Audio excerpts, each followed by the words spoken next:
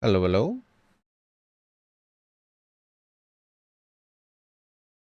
Welcome to my early late stream. I've been awake a while, but I'm still kind of waking up. No idea what I'm forgetting. Definitely something.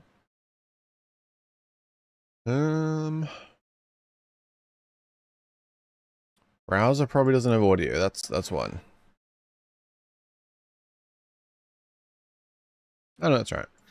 Yeah, I was gonna do either like some more Pokemon Platinum Nuzlocke or Bayonetta. But I'm still kind of adjusting to my new schedule. And while I would have had enough time for Bayonetta, I feel like I just wanted to be a bit more awake for Bayonetta too.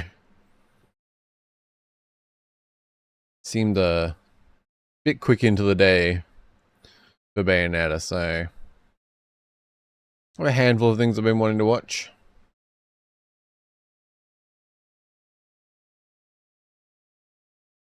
So, yeah.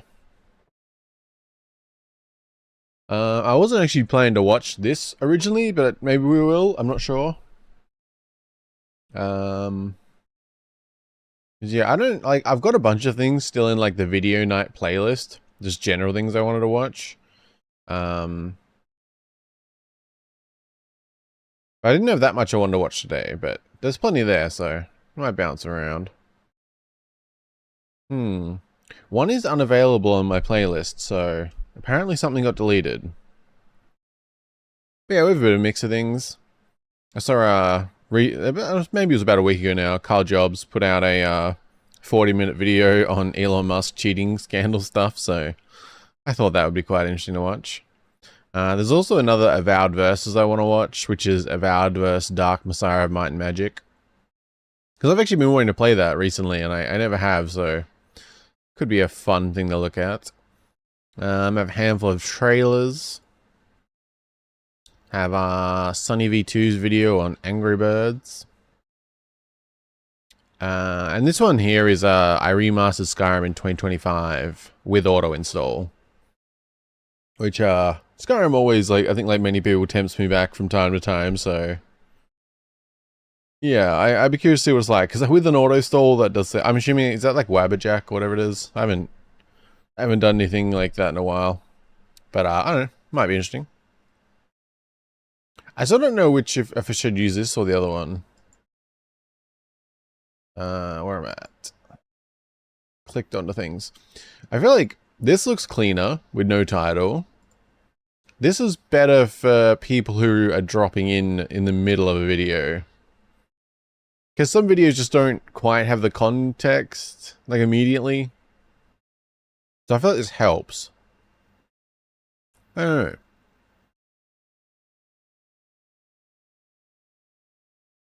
I mean, yeah, I don't know. Because, I mean, especially like, even right now, it's kind of an example. If you just drop in, you just see this, you know, video that hasn't started, you don't really know what it is. I don't know. But, I don't know. I'm just gonna chill, have coffee, watch stuff, see where we end up. I don't know how long I'll be streaming for. A few hours maybe. Could be longer. I don't know. I really don't know, actually. I don't really have any hard limits, so yeah, we'll see how we go.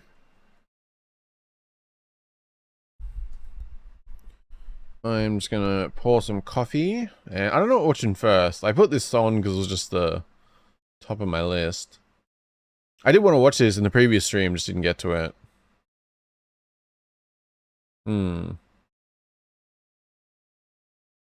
Because I have kind of wanted to go back to Skyrim. Because while I've played, like, I don't know how long it was in the end. I put a couple hundred or so hours in. But so much of it was just like screwing around. I didn't really delve into the quests much. No, actually, I did do the Dark Brotherhood and Thieves Guild stuff, actually. But in terms of like the general side quests and stuff, I didn't really ever get into it. And the main story, I just like powered through like crazy because I wanted to get a house, I think it was. This is like quite a few years ago now. It's just, it's fucked thinking how old Skyrim is. Yeah. I think what's even more scary about how old Skyrim is thinking how old you will be after the next one, if there even is another one. It's so I mean, I don't know if they really are just like kind of greedy with Skyrim re-releases, and that's why they haven't bothered as much. But it just seems crazy that a franchise that big and that successful, and it's been like 14 years since the last entry. Like that's mind-boggling. Like, it's so weird thinking about the idea that there's 20-year-olds out there who had Skyrim come out when they were 6. That's so, I don't know, it's just weird to think about. Good morning, it's actually morning, yes. Hello, Switchy, good to see you. Hope you're doing well. I'm going to hopefully pour some coffee without it spilling and being annoying. Okay, that went reasonably well. Sort of.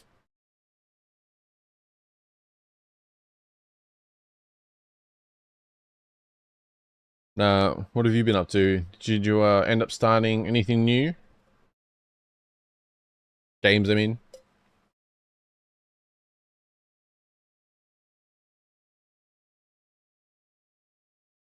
Are we gonna watch this first? Maybe. I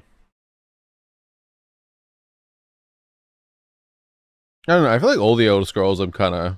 There's quite a few of these type of games that I kind of want to play on stream. But they also feel like all of them are these massive rabbit holes for me in terms of time. Which isn't bad if they're fun. But, yeah. Because I want to play Dark Messiah, Mice and... Mice? Might and Magic. Where am I at? There's there's a small list of them.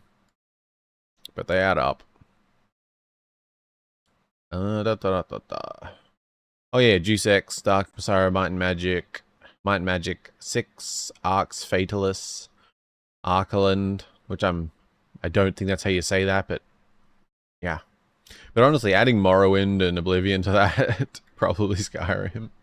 I mean, I think we will stream Sky Oblivion when that releases. That seems like a good excuse to jump into it. Arc's Fatalis I haven't played, but it seems really cool and kind of underappreciated. And Dark Messiah of Might and Magic looks quite fun. Yeah. I don't know. We'll see.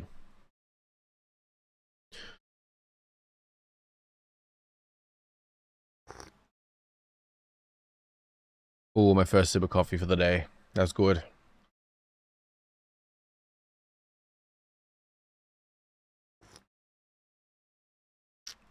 It is very good.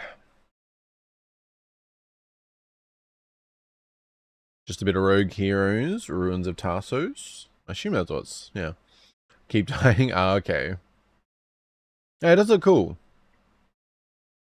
Yeah. I wonder if they'll do like a sequel or anything. Or if that, I don't know, if that developer done anything else? I'm not that familiar. Because that was like, that was a fair few years ago, right? Or I mean, yeah, it was 2001. What else have they done?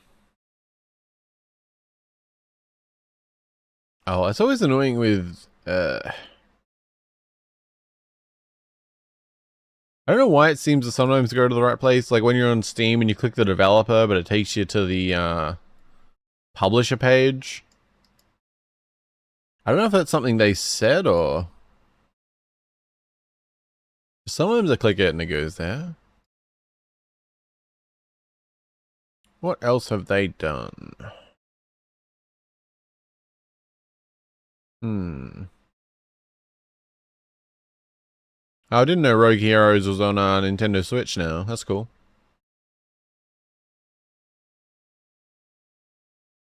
Oh, they're actually doing a limited edition physical copy for Nintendo Switch at the moment. That's cool.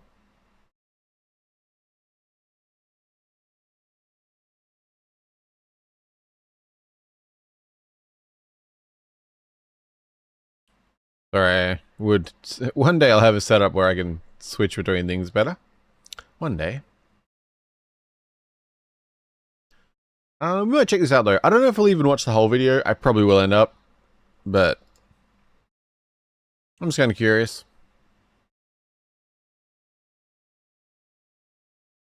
But yeah, I'm torn between like no title and title. One feels cleaner, one feels more functional.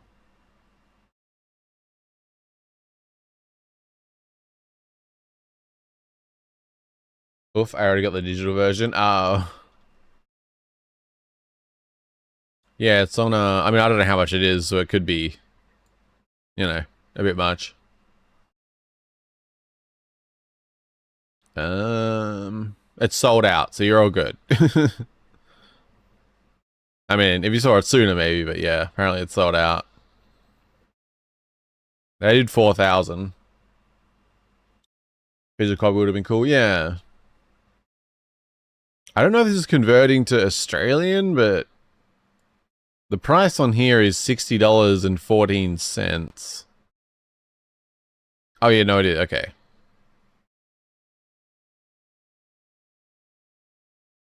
Let's make that USD. I'm guessing it's 40 then. $38.12. But I'm guessing that's before shipping, so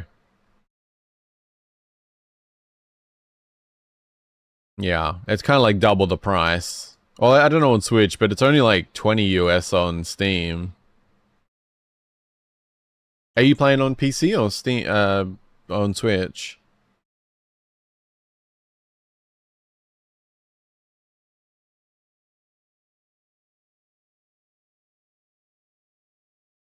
Oh, that's good coffee. Yeah, I think I want to just like chill, watch this for a little bit.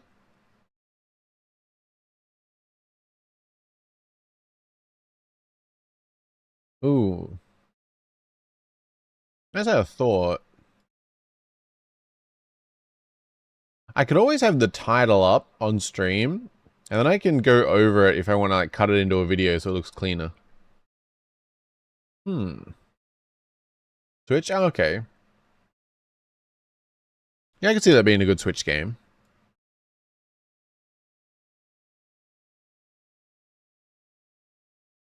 Alright, we have here, I remastered Skyrim in 2025 with auto install.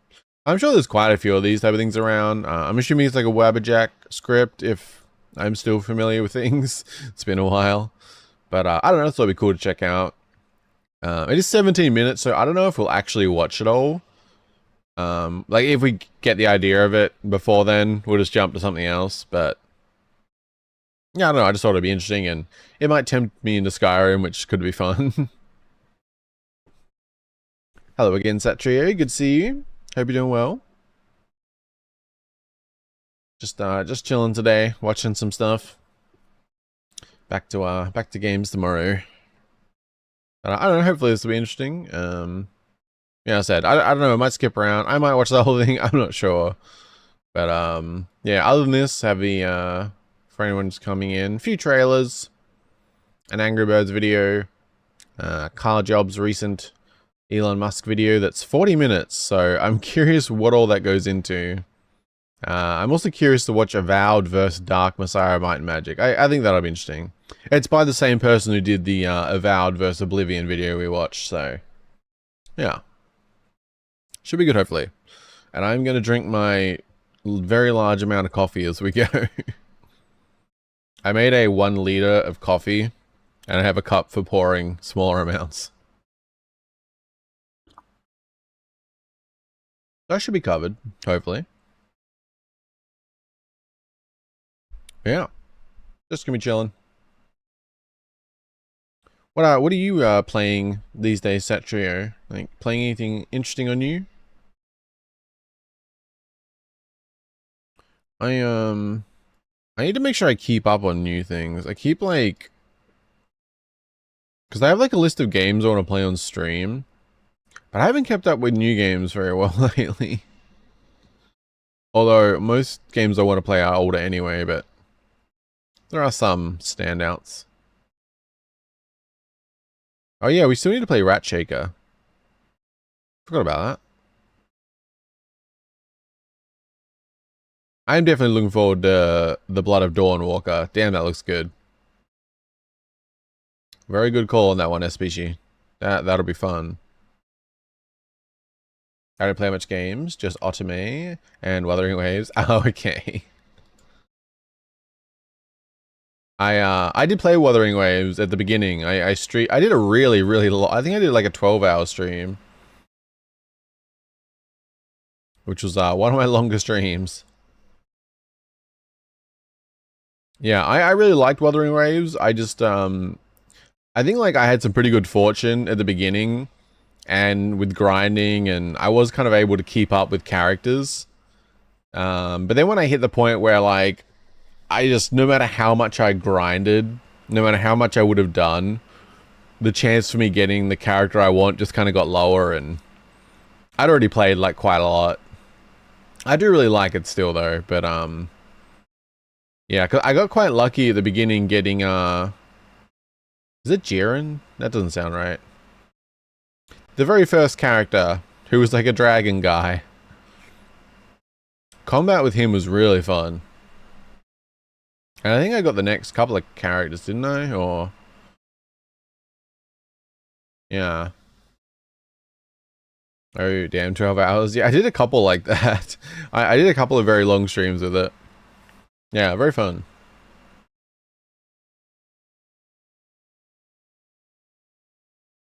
But otherwise, Otome games. I've played a couple of Otome games. Not my usual genre, but there's a couple of surprisingly good death game ones, but God, it was so long ago, I can't remember the name.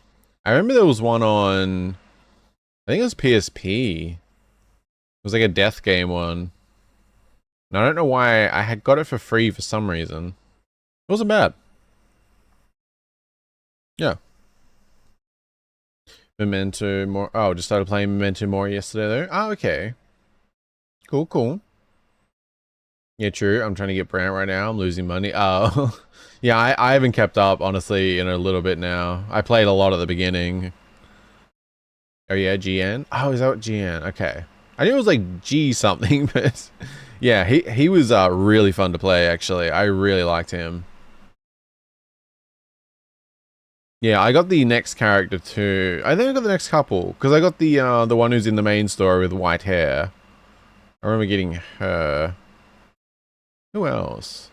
I don't know. I got the next couple of like, but I just kept playing him mainly. His combat was really fun. Well, good luck with Brant. Yeah, I'll have to play again at some point just to like try it out. There's still a couple of gacha games I'm kind of waiting on. But I don't know. They're fun at the start. Jinsei. Yeah, that sounds right. I've apparently forgotten the names. Yeah, I got her. Someone else. Yeah.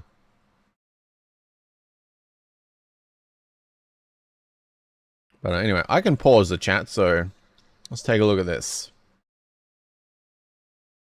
A remastered Skyrim in 2025 with auto install. And yeah, I know it's got 287,000 views, pretty solid. So we'll see how it goes.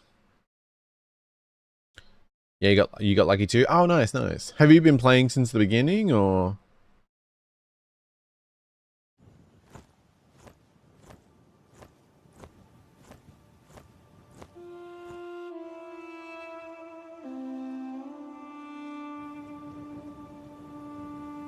Probably make sure that's up a lot more. Hey everyone, and My volume, we'll see.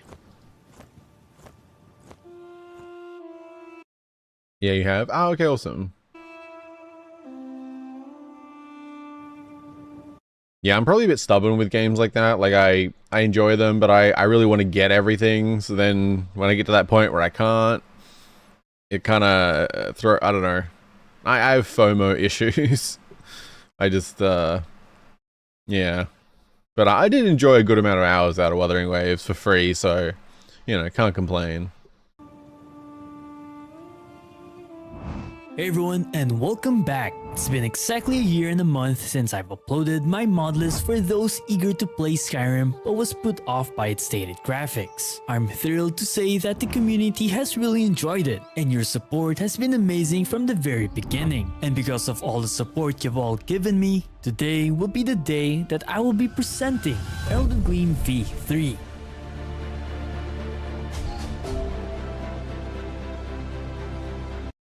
Do you play any other gacha games, by the way? Also, sorry, sorry,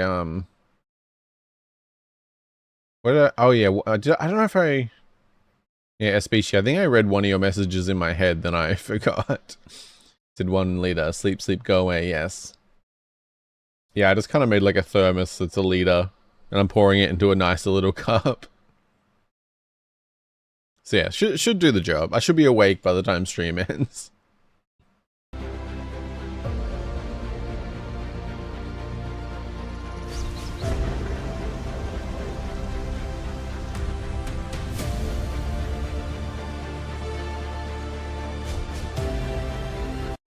Oh yeah, also before I forget.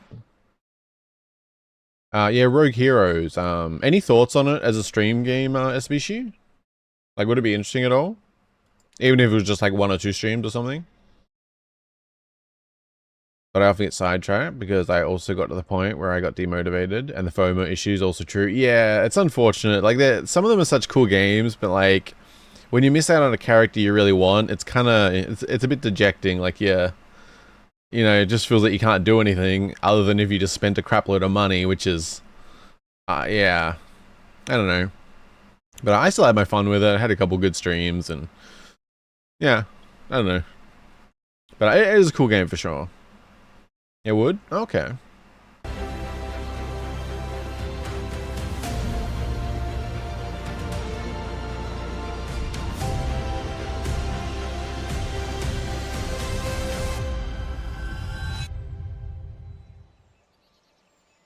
Okay, for those who are new, Elder Gleam is basically a mod list that solely focuses on having better graphics while still keeping everything else vanilla. Damn, it does look really nice. Like, for me, I'm very much like gameplay oriented, so I don't really care about having really nice graphics. But I feel like still with a game like this, it does add something. Like, I would still get into it and play it and enjoy it. Like 95% of the game, the same. But yeah, I don't know. I think being able to like immerse into this really nice like world is also, yeah, it's nice. That solely focuses on having better graphics while like this is definitely the Skyrim I remember. Still keeping everything else But damn, that's like, that looks really nice. vanilla. This means no added quest mods, major gameplay overhauls, and much more. You'll now see beautiful, complex parallax textures, which basically means having that 3D effect and even complex terrain blending to have that nice blend between ground textures. Elder Gleam will also look very cinematic thanks to amazing lighting mods and weather overhauls. Of course, I think like stuff like this with the auto install too is like really cool, because I'm definitely not the only one who decides they want to play Skyrim, Oblivion, or Morrowind, spends like 3 to 5 hours or more modding it, gets it all working, and then kind of just doesn't feel like playing it anymore. I feel like I wonder how many people who do that have ADHD. It's an experience. Forget your games. I also play What in the Hell is Bad? Don't search it up. And Zenless Zone Zero, but I didn't really get clicked with that game. Oh yeah, I did start Zenless Zone Zero myself too, but it just was very underwhelming. Because I hadn't seen much before I played it, and I thought it was going to be like a big city that I could kind of explore. but turned out it was like a tiny little hub area, and yeah, because I liked other parts of it, and I like some of the characters, but yeah, it didn't keep me for very long. Yeah, it looks realistic as hell, so good. Yeah, it looks really nice. Of course, we know graphics makes the game look good, but let's be honest, without high quality sound effects, it won't be as immersive as it looks. So, Elder Gleam features high quality audio and atmospheric sound effects to keep things immersive and pure ASMR when walking around specific locations.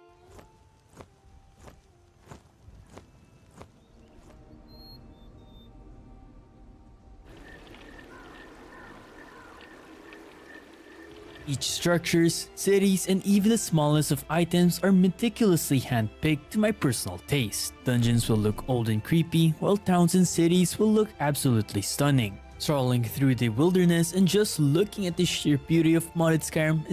Yeah, the grass, it looks so nice. Only there for Lycion and Billy. Oh, Billy, right, okay. Guns, robot, yep. Lycion... Oh, okay, yep. Okay, I remember some from ZZZ, but I don't remember who I got. I definitely didn't have anywhere near as good a luck with that game compared to Wuthering Waves. And I definitely am going to search what in hell is bad. just saying. It's just an awe-dropping moment seeing Skyrim like the first time 13 years ago. Skyrim is truly an amazing game, and thanks to all the talented modders, we can experience this amazing game once more every single year. Elder Gleam also uses one of the most beautiful grass mods currently on Nexus, so now you'll see a variety of grasses in different regions. That's not all. I've also added some animation mods for both first person and third person, just to make gameplay smoother. If you've played Skyrim, animations aren't the selling point of the game. However, with Elder Gleam Modless, you get all of these on top of the graphics overhaul. So basically think of it as Skyrim but being made in 2025. You can play it as is or go crazy and add the mods you want to add. The best part of Elder Gleam is thanks to Wobbajack, you can get all of these mods with a single click of a button and for free. Of course, that's assuming you have a Nexus Premium account. However, definitely don't have that. And for free. Of course, that's assuming you have. I just want to stop and look at that. It looks so good. I really wish some other like first person Western RPGs are able to get the love that Skyrim does, like, but it's just like not, I don't think it's as well, it's not realistic and not as possible, I assume, with a lot of them. Like, I would love to see this treatment for something like Dark Messiah, Might and Magic, which maybe there is some mods out there for that achieve a lot that I'm just unaware of because I haven't looked it up, but which I should do because I'm really curious. Same with like Arx Fatalis. No. No judgments. A Nexus Premium account. However, if you do not have, you still can get the mod list, but you'll have to manually click free download for every mod needed in the list. Nowadays, I know not everyone has the time to mod and get hundreds of mods just to fix specific bugs and such. So for those who want to have a next-gen baseline and skip the time-consuming process of finding different mods to fix and make the base game look next-gen, then Elder Gleam is definitely for you. And in case you get tempted, which I am 99% sure you will, I also made the mod list easily modifiable. As we know by now, none of us can escape the curse of modding Skyrim, so eventually you'll want to add some mods. I do wonder, like, because I kind of want to play Skyrim, but I do wonder how much interest there would be on stream, and also how much it can maintain my interest, because said I don't even know how many years ago it was now. It was probably in the realm of 10 years ago when I mainly played it. And it was 200 or 300 hours, somewhere in that range. But yeah, I reckon 200 of it was just screwing around and leveling up stats and trying to kill every guard in the town and putting pots on people's heads and trying to steal everything and, you know, those kind of shenanigans. But yeah, like, and I just didn't care about the quests. I treated it more like a playground. So like, I don't remember anything about the main story. I just powered through it at one point because I'm pretty sure you need to complete it to get the house or something. I feel like that's what it was. And at that point I was OP as hell, so I just flew through it. It was so easy, and I skipped all the dialogue like it was a means to an end. So yeah, other than really the Thieves Guild and Dark Brotherhood quest line, which I played through, but I don't remember the finer details of, even then. And they were fun though. But other than those, I really haven't done, like, I don't think I did like any side quests really, maybe a couple. So I feel like if I really kind of got into it and immersed myself properly, like, I think there's like a lot there I wouldn't have experienced in a lot of areas I wouldn't have seen and stuff. But it's also, yeah, I mean, it's Skyrim. Everyone's seen it, I feel like. Skyrim looks cool as hell though. I'll definitely watch it. It is encouraging to hear anyone wants to watch it. So I appreciate that. Because I don't know, I think it could be fun. It's just one of those games where, like, it's so many hours for me, I feel like. I get so sidetracked. Which is fun though, like, so... There's just so much in it, I don't know. Because I do want to play Sky Oblivion, for sure. I feel like that'd be really cool. I don't know, I'm gonna have to think on it. This video is gonna tempt me into it, I'm sure. And because of this, I have made it easy for you to do so by adding organized separators to find mods you would want to change or to just completely remove it. Of course, it's not all that simple, and if you want to learn more about the basics of modding, be sure to check out the video on the screen right now. I highly recommend watching it, especially the tips and tricks section. Just a quick reminder, none of this would be possible without the talented mod authors who contributed to the community. I'm sure 2025 will be another great year for modding. A big shout out to all my channel members, Patreon supporters, those who donated through Coffee, and of course everyone who watches my videos regularly. I wonder how many mods this is. I feel like it's like, cause you gotta do them one at a time without Nexus Premium.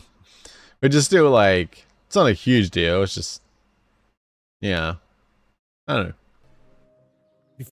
Yeah, but so many things are going on in the game. Yeah, and there's also just, it's one of those games that are, it's built to be a playground. Like, there's so many just silly things you can do and try and play around with. And like, I remember spending, who knows how much time just trying to like find my way out of city walls and things, like, and just, yeah, I don't know. It's a great game for that kind of stuff. For moving on, let's hear a word from our sponsor, Casual Panda. Yes, I'm sponsoring my own video and I'm here to talk about my store that has been up for a while now. I haven't really done any advertising, so this will be the first one. Anyways, Casual Panda is a store where I sell mugs, stickers, and probably clothes in the future. Most items will be limited to around 100 orders only. I want to be transparent with you all, items here are being made by a third-party print-on-demand company. So basically, if you order, it'll be sent to them and they will start producing the item. Then they will pack and start shipping to the location you set. Rest assured, the quality of all products are amazing, and if there are any damages upon receiving the item, you'll be able to request a refund. So if that's interesting, check out the items at casualpanda.net and use code PANDA for 10% off. If you want to still support the channel without spending anything, you can definitely do so just by watching my videos till the end. I'm watching his video on stream, so I feel like I should keep in the store promo. Screen time will go crazy. Yeah, I don't know. I think maybe Skyrim's one of them ones, because I actually did one Skyrim stream previously, which I really should get some clips out of, because there was a couple of funny moments. I didn't continue it though. It was just like I don't remember what it was. Oh yeah, I think the idea was like beat Skyrim with only stolen items or something. But I kind of just did it on a whim, and I just did one stream. It was kind of fun though. So, I don't know, I feel like maybe if I did play Skyrim on stream, it would be good to maybe have some sort of goal like that. So that, like, there's still, you know, can screw around and get up to any kind of shenanigans, but at the same time, have some sort of end point to work towards so that I just don't... Yeah, I don't know, maybe. Like, mixing in some sort of challenge, I think, could be good like that. So what's new with Elder Gleam V3? Well, first of all, I have fixed all previous bugs as much as possible. I'll be honest with you, this was no easy task as I had to spend a ton of time figuring out what's causing the problem, finding the fix, and even testing it in-game. You don't believe how many times I had to open Skyrim just to check the things I have changed or updated. If I'm being real with you guys, this would be even harder without the beta testers who helped me out. I mean, there's only so much what one person can do at a time. Moving on, I've updated over 70 plus mods. Yes, that's a lot of clicking. I also added Bender, Parallax Gen to finally make 99% of textures have that beautiful complex parallax effect. Switch out a few textures here and there, added new mods to make the game look better than V2, and NPCs now look closer to vanilla and not the super plastic looking NPCs some of you were complaining about. Of course, it's still not perfect, but it's better in terms of overall aesthetic. Elder Gleam V3 will now also be using Freak's latest grass to have that nice variety of grass sets. As much as I love Skoglendi, I figured we need something new, and Freak's Floor Fields is definitely something I fell in love with. Just like the previous version of Elder Gleam, V3 will now feature 3 profiles, which is the Ultra, Normal, and Performance profile. I'm curious how intensive this setup is. Like, I wonder how much I can max it out while streaming and recording. I should set this up anyway, I feel like.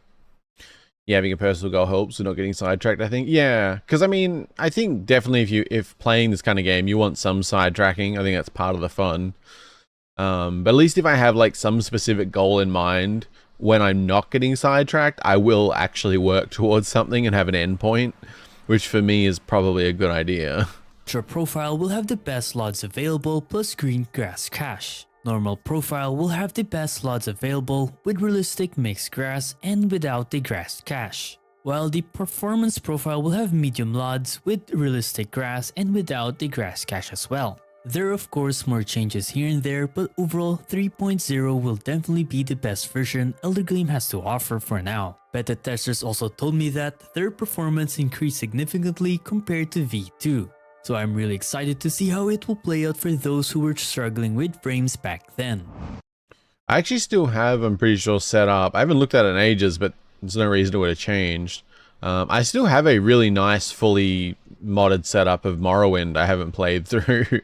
I spent quite a few hours on that, like little tweaks and like, yeah, there was like a lot of little things I did for that one. It looks really nice and it's kind of balanced.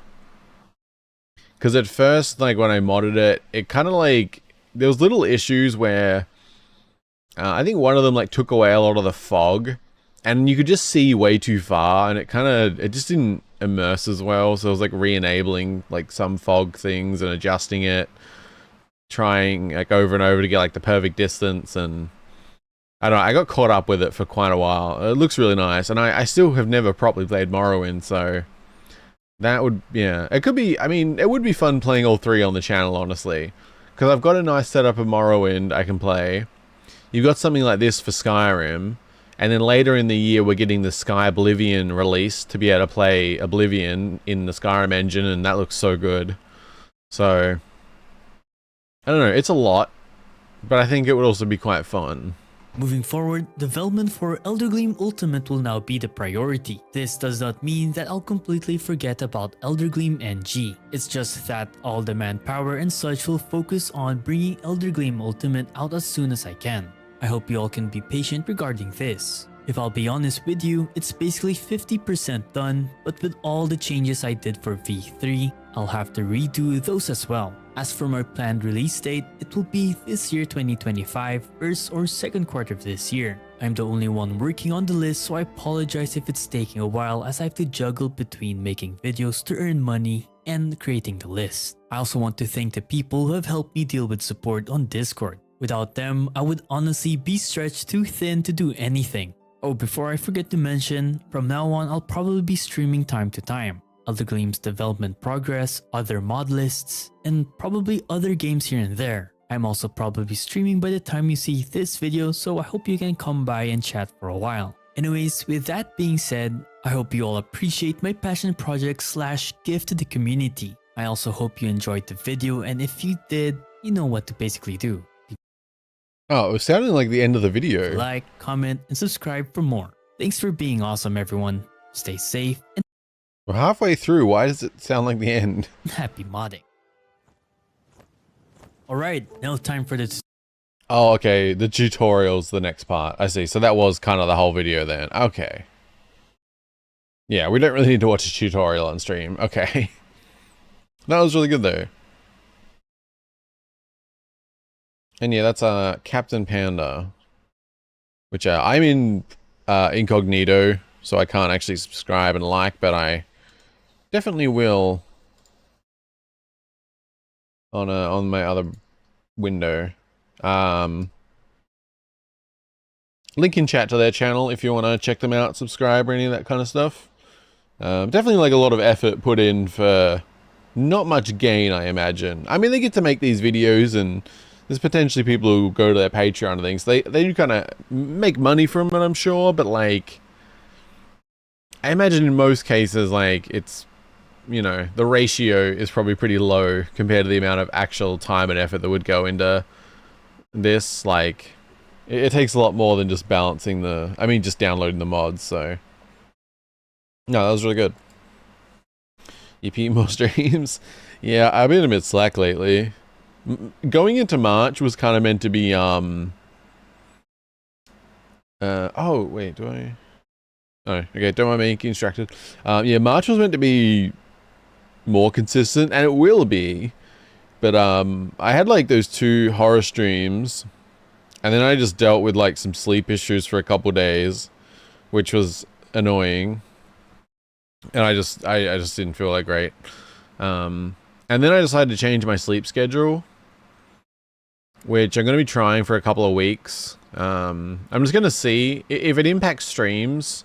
I'm going to just scrap it, but I'm going to try it for a couple of weeks, which will mean I'm starting streams slightly later. Not as late as today. Ideally a few hours earlier than today in most cases. So it's not going to be like it'll still be in my usual range. I'll just be starting generally a couple hours later than I used to, but I'll also be able to go later into the day if I want to, basically. So hopefully it'll work out. We'll kind of see. But yeah, because the problem with my other sleep schedule is just that I end up waking up in the afternoon, and I don't know, like, as much as I like being up at night, which I kind of am with this way too, but, you know, it's like, getting up in the afternoon is just, there's not enough daylight, which, you know, so I'm going to be sleeping through the evening and starting my day at like 1:30 a.m., which is weird, but, you know, yeah, we'll see. It's, yeah. Hello, Corinne. Good to see you. Hope you're doing well. How are you today? I'm pretty good. I'm only a couple days into sleep schedule I was just rambling about, so I'm feeling a little off, but I'm feeling pretty good too, so yeah. Just need to, so for more specifics for anyone curious, I'm going to be sleeping from, I'll be getting into bed at 5:45 p.m. and my alarm to get up will be at 1:30 a.m. And then I'm ideally going to stream at 2 or 2:30 a.m. So if I can, and it's just, I'm just trying it out. But if I can kind of get that locked in, I'll make sure, I'm going to, like, ideally I'll have my stream all set up before I go to bed. But I'll probably leave it private for a while, rather, like, just in case I wake up later, so I'm not, like, missing the stream. But I'll get everything set up so that when I wake up, I can just, like, set things public and make a coffee, and I can stream from there if I want to. Or if I need a bit more time to wake up, I'll do it, like, you know, an hour after I wake up type of thing. And that way I can stream through the night and into the morning as much as I want to. And then I'll just continue my day from there. Which I feel like would be nice. Because if I stream at like 2, I could stream for 6 hours to 8 o'clock. and then I can like exercise, shower, make some breakfast, and then do whatever else I need to do for the day, which I think will be nice. It'll be weird, but like if I can get that locked in, I think it'll actually be quite nice. It's not something I'd recommend, but you know, yeah. Take lots of rest, mana. I try. Just doesn't always agree with me. Glad to hear that you're good. Thank you. I'm good, thanks for asking. That's good to hear. Waking up at 1 AM is so real. Yeah, it's a bit weird, but... By the way, you changed your stream schedule? Yes, sort of. Like, the last few days I've just been off because of sleep issues and then adjusting for a couple of days. So, the next couple of weeks, I should be doing quite a lot of streams. The start time might just vary a little bit because of me trying to get this sleep schedule locked in. But it's kind of like today. I was up way later than I wanted to be, but I still wanted to stream, so I just thought I'd chill with you guys for a while and watch some stuff. But, yeah. There's a lot I want to stream. I've been thinking a lot about streams lately, because, I'm definitely going to be doing more horror streams. It's not something... I don't know why I hadn't considered it more previously.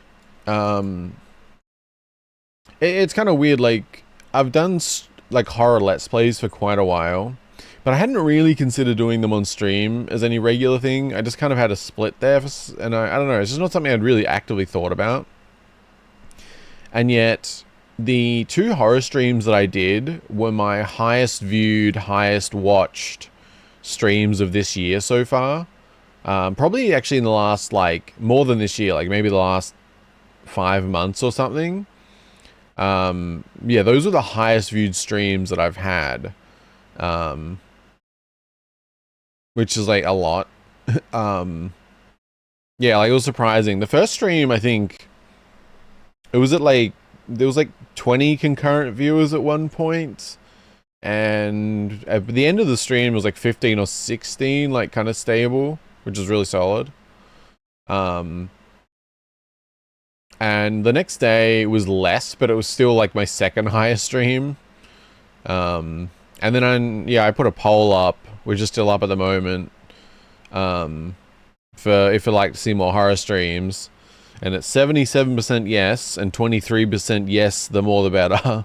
So, seems like I should do more horror streams. And, I've been thinking about, like, because I think, I want to kind of do a combination of, like the other streams, where either playing horror demos, or play a bunch of short horror games, or find one that we can play in one stream. Like a 3 to 5 hour horror game. So I definitely want to try and find more like that we can play in a single stream that's, yeah, like 3 to 5 hours. I think that'd be good. One I kind of want to play is Hollow Body. I feel like that could be a good stream game. Link in chat if anyone is unfamiliar. It's kind of Resident Evil-ish. A tech-noir survival horror short story set in the urban decay of a long-abandoned British city. Which, I look like could be a good stream. But yeah. It's kind of weird thinking about, like, waking up and then 30 minutes later starting horror stream. Horror streams, yippee. Yeah, I think it could be good, like... Yeah. Because I think it's definitely worth paying attention to, like, when a stream gets the highest views, like... And obviously if it's, like, I don't know, it's one of those things with YouTube, it's very easy to, like, go... I don't know what you call it, but... Like, people will get, like, success from one type of video, then they'll just keep repeating it. Which I think can be both good and bad. Because you can kind of lock yourself in too much. But I like doing horror games. So, and you know, I don't want to become just a horror streamer. But if I mix them in with other stuff, and they're popular, it seems like a win-win. Yeah, I don't know. We'll see. But I think it definitely would be good. So yeah, to end that ramble for now, if anyone knows of any horror games that you want me to play on stream, let me know and I'll add them to a list. Which I meant to add Horror Body and I forgot about it.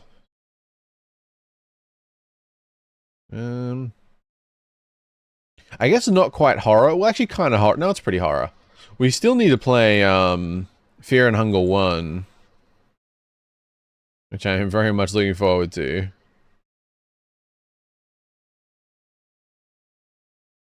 Which I guess I'll put that on the horror list. Actually, I feel like it kind of matches up.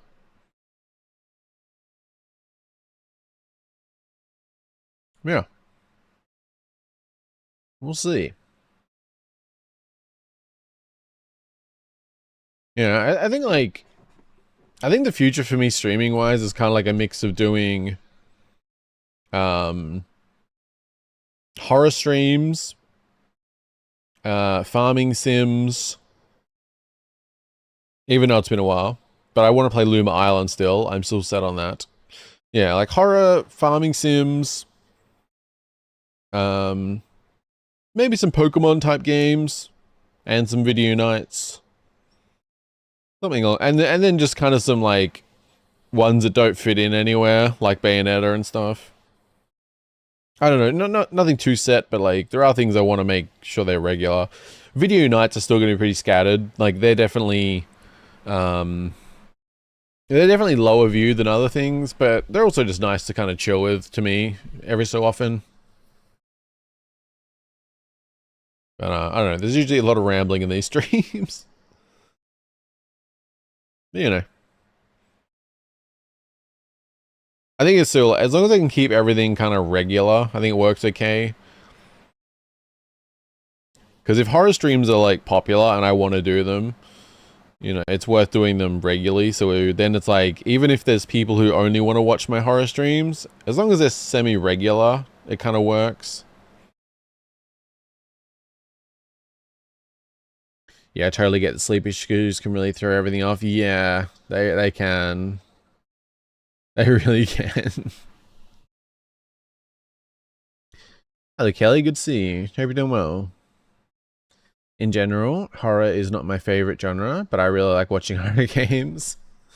Yeah, yeah. I kind of feel the same on that. Because, like, before I started doing the Let's Plays of horror games, I never really played horror games just to myself. But I used to watch quite a lot of Let's Plays. But yeah, I said, if anyone knows any horror games you want me to play on stream, let me know. Some that I was actually thinking of playing is kind of going old school, because if anyone's watched them, it was probably long enough ago that there would still be interest. I kind of want to play the old, the original Amnesia and the Penumbra games. Because I watched Let's Plays of them like, God, like 13, 14 years ago. So I feel like those could be some fun ones to do on stream. Also, we will get to the next video in just a moment.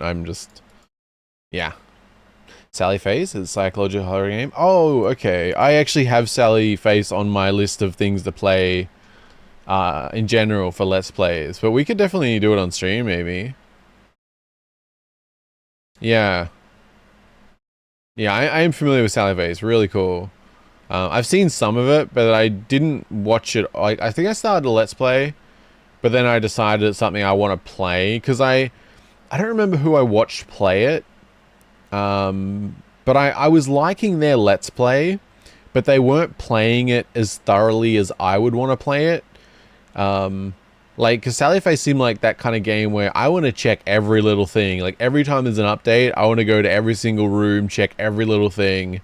Like, I want to, yeah. Yeah. So that could be good, as long as, people are patient enough with how I'm going to play it. No, I think it'll be good. Hope you're feeling a bit better now. No worries at all. Just take your time. Yeah, I appreciate it. Yeah, I'm always just trying to muddle through things. By the way, you remember me? Yeah, of course. Of course. I try to remember names, but I also like try and pay attention to profile pictures. So it definitely helps. But yeah, no, we've talked a few times, so yeah, definitely.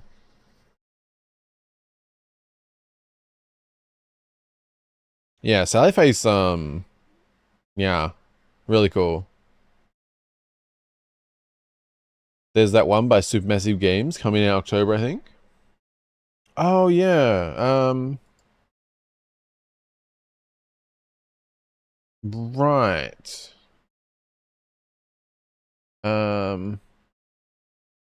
Directive 8020. Okay. What did they release somewhat recently? Or re-release, or... Am I thinking of the right developer?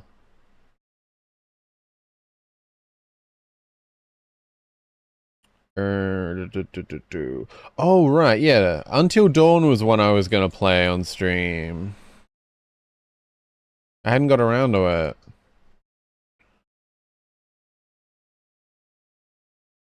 Oh, okay. Okay, I'll note down Directive 80... Wait, did I have Directive noted somewhere else? Didn't we watch a... Did we watch a trailer for that?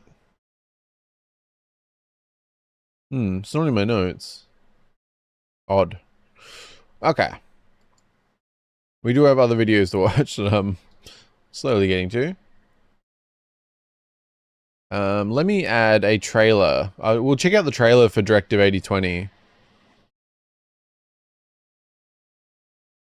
Oh yeah, there's one from just 3 weeks ago.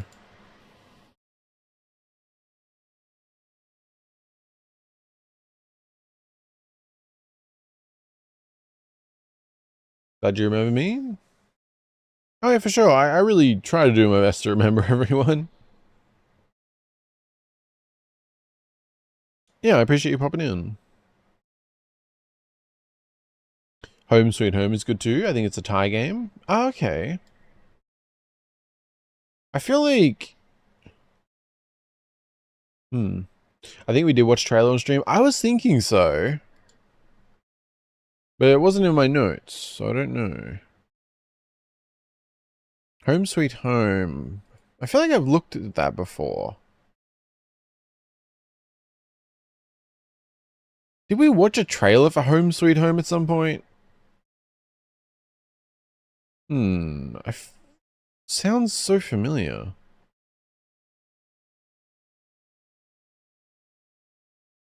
I feel like it's come up before. I don't know why it's not in my notes though, if I did. I actually feel like someone else said that and mentioned that it was a tie game as part of that. I've had multiple lists before that are like been refined, so there are some things that are like in the old list that I forgot to move to the new one. In the old list that I forgot to move to the new one. And you just probably heard me twice. I didn't have my Twitch moderator thing open. Okay, either way, I'm going to note down Home Sweet Home.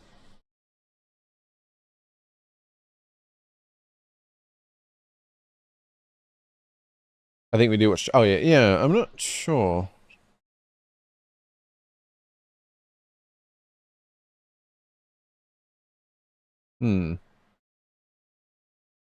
Okay, either way, we're going to watch another Directive 8020 trailer potentially then.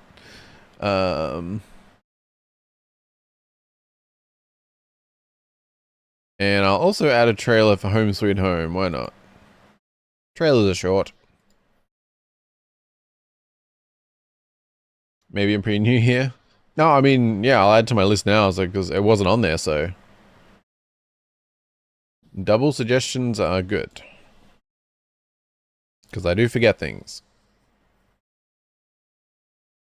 Okay. Alright, let's move on to another video before I ramble about something else. But, yeah, if anyone has any more horror games, you know, because I think a lot of these we can do in one stream, which would be fun. Yeah. So the list currently is now Hollow Body, Fear and Hunger, Amnesia, Penumbra, Sally Face, Until Dawn, Directive 8020, and Home Sweet Home. Which I'll have to check around my other notes for any other horror games, because I have a lot of horror games listed that I want to play that I was originally going to do Let's Plays of. But there's probably a few we could really change into stream games, which would be nice. Get through more of them. Yeah. Yippee, Sally Face, and Mana's Explorations. I definitely like it when you click through things, because some people who play the game doesn't do that, so it ticks me off, not gonna lie. Yeah, I like the... That's one thing I think can be good or bad, depending on who's watching. Like, usually in my horror Let's Plays, I'll click on, like, every item, I'll check every drawer, click the fridge, click the stove, like... I like to try and find every single piece of text that's in those kind of games. So, yeah. Sally Face is one I wanted to be, like, super thorough with, so it could be fun. Well, for me, and some people, but, yeah. By the way, what time is it? It is 6:07 a.m.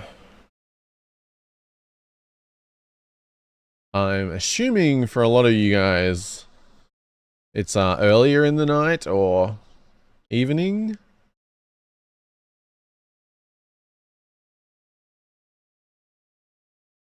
Because I know, like, quite a few people who find my stream seem to be 3 or 4 hours behind.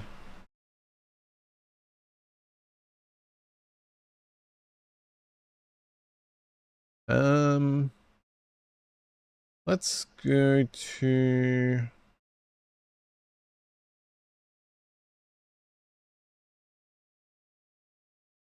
Oh, I was curious about this when you linked it, SBC.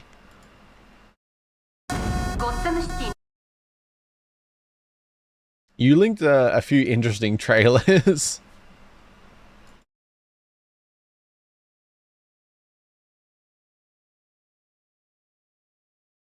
I still haven't fixed this working automatically.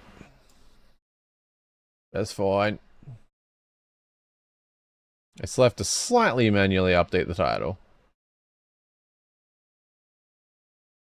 I really need to fix that so it's automatic. That'd be nice.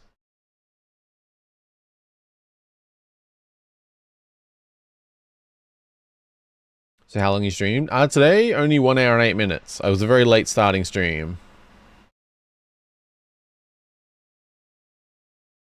Oh, Batman Ninja sequel. I'm not familiar. Oh, wait, actually. I was about to say I'm not familiar with that, but I think I did watch Batman Ninja. Was that quite a few years ago? But yeah, this is Batman Ninja vs. Yakuza League, which I was not expecting. This should be interesting. Devotion by Red Candle Games. Also a psychological horror. It's a Taiwanese game. Pretty good. Okay. Devotion. Why do these games sound familiar, but I can't place things?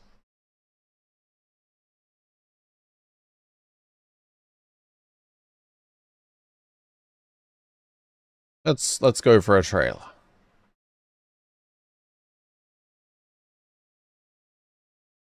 Red Candle Games, Devotion, trailer. Alright, looks like watching a few horror trailers in a bit. Sounds good.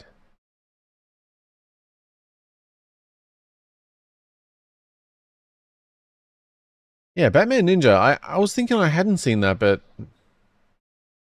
I feel like I watched it randomly at one point. 3 a.m. for you? Okay. Yeah, it seems like there's like, I don't know what, I never know who will kind of find my streams, but it seems like there's quite a few Asian countries that land on my stream. I think maybe that's because like, there's quite a few countries like 3 or 4 hours behind. So if you're someone who's up at night, you kind of find it. I don't know, I think so far most of my viewers on stream is either been USA or an Asian country. I guess Oceanic. However it's best phrased. Because I know like for 3 a.m. there's There's a few countries that are 3 hours behind me that land here. Because I know... what is? Some are 4. I know, like, Philippines is, like, 3 hours behind.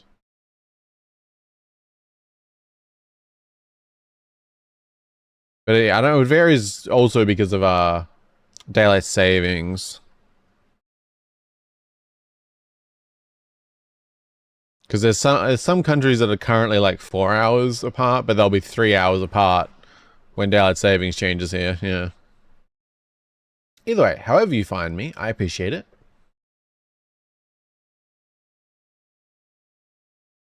By the way, I messaged you on Discord. You see it? I did not. But I will reply after stream, since I'm going to be awake. I'm not sleeping after stream, so I will open it. So, yeah. Yeah, sorry about that. I'm honestly horrible at keeping up on Discord. It's a constant issue. I'm trying to get better at stuff like that, but yeah. My counterpart, maybe. I'm Asian. I saw you on recommended and clicked when I saw that you were streaming at the moment. I think it was Recimon. Oh yeah, yeah. No, that's cool then. Yeah, I think like, yeah, so like a few Asian countries I think are closest to my time. Like, yeah, so if you're someone who's up at night, I guess there's a better chance of seeing me. Whereas like, I don't think like anyone from Australia finds my stream, which is funny.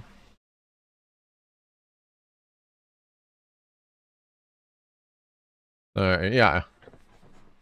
I don't know. It's always interesting because obviously, like, I don't stream at a good time for Australia. Not that I'm aiming for home country audience, like you know. But it's just interesting to see because some people from USA, it's like morning when their morning when I start streaming, or yeah, like some oceanic countries that are like 3 or 4 hours behind, which is probably a good time, but it also, you know, people who are awake at late hours.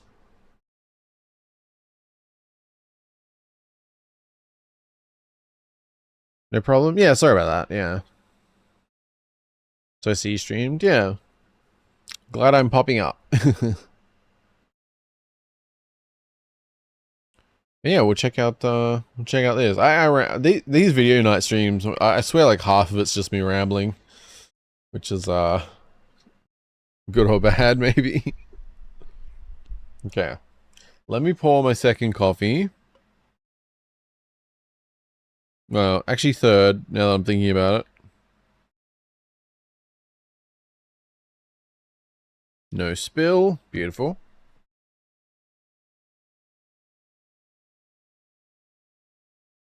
Oh, that's good. I'm having vanilla mocha plus a lot of instant coffee. And it's about half milk. It's so good.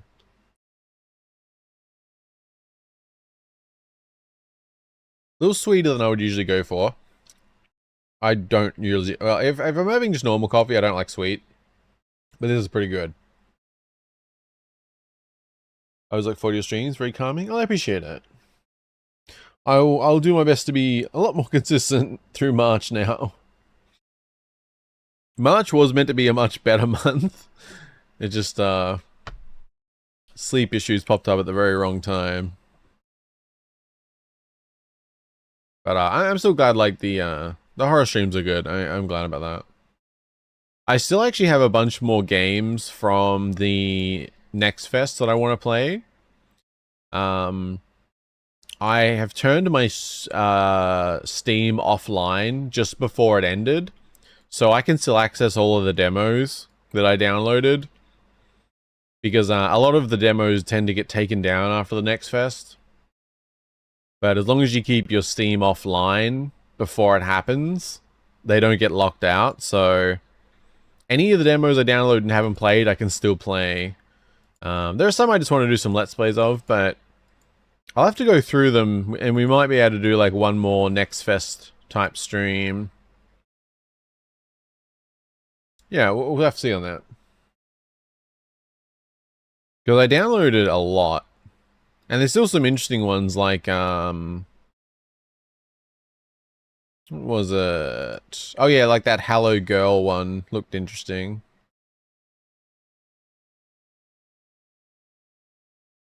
And Hate Station.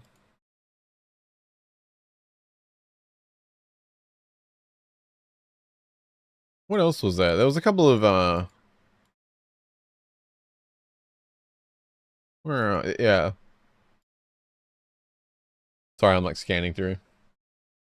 I think rambling is good, so we can know your opinion and stuff. Feels very engaged. Oh, that's good. Yeah, rambling, I guess, it's a mixed one. Big bring mana for you. Yeah, I've done that a couple times with things.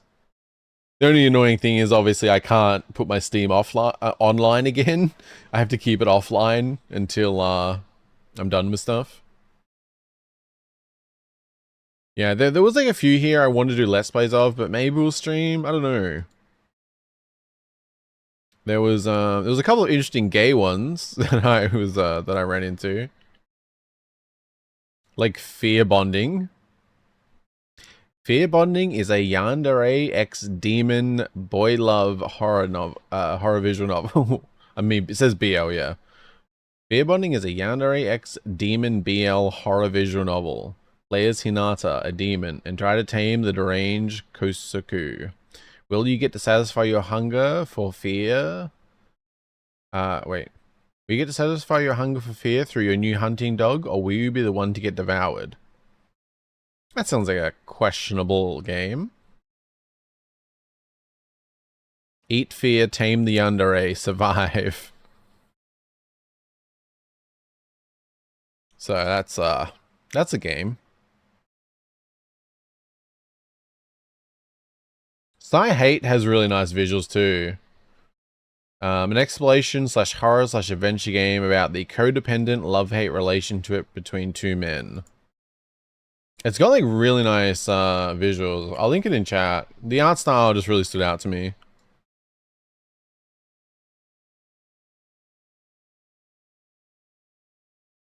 It's kind of like horror novel mixed with exploration, it looks like, but it's got really nice art.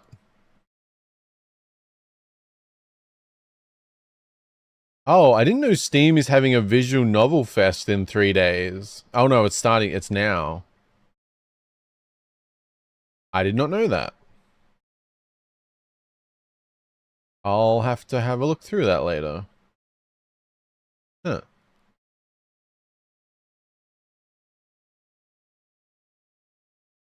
Do you plan to play Doki Doki Literature Club? I think it's horror as well. I'm very familiar, but I haven't actually played it. Maybe, yeah. Actually, yeah. I'll add it to the list. I'll put like a high chance maybe on that one. I don't know, that could be good actually, yeah. I don't really see, yeah. Yeah, actually, yeah, we could do that. I think maybe I'll do like a poll. I might try and do some polls for horror games. See what you guys are interested in.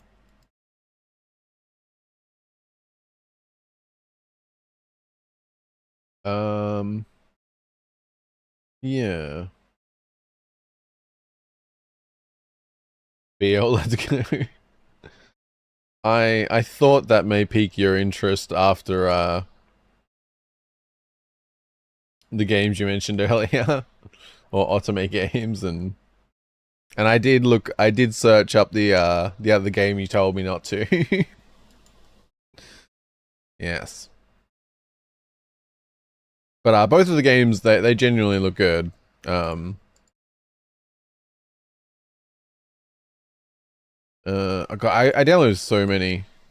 If anyone wants to check it, Fear Bonding is the other one I mentioned but didn't link. It also has like a really nice art style, which is what stood out for me.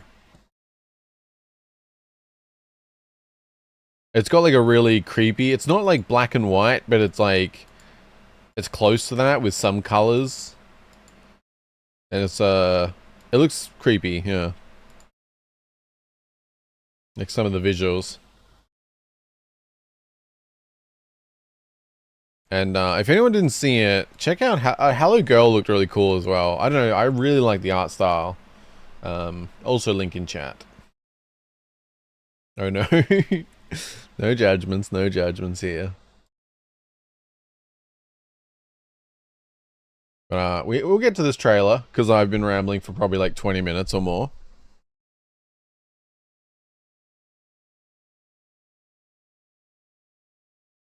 Yeah, here we have Batman Ninja vs. Yakuza League trailer, DC.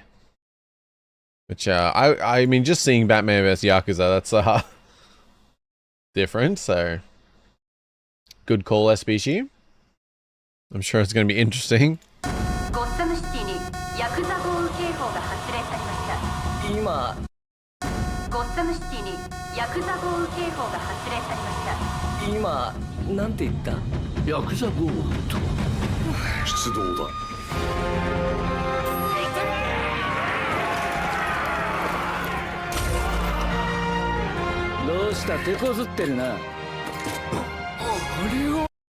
I'm not a big fan of this animation style, but it does look good. I don't know.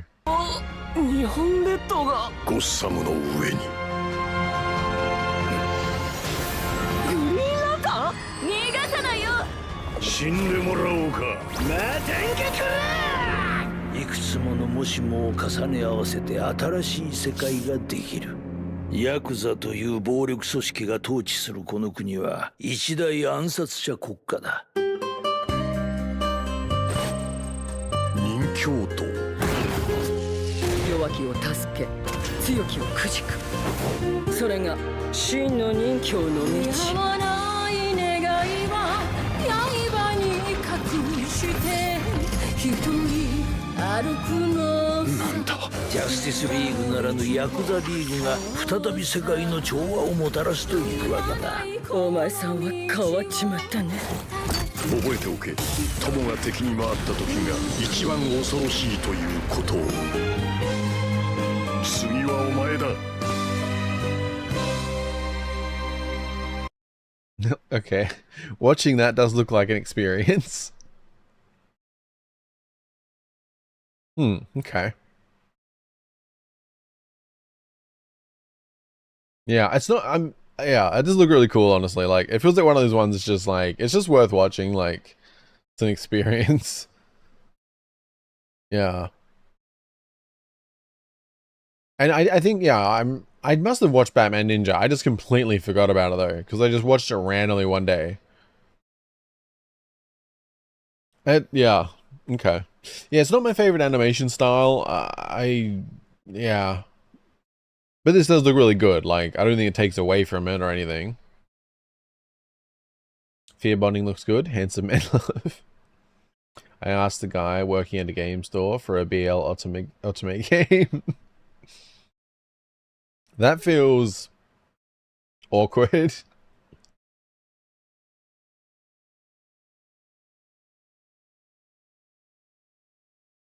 Did he have any good recommendations? Damn, who is that hottie in blue?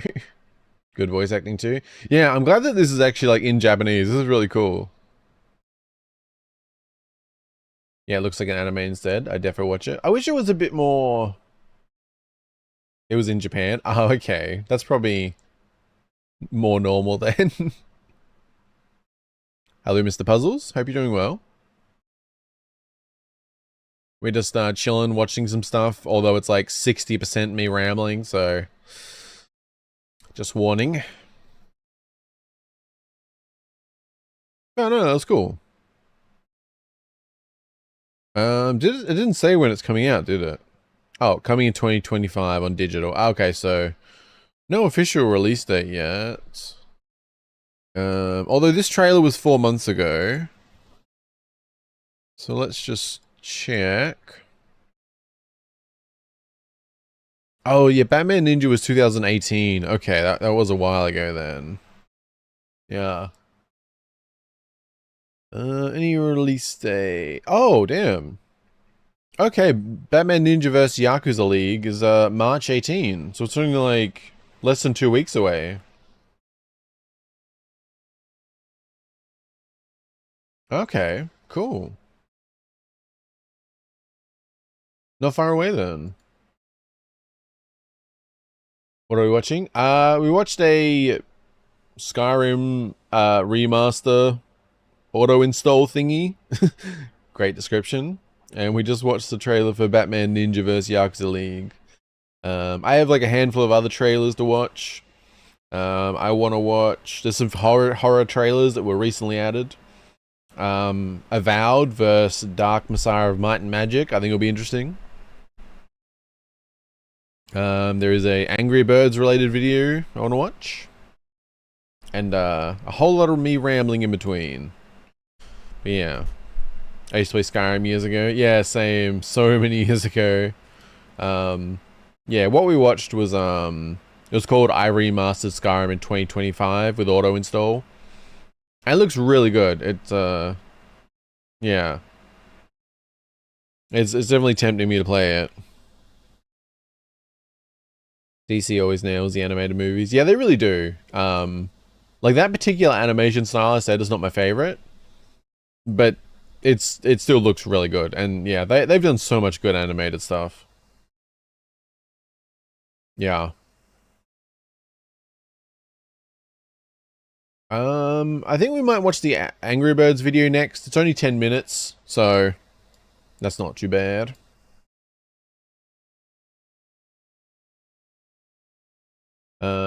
But yeah, also Kelly, you didn't say, did you actually get what you wanted? I imagine there's a lot more options for that in Japan. Oh, I've got an idea for a video to watch. Oh yeah, feel free. Anyone who wants to suggest anything, feel free. My limitations are like, if it's a just random creator, I probably won't watch it unless I get permission first. But if you do want to suggest it, I'll reach out to get permission. But anything that I have permission for, or people who don't mind in general watching their stuff, or any game trailers or anything like that, yeah, that's all good. But yeah, anything that's suggested that I don't feel like I want permission for first, I'll reach out, and if I get it, we can watch it on the next stream.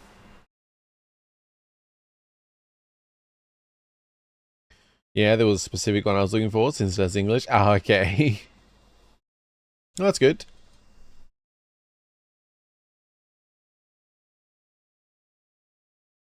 It's a short rap battle video of me versus Vox from Has Been Hotel. Okay, yeah, we can watch that. Add it to the list.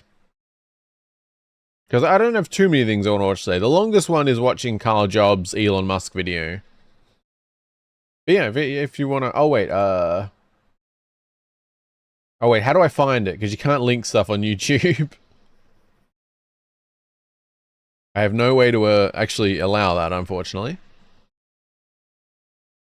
I never know how big Angry Birds got until I watched this video. Yeah, it was huge. I really enjoyed it myself, honestly. It was just like a super chill game. Especially on, like, back when 7-inch tablets were more common. Yeah, I forget what a Nexus 7 or something. Yeah, playing games like Angry Birds on, like, 7-inch tablet that was, like, comfortable to hold. It was really nice.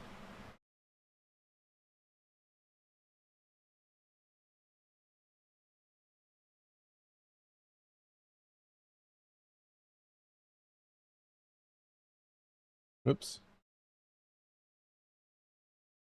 Yeah, Mr. Puzzles, if there's a way, if there's a way for me to find that. YouTube's really annoying like that. There's a lot I like about YouTube. They've got the spam handled for sure. But I don't know why... I don't know why you can't allow people to link things.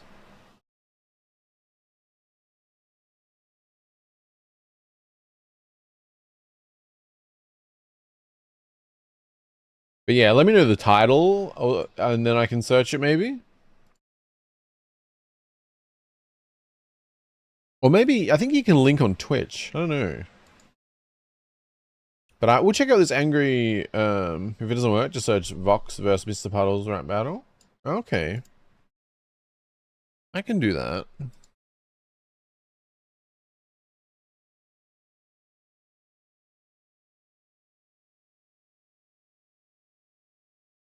I'm assuming this is it. 1 minute 34 seconds on your channel.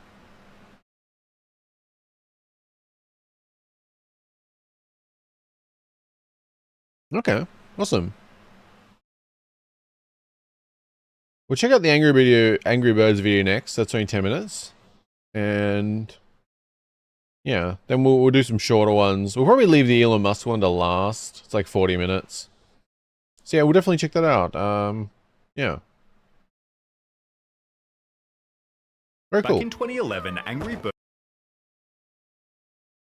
Yeah, if someone's suggesting a video from their own channel, that's easy, because I assume that's that gives me permission immediately.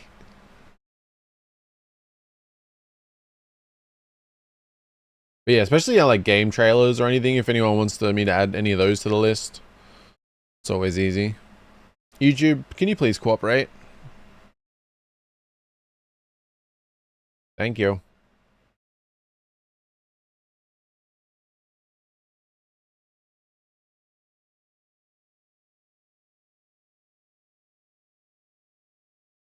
Title.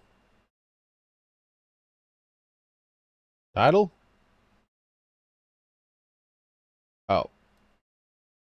I missed an underscore. Yeah, currently, like, not that you guys can see, but there is a script on my website that is actually getting these titles. I'm not just, like, pasting a text. It's using the YouTube API to get the title from the video ID. Which is why, when I fix it, I'll be able to have it so it actually updates automatically. But I'm not quite there. I mean, it doesn't take much to update it. I just feel like it'd be nice if I swap a video and it automatically grabs the title and sets it on the stream. I feel like that'd be cool. They can post a link on Discord. Oh yeah, right. I have a Discord. That's a thing. I knew that. God damn it. I completely forget about Discord. Pretty sure it's linked in the description on YouTube. It should be. If anyone wants to join.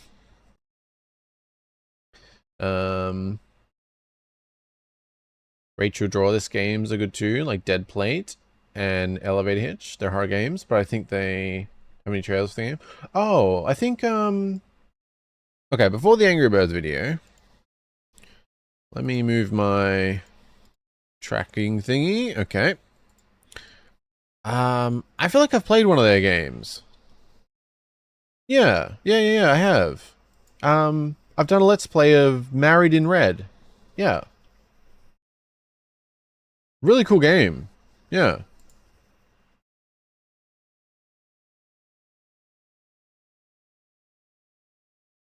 Let me see. Yeah, link in chat. If anyone wants to watch later, I'm just saying. Yeah, it was really good. But I have meant to play their other games, so...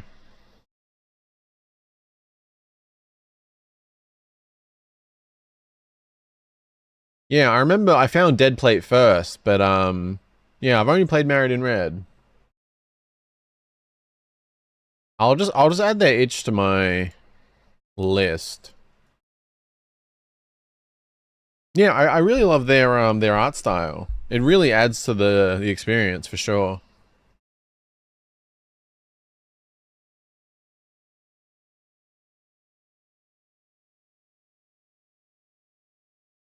Yeah, here we have The Slow, Painful, Greedy Death of Angry Birds by SunnyV2. Suggested by SBC, thank you. Yeah, because I said I used to really like this game. It was one of them ones where, like, there was like a small period of like a few months where every night I would like get into bed and just watch whatever was on like TV, playing like old 90s reruns of like sitcoms and various stuff. and I'd like play Angry Birds and other games. It was just like, I don't know, I have like an odd nostalgia for that for some reason. I think it was just like super peaceful and like chill. I just kind of turned my brain off, play some Angry Birds, watch like whatever's on TV, just laying in bed. I don't know, it was really nice, and I don't know. It seems so simple but I do have like an odd nostalgia for it. I don't know. I think it was just like super relaxing, and with my overactive mind, it was like a very peaceful way to like end the night kind of thing. I don't know. Yeah. How to kill a game. Yeah, I think like, I don't remember all the details. I guess they'll go into it in this, but I'm pretty sure the developers Angry Birds, they'd done a bunch of stuff before it. But then they did Angry Birds, and then suddenly it just took off like crazy. But yeah. I mean, slow, painful, greedy death of Angry Birds. Like, that's an interesting... Yeah, I wonder where the greedy part come in, because I'm not familiar with later iterations of Angry Birds, but I'm assuming the monetization and things got worse. Because the first game was like super chill. Yeah, let's go. Yeah, I will definitely play, yeah, be it Let's Play or stream, I definitely want to check out their other games, but stream could be good. Yeah, style is so yummy. Yeah, it's, it definitely adds to it, I think. It's a really nice style, and it does stand out. Yeah, Married in Red was really good. Yeah, well, let's see what this is all about. Back in 2011, Angry Birds was everywhere. They had multiple different games, toys, and movies, generating hundreds of millions of dollars. But by 2019, they were firing masses of staff, and since then things have only gotten worse. Perhaps it's just karma for stealing the initial idea. Angry Birds wasn't an original concept. In April 2009, a game was released named Crush the Castle, which required players to fire a trebuchet into wooden structure hiding medieval people. Damn, I did not know that, but yeah, that looks so similar. Well, 8 months later, in December 2009, game developer Rovio made an app named Angry Birds, which, while clearly being a rip-off, was better in every way. It had cooler, cleaner animated graphics, and different stages, each with different levels. You got points for every enemy killed, and points for every bird you didn't use, giving players the chance to compete for high scores. It really was like such a simple concept, but it was like super satisfying. Like, it was one of those just very, I think for me, that's why I probably liked it so much. It was a very like easygoing game, and like when you weren't doing something, nothing was happening. So it was like, it was a really chill game to play while watching TV or something else. Like, you didn't have to give it all your focus, only for like certain moments. And then yeah, like it was, you could kind of go for high scores and things. There was a lot of levels. Yeah, it gets crazy. Okay. Throw in 5 different birds with 5 different abilities, as well as a cool, catchy soundtrack, and it's easy to see that Angry Birds was better. They developed 51 games prior to Angry Birds, holy none of fuck, which saw even the smallest bit of success. Okay, like I said, they developed other stuff. I did not know it was 51 games. That's wild. Wow. So they were just like throwing shit at the wall basically and hoping something stuck. And to be fair, it did. I mean, that's crazy. That is absolutely wild. 51 games crazy. Yeah. Right? Yeah, that's a lot. And going back to what did it show? Yeah, like 2004. That's the oldest one I'm seeing, which, if that's the case, like, that's, yeah, 7 years before they actually got the success from Angry Birds, so... Wait, they did Need for Speed Carbon? So they must have done a bunch of ports and stuff as well. Damn, okay. 51 games prior to Angry Birds, none of which saw even the smallest bit of success. Therefore, when Angry Birds took only 2 months to become the #1 paid app in 60 countries, they understandably took the chance to milk it. I mean, yeah, understandably for sure. That is completely understandable. But that's where the greedy comes in. Like, you can have success with something and milk it, but still keep it, like, pure. Or you can get like super corporate about it and just monetize the shit out of it and become scummy. And that's when you get a whole bunch of money and then you have a big downfall. Whereas like the things that like still keep it good while milking it, they're the things that actually last. And that's just the tip of the iceberg. Damn, bro. Yeah.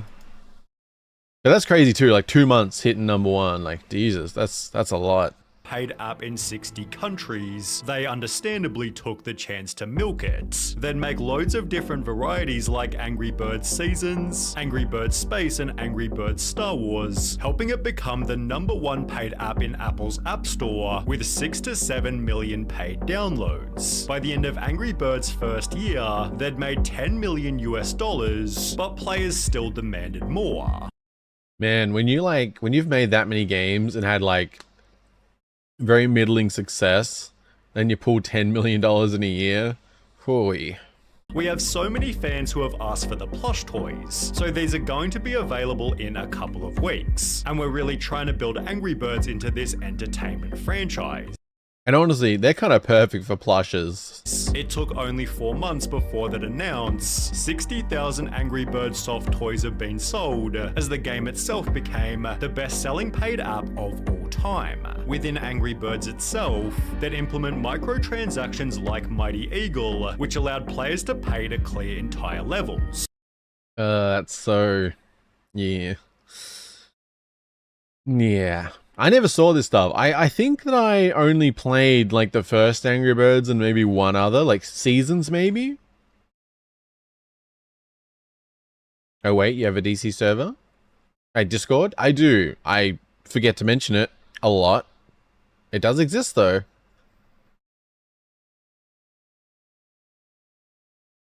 Maybe it's something I should link in chat occasionally. Wait, do I not have it linked in the description? Why do I not have it linked in the description? Whoopsie. 2 seconds. I don't know why it's not in the description. Okay, I'm going to link Discord in chat. But I'm also going to add it to the description. I think I didn't have it on one stream, and then I use that stream, because usually when I make a stream, there's an option to like use the details from a previous stream, so it's faster. Now they really milk the game for real, and I'm assuming it gets a lot worse. It's okay, man. No, I should have had it in there. Like that's kind of the point. I don't know why did I didn't have it in the horror stream ones either. I don't know how that happened. I must have not had it in one, and then I kept using that to make new streams. And the Patreon, that Patreon does also exist. That is true. It's very rarely mentioned, but it does exist. That's usually linked in the description. Okay, I'm only gonna be 1 sec here. I'm just, like the last like 6 streams don't have Discord linked, so I'm just adding it. Okay, Pokemon did. Oh, good. Resimon and the other stuff didn't. Oh, good.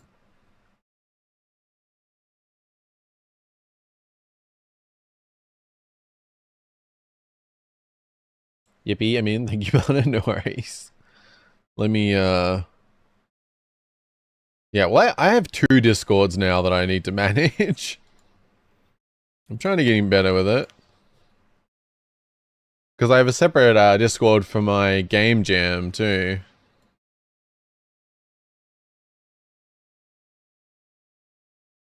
Okay. We good. We good. Hopefully. Mostly. What's your favorite Angry Bird? Mine is Bomb. I honestly don't remember. Like, it's been over 10 years since I played it, I think. For real. I think it was like 2013, maybe, when I played it. So yeah, I honestly don't remember, like, yeah. I mean, Bomb sounds pretty solid, though. But yeah, I honestly don't remember that well. Let me just jump back so we... Yeah. Paid app of all time, within Angry Birds itself, that implement microtransactions like Mighty Eagle, which allowed players to pay to clear entire levels. I think I used to just always try and complete the levels with like the normal ones. I have vague memories of it. It's so long ago. Like I have these odd fond memories of playing it, laying in bed. But like the actual playing is not that vivid, more the just general playing it while watching TV, like... Because, like, I would just watch, like, regular TV. And it was quite... They had, like, actually decent stuff on back then. From, like, midnight to 6 a.m., this one channel would do reruns of stuff from the 90s. Like, Seventh Heaven and, there's a Dr. Quinn Medicine Woman. There was, like, a couple of sitcoms. And I don't know, I just kind of found it chill to, like, watch them and just, you know, whatever came on. What else was there? I think, oh, Xena Warrior Princess was on sometimes. Warrior Princess? I'll say Xena, I don't remember the title now. That was on sometimes. Yeah. With celebs like Justin Bieber even advocating for it. Angry Birds made $100 million in 2011 and went from 28 employees in the beginning of the year to 224 employees by the end of 2011. Holy shit. 28 employees to 224 within a year. What the fuck? That's insane. God, can you imagine that? Like working at a place for like a few years and there's like 30 employees. And you might have been working there for like 5 years, going through these games. They're not that successful, but you know, the company's getting by well enough. It's not blowing up or anything, but it's continuing on. You got 30 people around you. Then a year later, there's 200. Like, I can't even imagine that situation. That feels so, like, it'd be such a fundamental change. That's crazy. I swear he could see you. Hope you're doing well. Also, WW? Wait, WW? That makes me think of Wonder Woman. That's definitely not what you're referring to. Wait, what is WW that I'm not thinking of?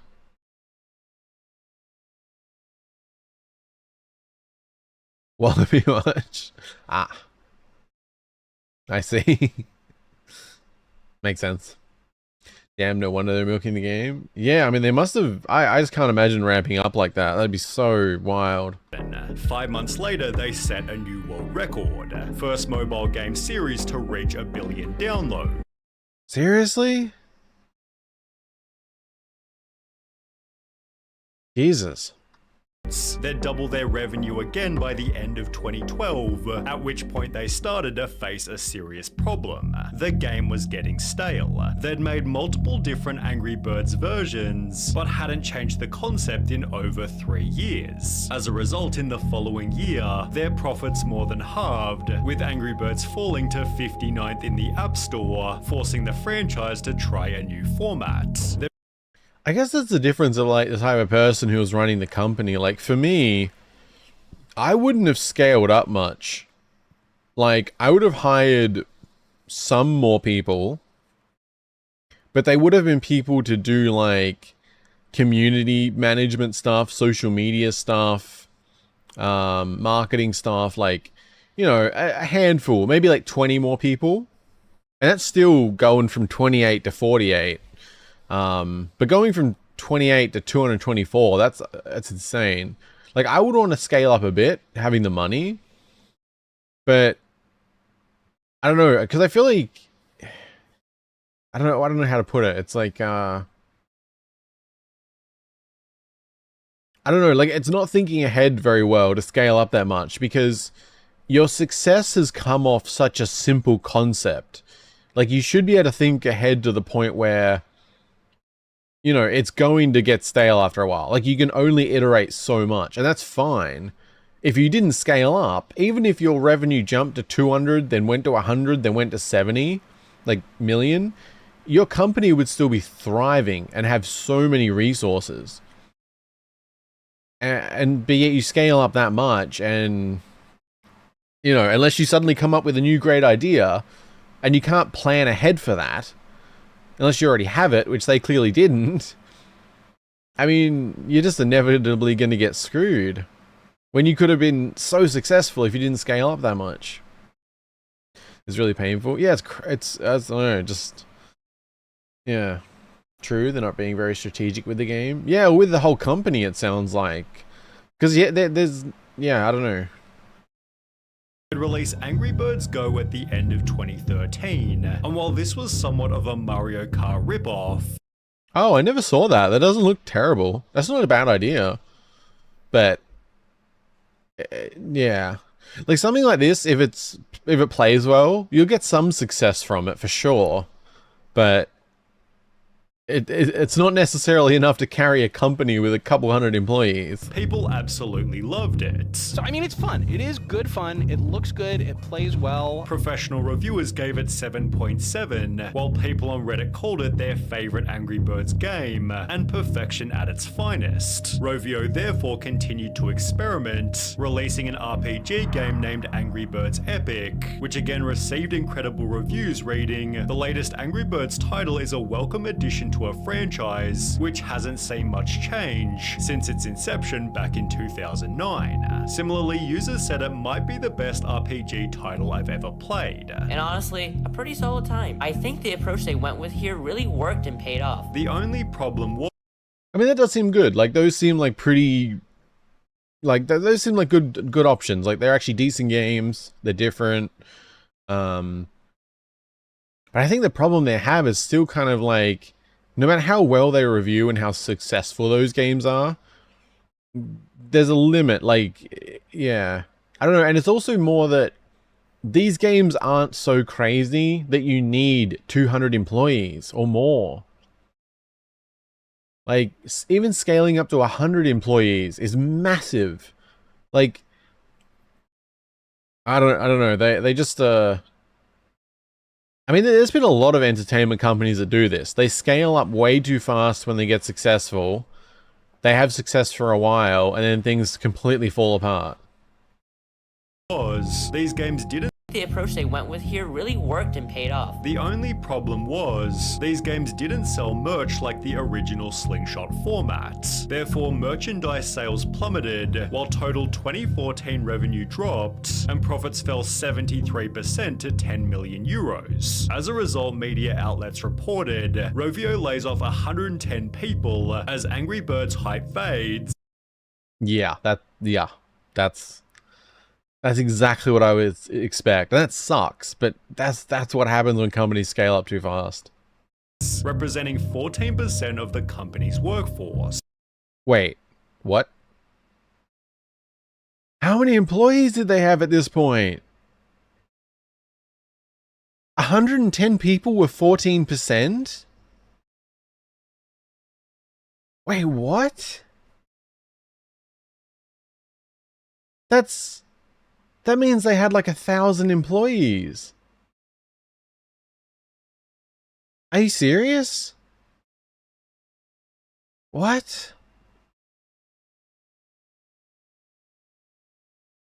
Wait, did I just do bad math? No, it's... What, like 14, 28, 56... Wait, how much is that? 42, 56, 70, 84... Yeah, 98, 710. Okay, no, it's more like 800. I think I did some questionable math there. Nonetheless, 800? Why?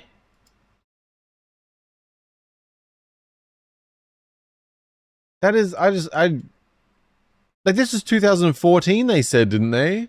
This is only like a few years later. I'm just mind boggled by that. Let's go exact here. What is that? Times 110. So, based on that 14% 110, that's 785.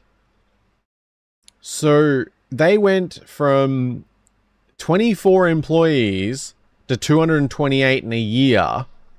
Then 2 years later, they had 785. What the fuck? That's massive. Angry Birds, of course they would have low employees. Yeah, but yeah, the scale though, like that they went up, like, man. That's so many people. Like, I just can't imagine the idea of like, you're there in like 2006 with like 25 people for like 5 years. Then over the next 3 years, you're suddenly at somewhere that has 800 people. Like, that's so crazy. Like, if you're just a regular employee, you're in this little place with 25 other people. Then 3 years later, you're with 800 other people. Like, you go from kind of a tight-knit team to just this massive company where nobody could know each other. Like, it's just at that scale, like, I don't know, it's crazy. Like, that they have more employees than the amount of people that went to my high school. That's so weird to think about. And over 3 years. They went from like a single classroom to the entire school, for my example, in 3 years. That's wild. Those much employees for a single game is crazy. I mean, I guess they had other games, but like, you know, and it seems like the RPG and the Mario Kart style thing did well. But how do you use that many employees for this? Like, it's basically the same way with FNAF. Oh, okay. I mean, I know FNAF obviously scaled up a lot, but I'm not familiar with the specifics. But they seem to have done pretty well over time. But, yeah. I mean, some companies obviously do scale up a lot and they're successful. But I feel like there's so many examples of ones that scale up too fast. And then you have something like this 3 years later where they're laying off 100 people, which really sucks. They try to fix their decline with yet another experiment, Angry Birds Pop, which was pretty unsuccessful. In a Reddit thread asking out of all the Angry Birds games, which one do you think is the worst, Pop was mentioned many times over. Therefore, they'd go back to basics and put out Angry Birds 2, the official sequel, although many called it a downgrade from the original. The sequel was filled to the brim with microtransactions, clearly annoying the fanbase who wrote, "This is a very greedy game that keeps sucking money out of you. If you play well, the game becomes harder and harder until it's impossible, and then you either have to replay each level 10 times or buy gems. The game is just trying to throw you off balance and get under your skin so that you pay more." The official IGN. Yeah, that's one of the worst ways with monetization. Like, you can over monetize something and it can kind of suck. But when the gameplay is kind of designed to push you towards it, that's where it gets kind of gross. Review said the game took significant steps backward for the massively popular series. I think especially because of where it came from, which was a game that released as is, as far as I remember, and it was $1. Like, I don't think the first one was monetized, and if it was out of the way enough that I don't even remember it. Angry Birds 2 is missing key parts of what made previous games so universally compelling to gamers both hardcore and casual, young and old. Also, I'm now wondering what happened to their Mario Kart style game, because it looked pretty good, it reviewed well. Like, if they had kept that going and like put it on the Switch and stuff, that'd be pretty cool. I have no idea what happened to it. Maybe it is for all I know, but it seems like a game that would have been worth making a sequel of. Still, due to its intense monetization, Angry Birds 2 became their highest earning game. Surprisingly, however, that very same year, they'd announced losses of almost 15 million and would fire a further third of their workforce, this time being over 200 people. Damn. I think that's one of those things too where the scummy monetization can give you a great year, but it doesn't give you a good reputation. And I think that's what built Angry Birds. Like, it was a cheap game that was good and anyone could play it. There was a lot of levels. You know, it was just a good game that you would easily recommend to someone. Whereas you get something with scummy monetization, it might still have some fun to play, but you're probably not going to be talking that positively about it. And if you bring it up, you're probably going to mention the monetization. Like, the word of mouth is just fundamentally different. So you can have a good year with scummy monetization, but it's not going to help your reputation and your brand and the things that actually allowed Angry Birds to originally become so successful and make more games. Like, because if you have like a good reputation, then you put out a different type of game like they did with the Mario Kart style one, people will check that out. But if you have a scummy monetization system and then people see a new game, the chances of them checking out is going to be much lower. Like, yeah, Man, they had such a rise and such a downfall. True, yeah, I don't know. It sucks, like, hundreds of people losing their jobs that they've only had for a couple years, basically. A further third of their workforce, this time being over 200 people. This seemed to imply that Angry Birds was dead until they'd make an unexpected comeback. Turns out they'd spent the previous 3 years privately developing the Angry Birds movie. At a cost of $73 million, they'd made a risky bet, but with a star-studded cast and a fun little story, the Angry Birds movie did surprisingly well. It made over $350 million from its $70 million budget and put Angry Birds back into the public spotlight. People began replaying their previously released games, while Angry Birds theme parks popped up in different countries. Media outlets reported They did theme parks? That I did not know. Rovio Games had its best year ever in 2016. However, the gaming releases that Angry Birds was known for was still declining in quality. In his video, I played and ranked every Angry Birds game so you don't have to, Jake Miller talks about Angry Birds Action. Angry Birds Action was the start of using the new anthropomorphic designs from the movies in their games, which I think most fans agree was the real beginning of the end for the series. Which happened to be the first game after the movie. Similarly, in the Reddit thread asking about the worst Angry Birds game, one user implied it was most of them after the movie's release. Said games included Angry Birds Fight, aka a Candy Crush ripoff, as well as Angry Birds Match, which was described as extremely bland. However, thankfully for Rovio, their older titles were still extremely popular, with Angry Birds 2's revenue growing 47% in 2018, despite it being over 3 years old. This gave them. Alright, let me just go back a tiny bit. I was just looking on Wikipedia because I was curious about this. Yeah, Angry Birds Go. As of 2015, Angry Birds Go has been downloaded over 100 million times. The game stopped receiving major updates from Rovio in 2018 and was removed from the App Store and Google Play in 2019. So, and it seems like it was a good game. It seems like that actually had a lot of potential. Like, if they released an Angry Birds Go on the Switch, I think that would have done well. Like, it could have been like Mario Kart, but it would have been available way cheaper.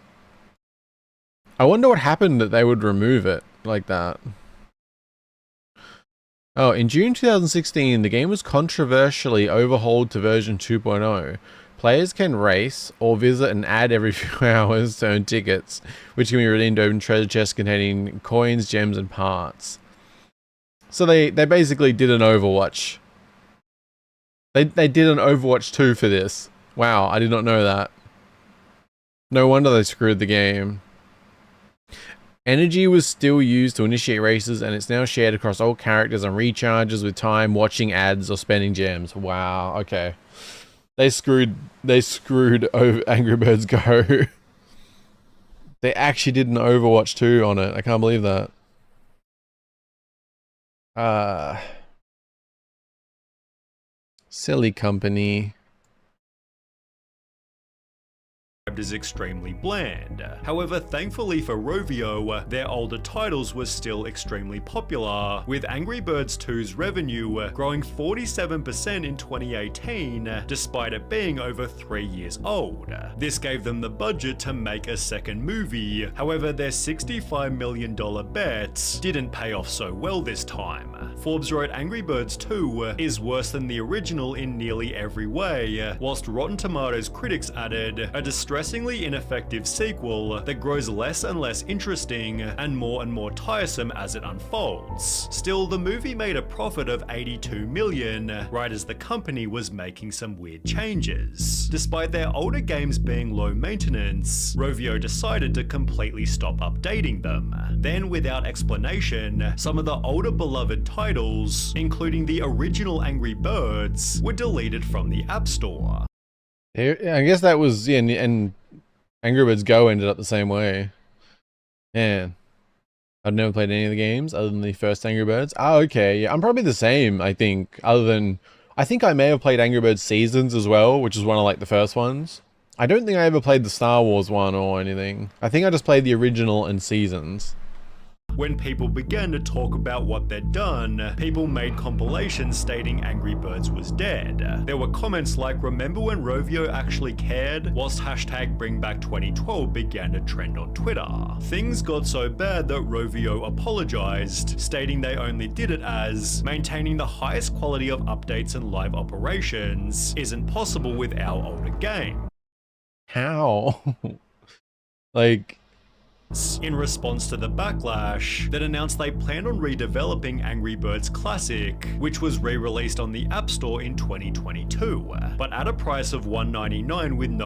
So they were still doing stuff 2022. I don't know why they wouldn't have re-released Angry Birds Go. Like, I feel like in terms of them wanting to do other games other than the original to keep the company, like, spread it out and keep the franchise going and all that, I can't believe they would give up on the Mario Kart style game. Like that seems like a real winner to keep going and update and make a sequel of and not over monetize. In-game purchases, they'd changed Classic's name to Red's First Flight, making it harder to find in the App Store, thus prompting players to buy the newer, more profitable games. Red, oh, okay, they're making some really strange decisions. This successful... I mean, to be fair, it's all based on trying to make the most money. It's just, it sucks. Like because it's a cool franchise, really. I mean, it's not one that I have a great attachment, even though I have some like odd nostalgia for playing the original, like I said before. But like, it's not this amazing franchise. They just made a cool game that was fun and chill. Like, and if they did more of that, in that spirit, I think they would have had. They wouldn't have had so many ups and downs. They're milking money. Yeah, clearly. Like, it seems like all their decisions about, like... But it also feels like a lot of short-term thinking. Like, it seems like a lot of these decisions are, like, based on making the most money in the current year or next year, rather than thinking about the next 5 years. I don't know. Fooled some people who struggled to find it on the App Store. However, others knew exactly what Angry Birds was doing. They got rid of the old ones so that you would have no other choice than to play the modern Candy Crush-esque games. They despised the games that made the company and so lost its spirit.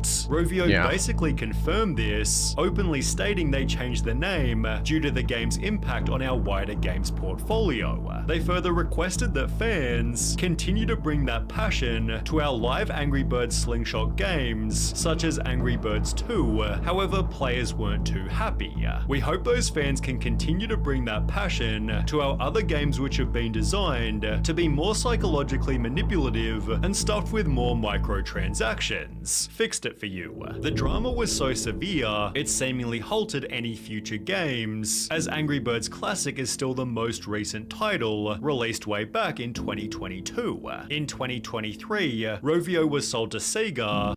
Really?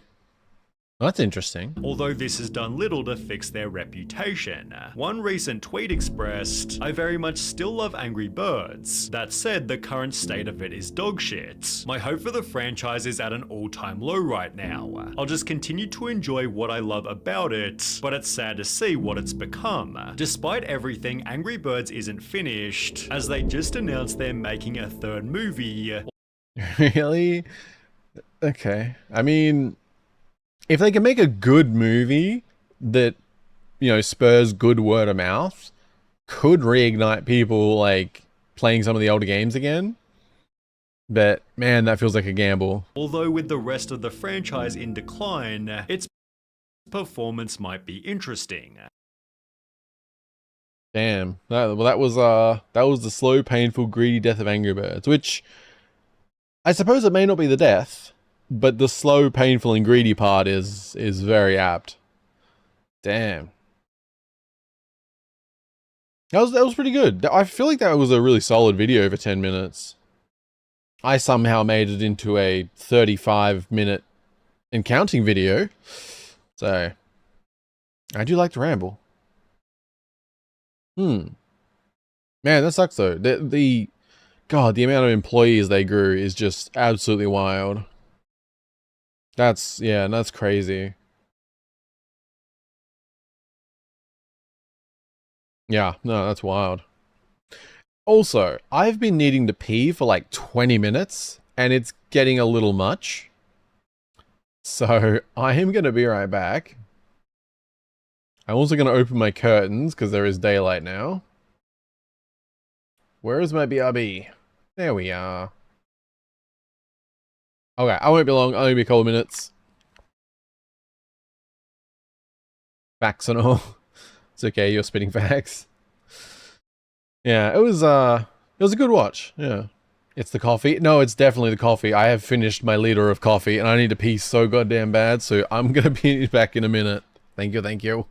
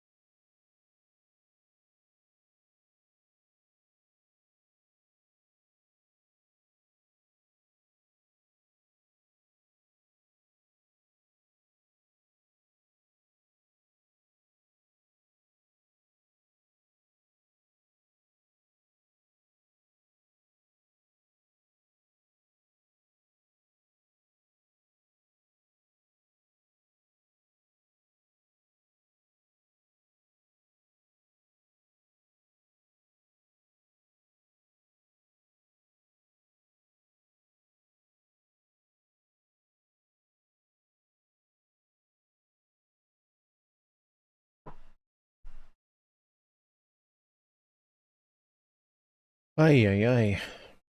And I'm back. I feel so much better. 2 liters of coffee, Jesus. Oh, no, 1 liter, 1 liter. Which is still in the Jesus realm. Yeah, probably. It's good for me. Wouldn't recommend it for most people. God damn, do I feel better though. Right. Yeah, no, that was a good video, honestly. I quite enjoyed that. I think I definitely at least like, for these videos I do reactions to, I think at least I do manage to add enough that it's reasonable. Like, this was 10 minutes, but I turned it into 35. So I think that's pretty good.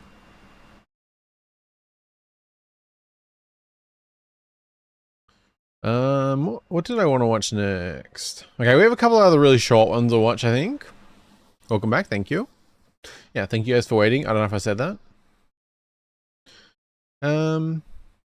Yeah, we got a couple of, like, trailers, a couple of short things. Then we might watch Avowed versus Dark Messiah next. Not next, but after the short ones. And yeah, probably the Elon Musk Carl Jobs video after that, maybe. That's 40 minutes, so I might turn that into a lot. I don't know, I'll see what I have time for. Yeah, we'll see.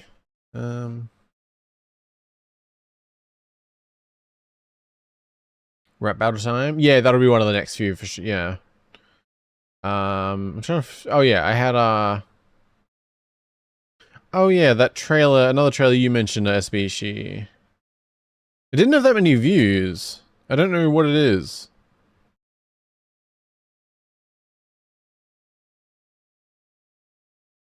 It's a minute. It was 6 months ago, but it doesn't have that many views. It's only got 1.3k.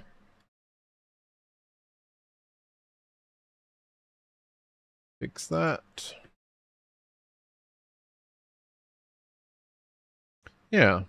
This is the trailer for Echo Defy Death teaser updated. Yeah, 6k, I mean 6 months ago 1.3k views, so not like a lot. But yeah, it could have been like, I don't know, trailers aren't always you know, other, like IGN has their game trailers channel and things, so there can be other trailers elsewhere with more views and stuff, so I don't know, but you know, should be interesting. Haven't heard a lot about Elon in years. Oh, that's probably good. There's a lot to hear about him lately. Carl Jobs did a video about him. It's 40 minutes because there was recently, well, the video is called the Elon Musk cheating scandal.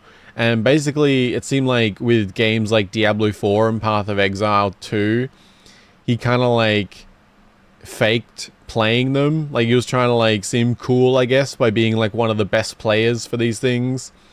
But in reality, it seems like he, you know, had people play the accounts for him and stuff like that. And it was just, it's super cringe. But yeah, Carl Jobs did a video about it. So I'm guessing he goes through it pretty in depth, which I thought would be interesting. You know, just watch him for a bit of fun. You play as a blind ninja and use echolocation to fight and get around. Okay. Oh, alright. Well, we'll see, we'll see. For our FOMO final boss.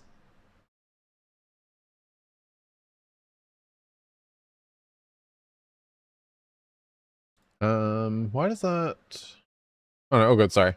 Getting distracted. I think we're all set. Echo Defy Death. Which, yeah, okay, Echo makes sense now that you've said that. You have been wronged, assassin. You play as Daredevil? Oh yeah. Kinda, huh? Your eyes taken.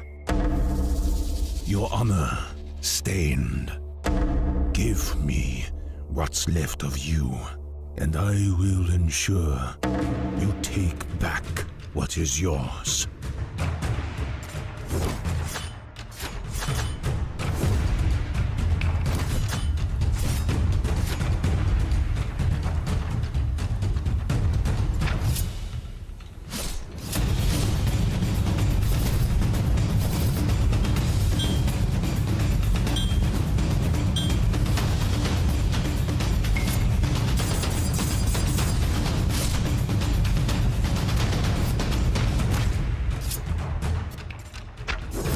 I mean, first impressions, this looks really cool.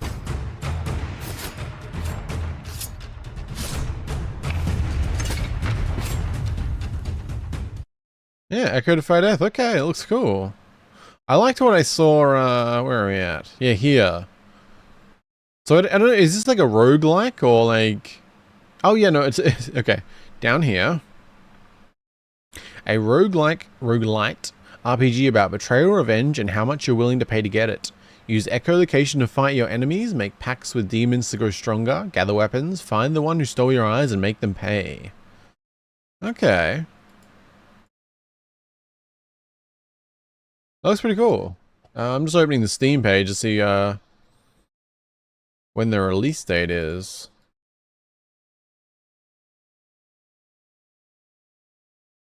Because this trailer was 6 months ago. It just says coming soon on Steam. I'll link in chat if anyone wants to wish list it or anything like that. Yeah, it looks cool though. It's got a very like simple art style, but like it looks like it works really well for it. Yeah. I'll throw it on my wish list at least. But yeah, I got some like nice animations.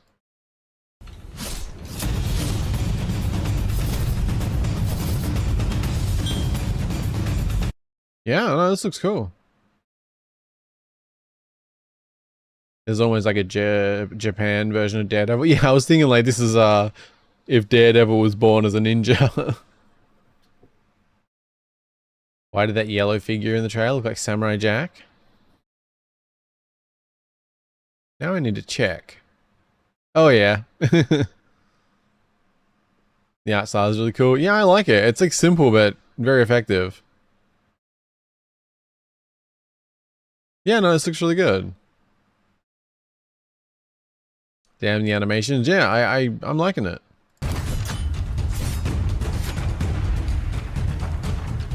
Yeah, I like this kind of stuff too. It's always like, yeah. Echo ring is larger, plus 10 to movement speed, 25 to max HP. Like they're like good sounding upgrades, and you really kind of got to make a choice. Because the movement speed sounds useful, but you know, larger echo rings, that's, you know, it's interesting.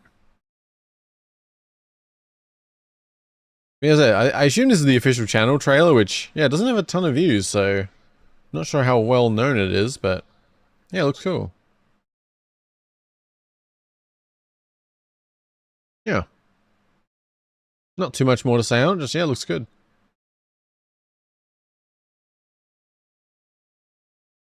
Well, I guess we'll just jump to the next one, otherwise I'll ramble more. Magic Mirror, who's the fairest? Whoops, smooth transition there. Very smooth. Oh yeah, I do, also, I should mention, because I always forget, there is a video night section now in the Discord, if anyone wants to, like, link videos in there, and I'll add them to the main playlist. Whether we watch them in current stream or next one, but they'll be there. This is a very, very short one. Again, Especies, thank you, from the video night area. I need to mention these things more. I just don't think about it on a streaming. I'm like focused on whatever's, you know, on the screen. But here we have a Shrek 5 cast announcement. God, I can words. In theaters Christmas 2026, so it's a while away. But 27 seconds cast announcement. Hey, Magic Mirror, who's the fairest of them all? Why, Shrek, of course. Ew, Dad! Woohoo, Mommy like. Who's making this stuff? Not me! Wait, that does... I only remember like the first two Shrek movies. Has his voice actor changed? That did not sound Shrek to me. Ew, Dad! Woohoo, Mommy like. Who's making this stuff? Not me! That sounds weird. Whoa! Shrek 5, starring Mike Myers, Eddie Murphy, Cameron Diaz, and Zendaya? Oh, damn. Only in theaters, Christmas 2026. Yeah, it's a while away. Why does Shrek not sound Shrekky to me? Has it just been that long? It's like it doesn't have enough... It's like it's... I don't know. Ew, Dad! Woohoo, Mommy like. Who's making this stuff? It's like it doesn't quite have it there. I don't know. Just people getting old. It's... I don't know. It's like... It's like it sounds like Shrek, but not enough.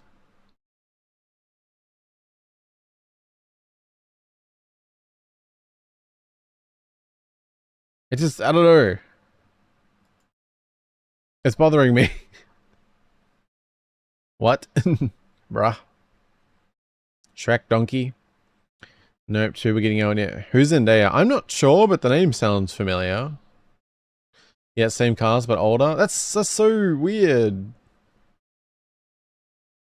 Zendaya is the girl from Spider-Man? Oh, okay. I don't know, that voice is really bothering me. Who's making this stuff? It's not Shreky enough. But I don't know what the more recent movies sound like. I watched the first one many times. It's been a long time, but it just doesn't quite sound right. Yeah, Spider-Man GF. Yeah, okay. Is Zendaya like a nickname? Monica? What is the alias? Because I mean, there's no second name. So is that like her actual name, or is it like a name she goes by? Shreky enough? Yes, that's a valid term. Don't mind me.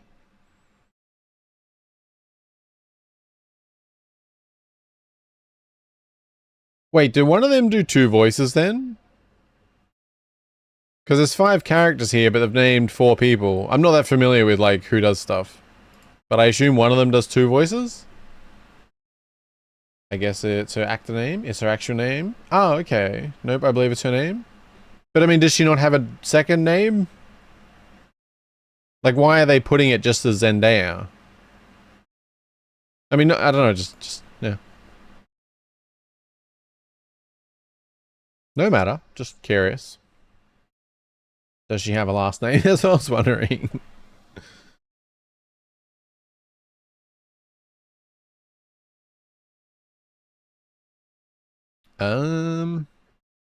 She does, but if you Google Zendaya, it just does come up as Zendaya. But it looks like she... Oh, okay. She has a massive name. Maybe that's why. Zendaya Marie Stoma Coleman.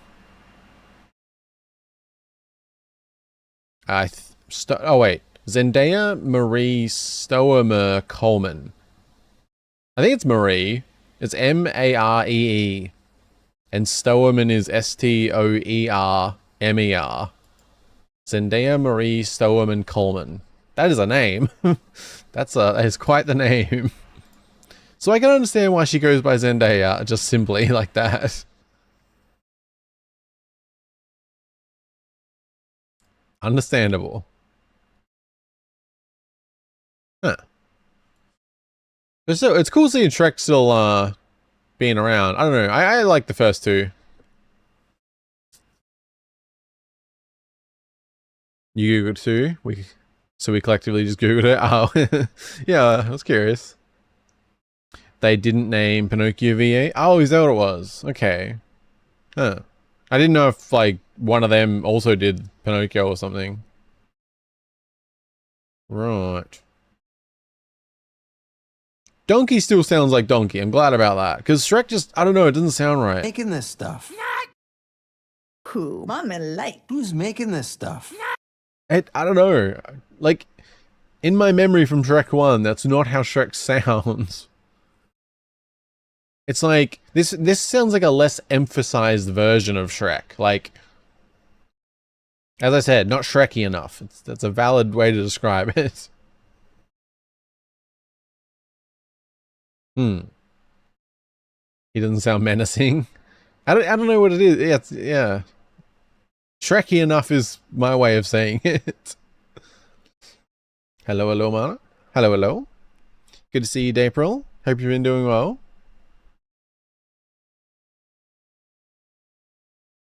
Found me on Twitch again this time, huh? It's good to see some people coming in from Twitch. I've been keeping up the restream for a while now, but yeah, I knew like any kind of growth potential from Twitch is very, very small, but I figure it's worth doing the restreaming. I really wish that I could do 1440p to YouTube still, but I can't. My I would be able to if my upload speed was better.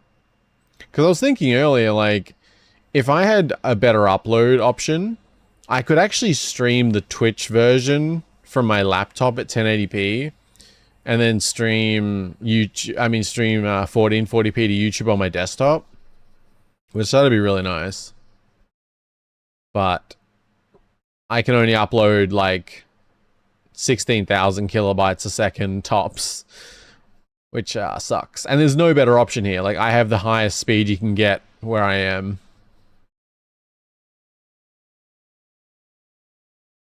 But yeah. It is a 27-second clip, too early to judge. Yeah, no, for sure. He lost his Hoka. Maybe he can't do the accent anymore. Yeah, I don't know. Something about it just doesn't hit my ear right. Can you do a Shrek accent? I do not think so.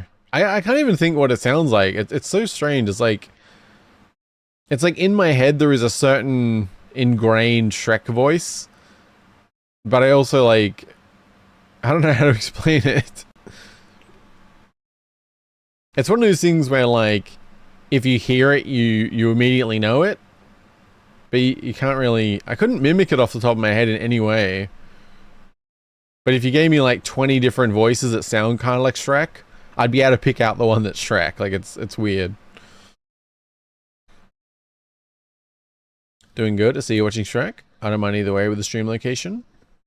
Yeah, just the 27-second cast announcement that I'll somehow make into a 10-minute video. Ay.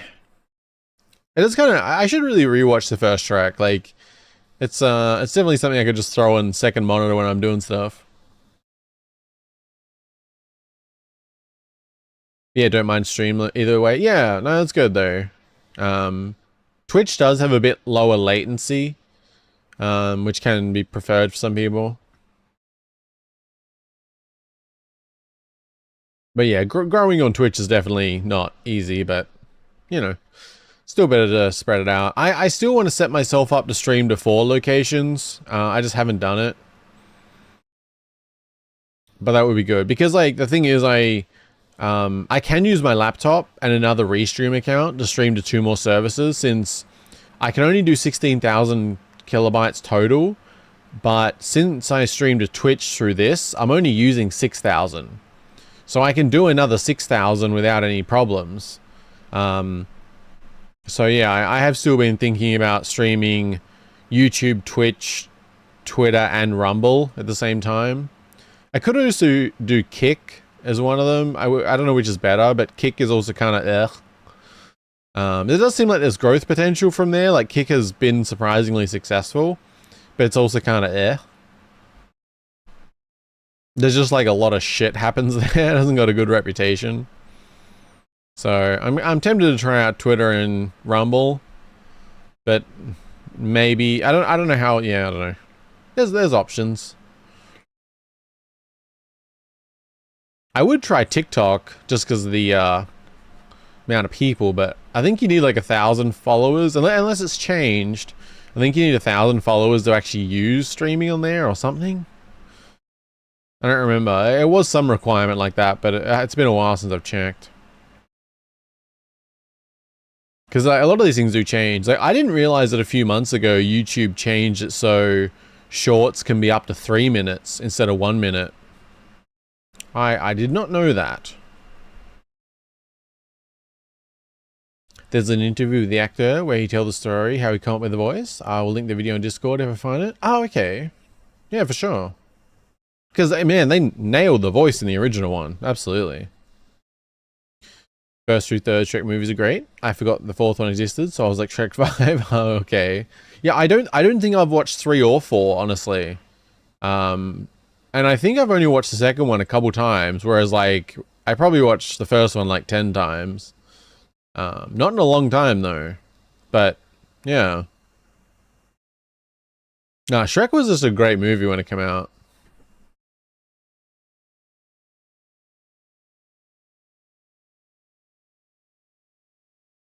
What else was I gonna watch? Did I only had 2? Okay, we have 2 horror game trailers to watch. We have the suggested rap battle. And then we'll watch Avowed vs. Dark. Sorry, I might magic it. Oh, sorry, 3 horror trailers. Yeah.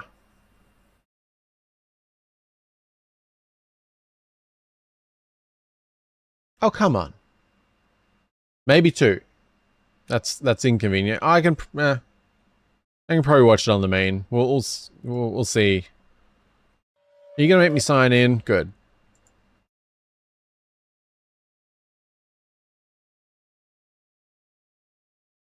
I don't know, do you guys have any thought? I mean, I don't know if you would, but do any of you guys have thoughts on streaming platforms? Like, because I think Twitch and YouTube's obviously the best to focus on.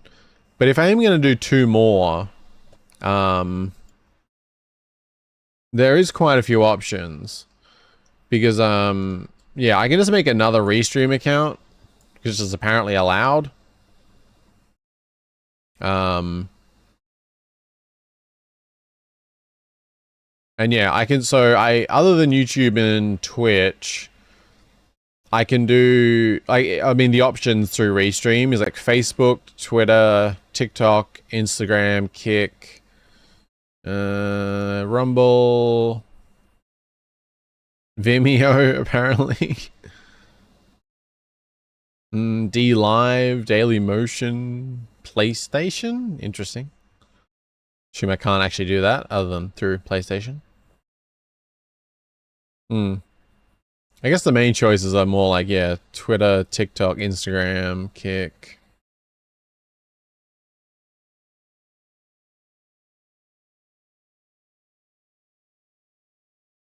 I don't know. Mike Myers even did a live action Cat in the Hat. Oh, really? Huh.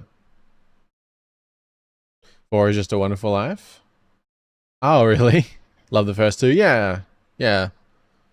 I'm very fond of the first one from childhood.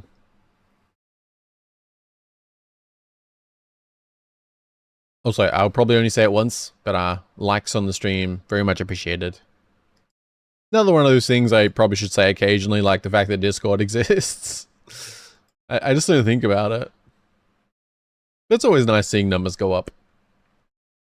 Normally YouTube I go for videos and Twitch for streams, but sometimes I watch live streams on YouTube. Oh, okay, yeah. Yeah, I think one benefit for Twitch at the moment is just, yeah, there is lower latency, so that can be good. Also, I didn't update the title.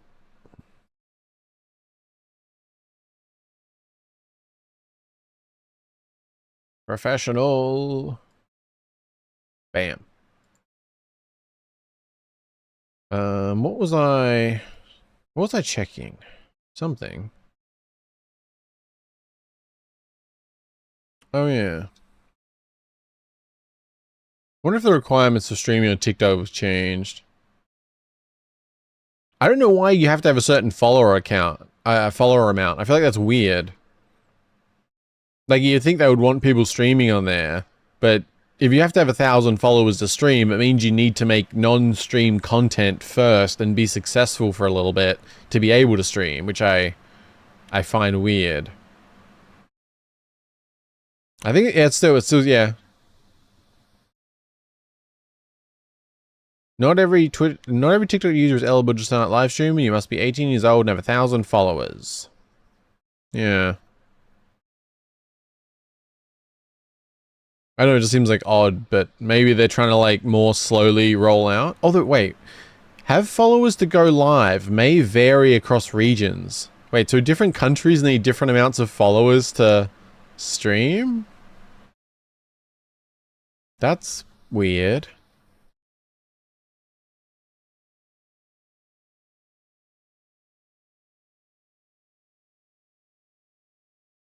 I don't even know if I'm logged in on there anymore. I really don't look at TikTok. Yeah, I have 26 followers. Okay. Might need a bit of work there. It's hard to stream there when they have lots of people that you can reach out to. Yeah, I feel like it's a good option just for the amount of people, but yeah, I'm a bit away.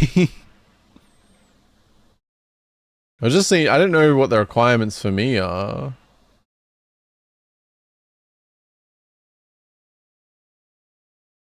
Live studio. What do I need? Because it would be a good option. I don't know. I guess like it doesn't really matter for any of you guys because like probably just stick with the platform you're already watching from, but yeah. What is my... Whoa, what the fuck?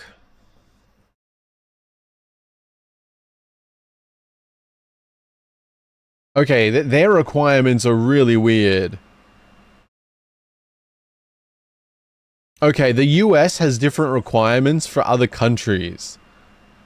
So, it says here, for creators outside of the US, a minimum of 1,000 followers is required. So for me, I can stream at 1,000 followers. But specifically for the US, you need 1,000 followers to do gaming streams.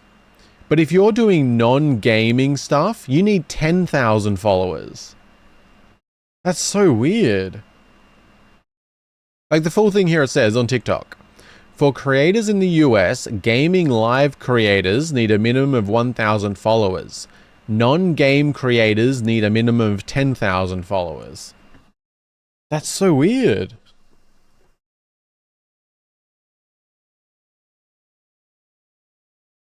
Right, that's like, that's so weird. Huh. Still, getting 1,000 followers is not, like, insignificant. So I guess that's out of the options for a while. Probably more verification for 1K followers. Yeah, it's kind of like a good barrier to entry in a sense. It's just... that does cut off a lot of people who just genuinely want to stream there like I do type of thing. Just follow. Oh, thank you. I appreciate it. Very much. Yeah, for gaming, I think of YouTube and Twitch. Yeah, for sure. TikTok, I associate with makeup/fashion. Oh, okay, that's fair. Maybe their ability for serve or something. I don't know, much tech stuff. Yeah, it does give a barrier and like, yeah. No, I can understand it. It's just, yeah. Yeah. I don't know. I'm just, yeah. I feel like it'd just be good to like, if I can stream to more platforms just for the sake of it. Like, honestly, I would if I was doing other platforms, honestly, I would be streaming to them more in the hopes of bringing people to YouTube and Twitch. Like, I would find it hard to really care about other platforms, whereas YouTube and Twitch seem worth it. So, like, if I could put my stream out to, like, Rumble and Twitter, for example, but ultimately try and bring people to YouTube and Twitch would be better. Because anyone watching on those other platforms most likely uses YouTube as well. But if I just, you know, just having that stream out there has the potential to run into more people, which can potentially bring them to YouTube or Twitch. Yeah, I don't know. It's something like I'm just rambling here about. Like, a lot of you guys probably don't really care about it because you just are already here and watching on whatever you're watching. But yeah, I don't know. As I said, these streams are, they got the rambles. So I'm gonna shut up for at least a couple minutes while we check out a couple of horror game trailers.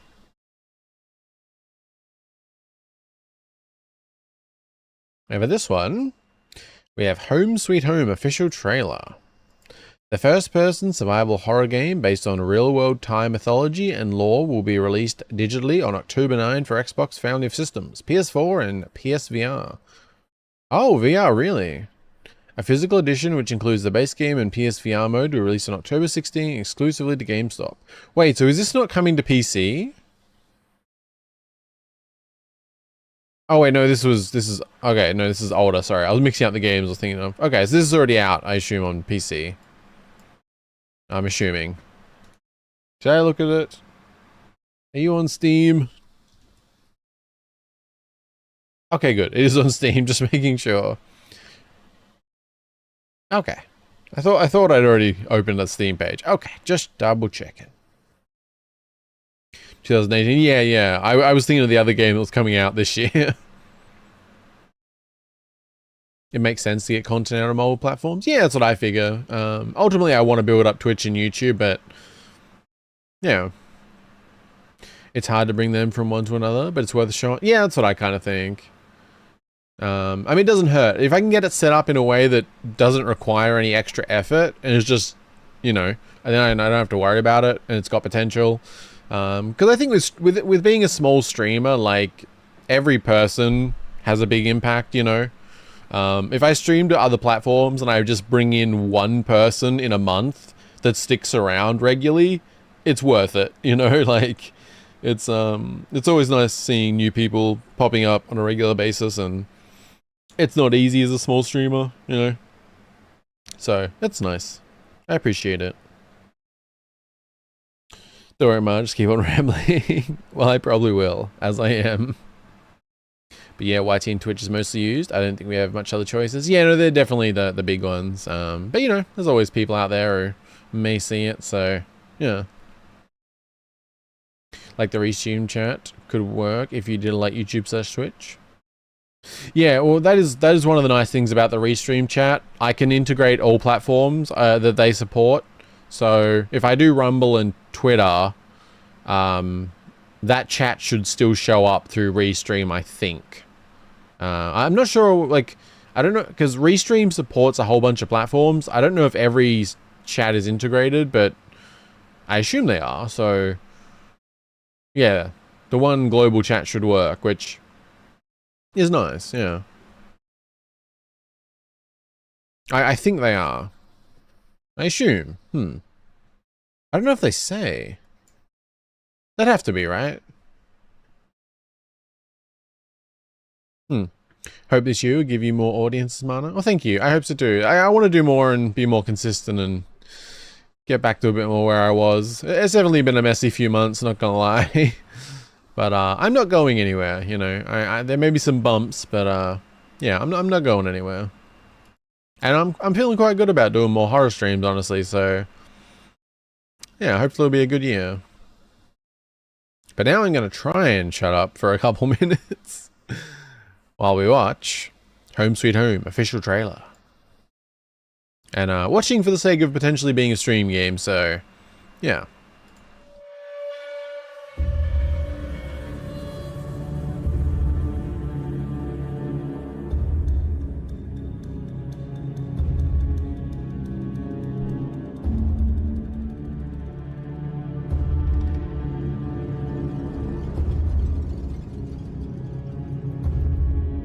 Basements, of course.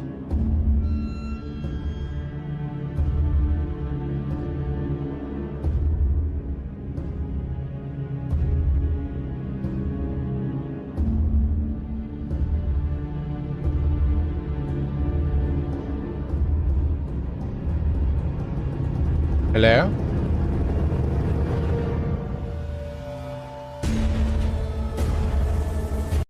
Okay, we've got basements and we've got creepy dead girls that are going to stare at us, so the horror's covered.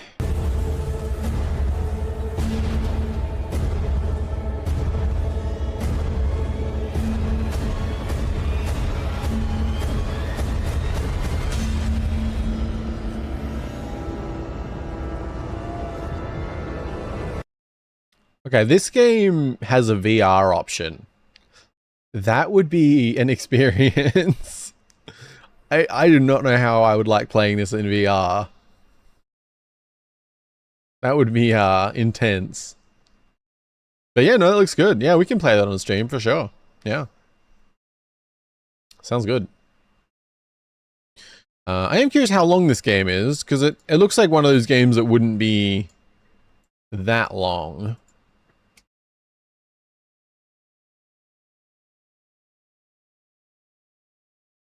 Oh shit, my mans. Well, hopefully that wouldn't happen, but understandable.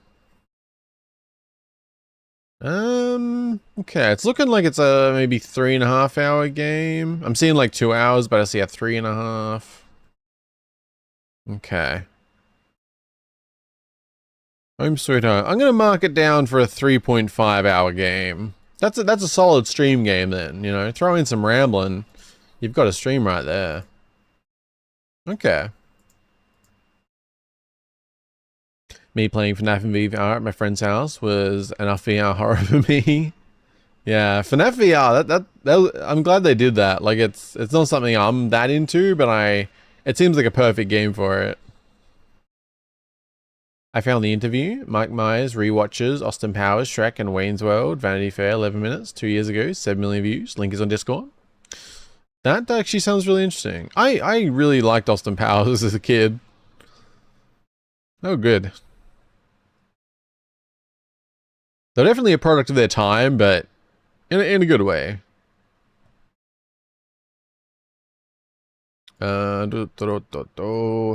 Video night. I will add that to the list. I'm not sure if we'll watch it now. I'm not sure. But we will watch it, so I'll add it to the list. There's quite a few videos in the video night playlist, actually. I'm prioritizing the newer stuff and suggested things. But I've added a fair few things I wanna check out on there. There's currently 69 videos with that. Yeah, it's somewhere like 4 hours, something. Okay, yeah. I saw one that was 2 hours, saw a 3 hour, so. But 4 hours, yeah, that's a solid like game for a stream, yeah. It's both fun and frightening. Yeah, yeah. It seems like a really good game for VR. FNAF VR scared the shit out of me. That's fair.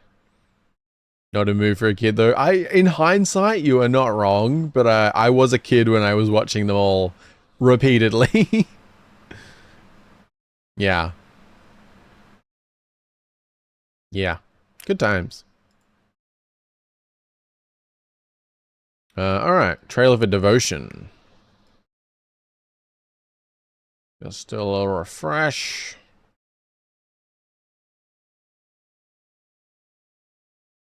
Oh, for reference, the reason I refresh these and stuff like and do that is that I do want to cut most of these up into videos. It's not like a high priority thing. Like I keep like, but it's just I am trying to get a kind of formula down for editing so that I can cut up these kind of things to throw in the second channel. Yeah, just for reference. I actually have a fair few cut up. I just haven't restarted the second channel yet. But I'm going to cut up and I'm actually going to edit them properly. All of the games that we played in the 2 horror streams. Like I'm going to watch them through, cut out any, like I'll keep in the chat when we talk about the game, cut out the stuff that's unrelated, cut out any be right backs, balance the audio a bit better. And yeah, I'm going to put all them up on the second channel, which we played 16 games over the 2 nights. So I'm trying to get all this sorted. It's just, it takes a little bit of time. And I'm going to be mixing them in with all the trailers and things that we watch, hopefully. So yeah, once I get ahead enough, I'll start posting them. I do want to get the horror games out sooner though, because there's probably more interest at the moment because I've just been on Next Fest. But yeah, I was thinking between like just cutting them up and posting them. But I do prefer to actually edit them and make them like a better Let's Play experience that way. I've only done a couple so far, but I'm getting through them. I just kind of... I've been trying to come up with a good way to do it, because it does take a while to like watch them through. I have been watching them... When I edit them, I watch them at 1.75 times speed. I found that's kind of the sweet spot where I can keep up well. Which definitely reduces the editing time a lot, which has been good. Yeah. Yippee. Yeah, hopefully they're worth it. Also, if you play a game on Twitch, putting the category for the game can work. Yeah. I do try to, just, it depends what I'm doing, like... Yeah, like for these type of streams, I don't know if there's a better category. I've been putting the video streams on Twitch in the just chatting section. But yeah. And the Horror Nights I put in the games plus demo category. Since we were playing like a bunch of stuff, yeah.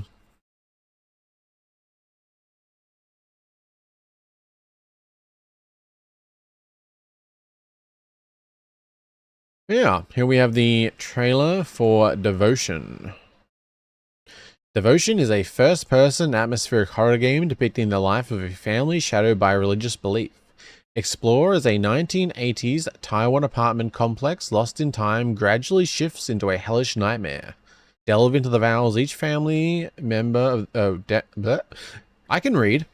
Download... download... My brain is doing fantastic.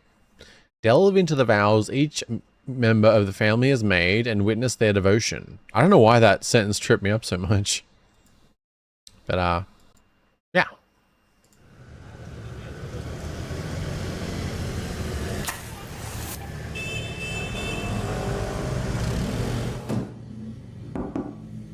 我刚才请示过慈姑观音了。从这个盘来看，这个状况是一种因果业，所以你才会遇到这种事情。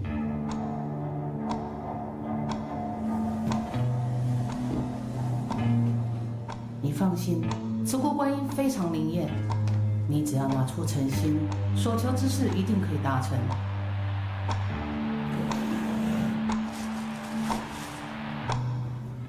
你想清楚了哦。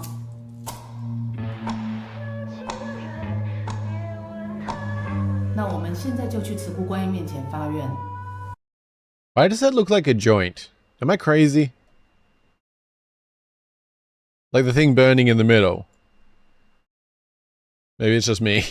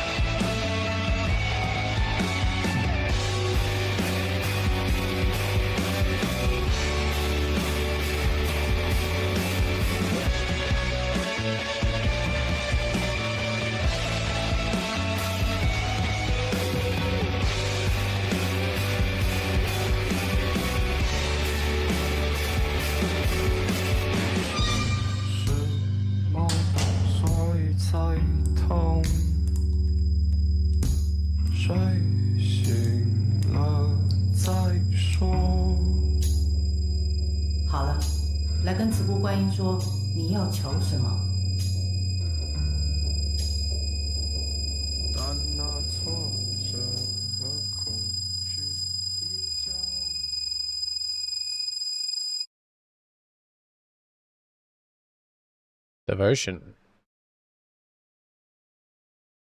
Okay. Yeah, seems like a solid solid stream game to me.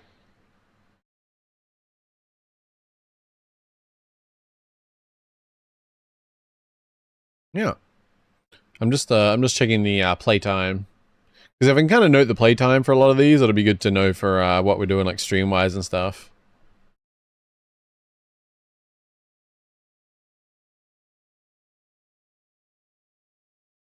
Wait, why is it saying this game was removed from Steam? Is it back on Steam?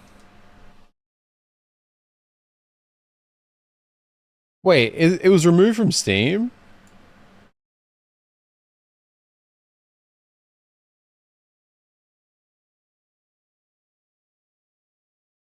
Is it still off Steam?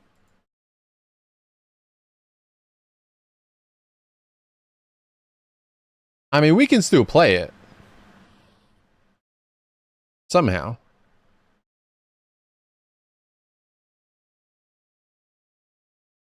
Where is it available then? I saw a mention of GOG. Wait, is it on GOG? Nope, that's a wishlist thing. Where does this game exist? Okay, it is on the Red Candle website. Oh, they offer it on the website for direct purchase. That's cool. DRM free. $17 US. But they don't link to other stores. It's like only on their website. Okay. Hello Jay, good to see you. Hope you're doing well. What is this game? We're watching the trailer for Devotion, a horror game we'll play on stream sometime. Heard of that game before? If you do a long play on Twitch, the specific category could work. Oh yeah, no, yeah, for sure, yeah. I need to remember always to update that. Because in Restream, you can update the title and that. But I have to go to Twitch manually to update the tags as well, which I sometimes forget, which I think I forgot today. Incest burn thing. Yeah, I assume it was only incest. The shape looked like it kind of was thicker at the top though, which kind of gave it a joint look, but that would have been a little strange. Oh no, yeah, yeah. I think there's a controversy about the Gov because it was a bit political. Oh, okay. When was this released? It looks like it was like 6 years ago, maybe? 5,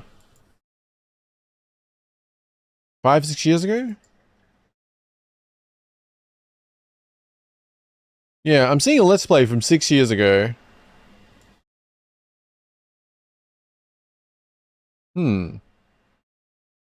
How long is this game?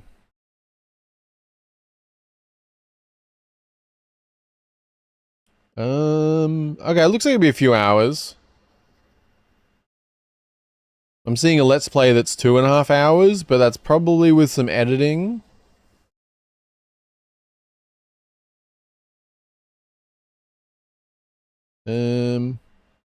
So I don't know. I'm just gonna mark it down for like 3.5 hours as well, honestly. It's probably reasonable. That's interesting that Chinese political controversy gets it removed from Steam. Oh, is that what it was? Because I did see something about crashes and things when initially released, but oh, I believe saw some gameplay of it. A bit gore. Oh, okay. Huh. Is Red Candle still doing stuff? Like, because it sounds like that's pretty rough to deal with. Oh, they've since released something called 9 Souls. No idea what that is. But it is on Steam. Oh wow, it's very successful. Holy shit. Hand-drawn 2D action platformer. That is a very different. But it's overwhelmingly positive, 22,000 reviews, released about a year ago. So, sounds like they got a bit screwed on Devotion, but definitely recovered. Link in chat to what I'm looking at, 9 Souls. It's got a nice art style, and it seems like it was very successful. Very different from Devotion. But it is available though, so yeah, we'll definitely play Devotion as well, for sure.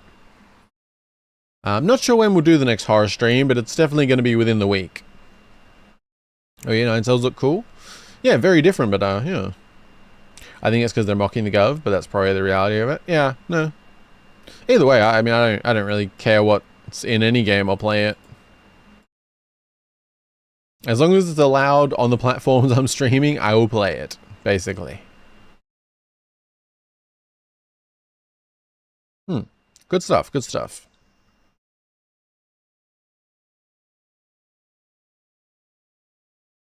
What else do we have?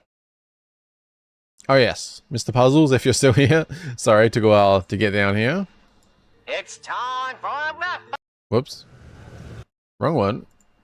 Well, right one, but wrong one. You guys can't see my mouse. I clicked the wrong thing. I will say, I'm not really familiar with what I'm going to be watching here, so... But I don't mind, just giving context.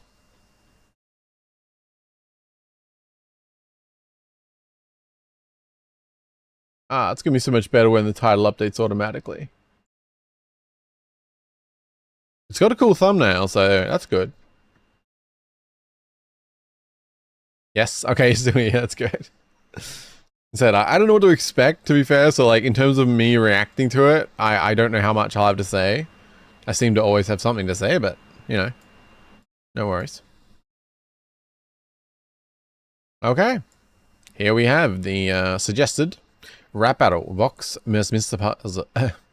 I cannot read today. Rap battle, Vox vs Mr. Puzzles.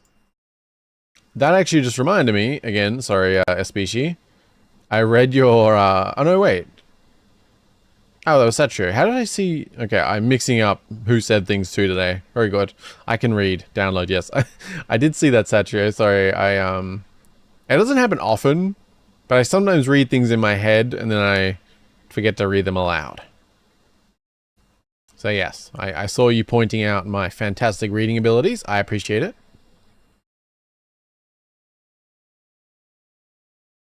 Thank you. Very professional. Good reader. Nothing to worry about. I think they made the game Detention 2, 2D game. Oh, okay. I only saw the 2 games on their website. It's okay. Yes, I know I'm a good reader. No worries. It's basically to see who's the better TV head. Oh, okay. Probably harder on Twitch to get discovered than YouTube because YouTube has a lot more variety while Twitch pretty much is all live streaming. Yeah, no, it's definitely better on YouTube. I think it's just... The problem is on Twitch, generally, it's like if you're a small streamer, you're bottom of the categories. Whereas on YouTube, you can just randomly pop up in the sidebar. It's a lot easier to be seen. Harder to keep people's attention, but as long as you're getting people into your stream, there's at least potential for someone to stick around, so... Yeah. But at the same time, even if it's difficult on Twitch, you know, the more you can spread your stream out, the better. I'm good at reading, not speaking or spelling. Okay. I'm pretty questionable at everything, even though I've been streaming for as long as I have. But, you know, it's fine. Rap battle. Vox, Mr. Puzzles. Let's go. It's time for a rap battle! Fox versus Puzzles! Comment below who will win. Now let the show begin. Yeah, but Fox on the mic, the king of the screen, all seeing and slick. I'm the hellish machine. You think you're clever, Mr. Puzzles, with your little schemes. Game of control, I'm a nightmare in dreams. Oh, Fox, you think you got it all locked down tight? But I'm spinning this game, flipping memes into light. You're stuck in a hellhole trying to shape a lost soul. I'm the shine in the chaos is my goal.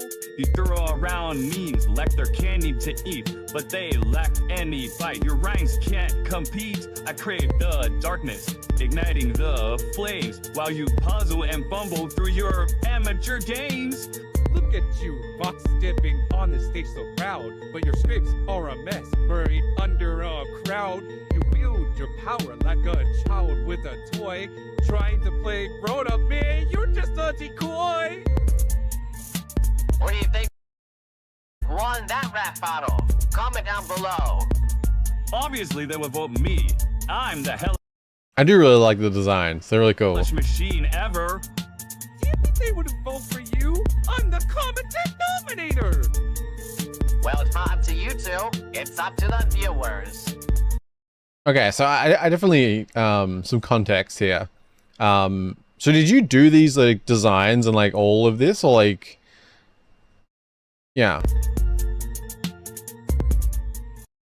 Because I really like the designs, like in general. Like I really like the animations, everything. Like I really like it's a really well done video. I really like it.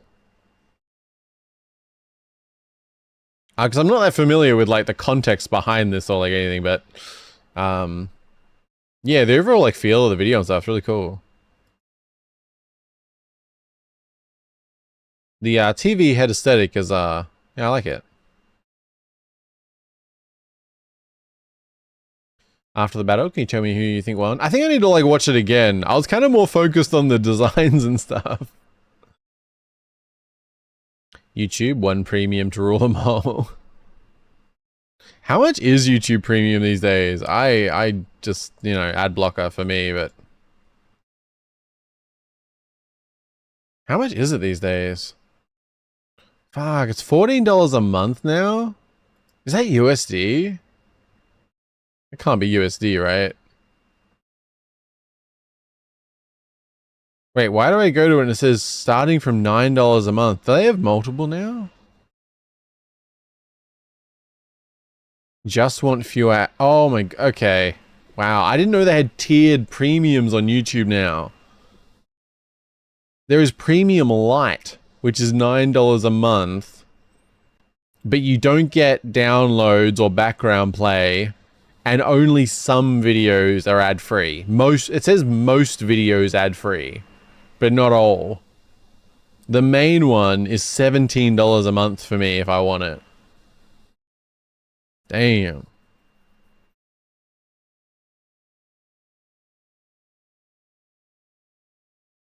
A friend helped. You'll see away at the end. Oh, okay. I'll, yeah. Once my distraction is, I'll go back to it. The animations are good. Yeah, I really like it. Get a family plan and split. I mean, that's $33 a month. Hui. I don't have ad block, so I just speedrun clicking the skip button. Twitch is notorious for high amounts of ads during stream, but I think the streamer can have some set on it. Yeah, I'm not sure. I don't have any ad options or anything set. I have no idea. But yeah.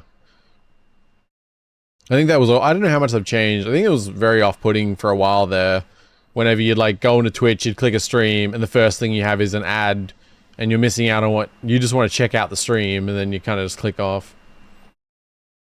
Yeah, YouTube Premium, 17 a month. Like, that's so much. Like, it's the same price as me having the like moderate Netflix plan to just remove ads, basically. That's a bit much. Yeah, my browser generally runs Adblock Plus and uBlock Origin. And everything's good. And I have a few custom things for uBlock Origin. Like on Twitter, I have it so the trending thingy and a few other things like that are all blocked. So I never see anything on Twitter that I don't want to see. Like my feed is all very gaming. Yeah, the trending sidebar and all that kind of stuff's blocked. Yeah, it's nice. But who won? Premium sucks to get. Yeah, premium, that's expensive. I'm gonna rewatch this, by the way. It's only a minute, so I was paying too much attention to the designs rather than the rap. Yeah, but Fox on the mic, the king of the screen, all seeing and slick. I'm the hellish machine. You think you're clever, Mr. Puzzles, with your little schemes.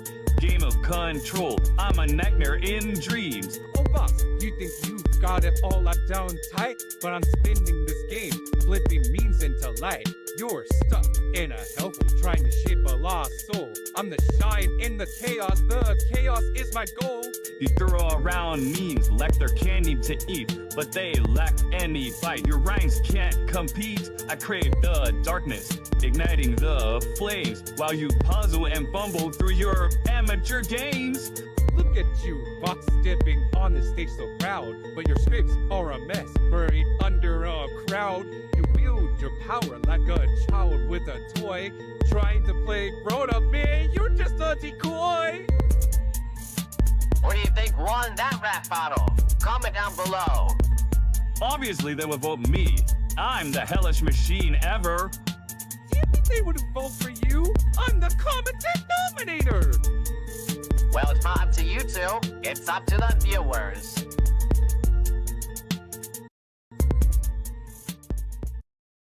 Alright, thank you for watching. Audio idea by Puzzle-O-Vision. Puzzle-O-Vision? Animation by Wolfie Arts. Okay, cool. Who won? That's tough. I would love to get rid of that stuff on Twitter. That's why I don't use it. Yeah, it's a lot better. And for some of them, you can do it really easy. With uBlock Origin, you just like click the tab, and then there is an element selector. So you can just like move your mouse around the screen, and it'll highlight different things. And you just go like right to the edge, so it highlights the whole box, and then you just click it and press block, and it'll get added. And from then on, you just won't see that element on the page anymore. If they update, it can come back. So then you got to do it again. But I've often had like really long stretches where it's just gone. Yeah, it's like really, really simple. I forget where, I haven't done any in a while. You can do custom ones for other things, but yeah, you like click the little like tab up the top of your browser, and then there's a little dropper thing. It says element, enter element picker mode. And yeah, you can just highlight anything on the page and set a block for it. Yeah, it's really simple. Like it's really useful. It's it cleans up Twitter nicely. Like, yeah.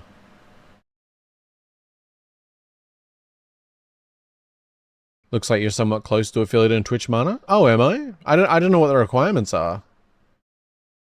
They're zeros, not O's. Oh, I was wondering if it was zero. It's puzzle 008. Okay, okay. Gotcha. Is that like your other name or like rather than like is Mr. Puzzles your newer name or as for who won, I honestly would find it hard to pick. I feel like honestly I do think I assume Vox. I feel like their delivery was maybe better. Like I feel like some of yours would have hit harder if like I don't know, you even though I don't know if it's the volume. I feel like the delivery came out better, but I think it's like yours doesn't sound as loud as it should be, maybe. Like I think some of the lines could have hit harder if like you put more like your voice was like louder and more into it. I don't know. I feel like I would find this hard to pick a winner because I would pick certain sections as hitting harder than others. Like I feel like if I went section by, what do you call them? I'm gonna go with section. I feel like section by section, I would pick different winners. But I think a couple of yours, like if they're a bit louder and more like emphasis in your voice, I think would have hit harder. But there are definitely sections where I would call you the winner. But then there are like, yeah, I think I'd go section by section. I'm very pedantic, so, you know, don't mind me.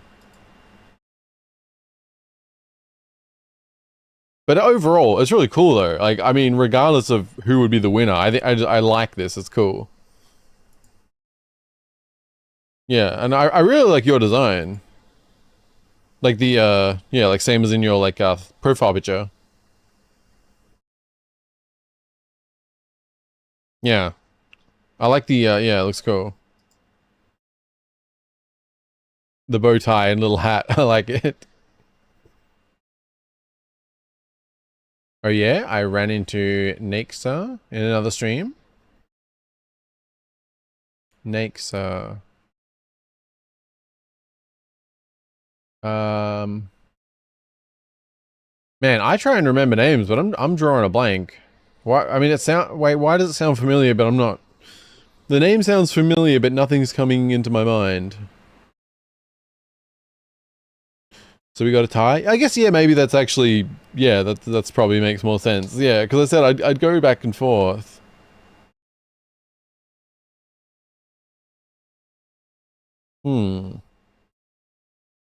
I found that some of the line delivery a little slow, so extended or dragged out for the rap battle. The character design is really cool though. I love the art. Yeah, it's kind of yeah. I think maybe just like a couple more takes would have honestly been worth it.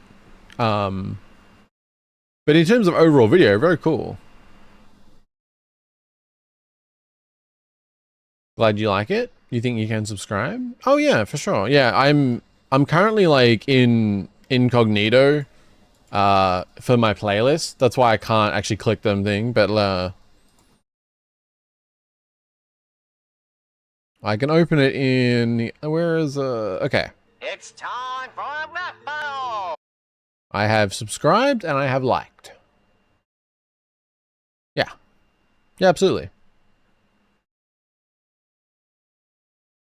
The animation is really nice. Yeah, I really like the style, for sure. Pikachu profile pic was around the power streams. Oh, okay, yeah, okay. Yeah, no, damn, it's been a while. Yeah. Right, yeah, no. Yeah, no, actually, yeah, okay. Yeah. You got my memory working now. Holy fuck.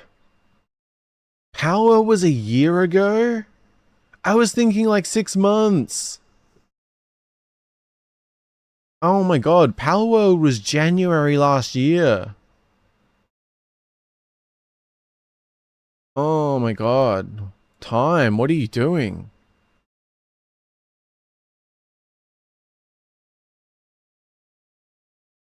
Man, I did some long Power World streams, didn't I? 7 hours 40 minutes, 8 hours 47 minutes, 7 hours 9 minutes, 8 hours 14 minutes, 8 hours 15 minutes, 9 hours 18 minutes. That was the first 6. Damn. Unless we count the comments for votes. Thanks, no worries. Yeah, no. That was really cool. Are we getting old?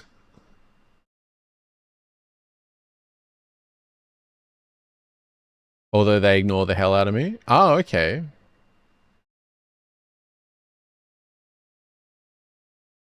I mean, I don't know why. There wasn't anything weird with them, was there? Because I do remember them. And am I forgetting anything, or?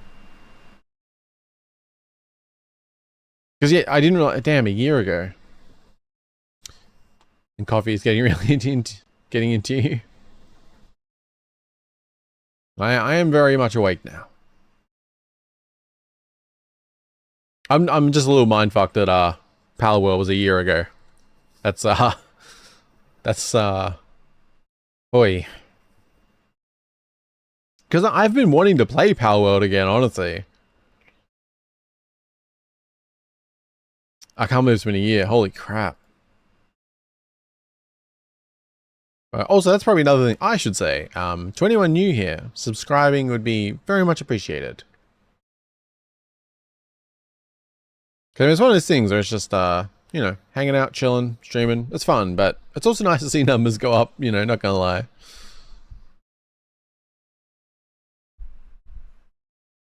It is nice to think that the channel is growing, obviously. It seems like my watch hours are back up, you know, they've been good. I've had, how many have I had? Yeah, considering like my streams have been a little rough, I have had 500 watch hours for the last 28 days. That's not too bad. Definitely need to get it back up though. It was higher. But it's popped back up. It's 500 and climbing, so that's nice to see.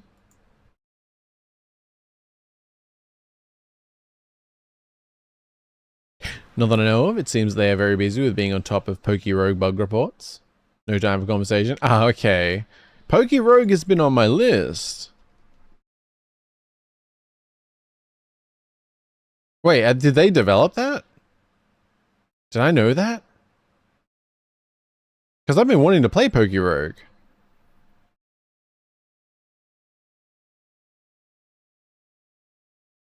Here's what I'm thinking of, right? Do I have Pokey Rogue on my list? I have Pokemon Emerald Rogue. Volunteer work, it seems. Oh, okay, that's cool. Was I mixing up with Pokemon Emerald Rogue? I'm not sure.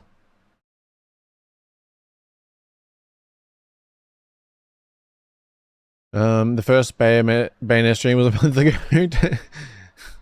Don't remind me of that. God damn it. Yes, we're gonna finish Bayonetta. I was gonna finish Bayonetta today, but I just kind of felt like I was awake, but I wasn't awake enough to dive into that. I feel like I want to be more focused playing that. Yeah, no. Next couple of days, Bayonetta's getting finished. Ay. Emerald Rogue and Pokey Rogue are diff. Yeah, I might have been mixing them up. I thought like Pokey Rogue in my head I've definitely heard of though, but in terms of my list I may have been mixing them up. Have you played Pokey Rogue, Sway?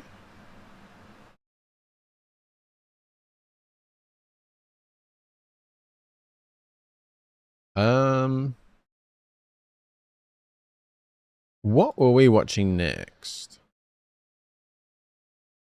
Oh, yeah. Uh-oh. Hello, you absolute legend. Uh-oh. Keep doing that because the pause button's in the wrong place for a second when it starts. I think this one's going to be an interesting watch, just for a bit of fun.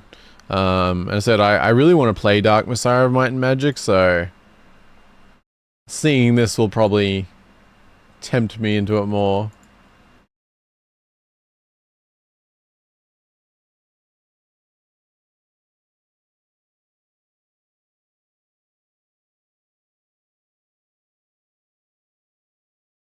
Okay, so I had to fix something. All good. Yeah. Should be an interesting one, hopefully.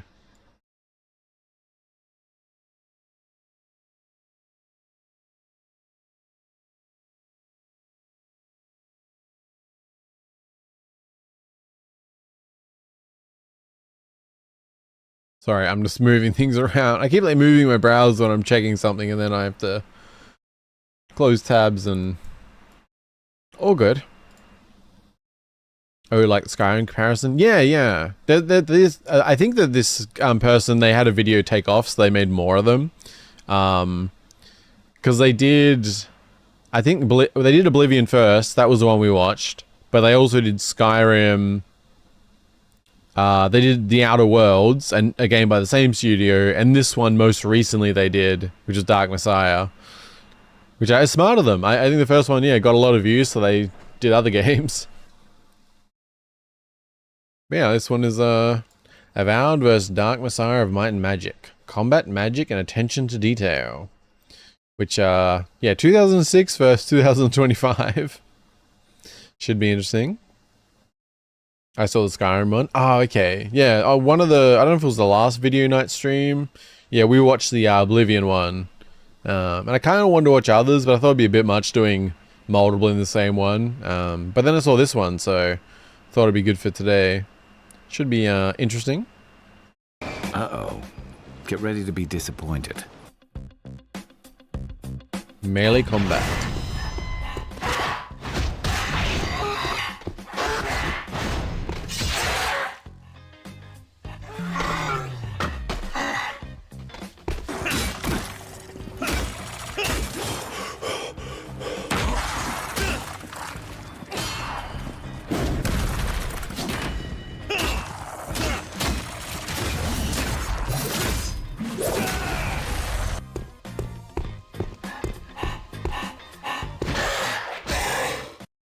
I feel like Might and Magic here looks pretty good. Like, for 2006, man. A game that came out when I was a toddler versus a new game, yeah. I mean, 2006, yeah, I was,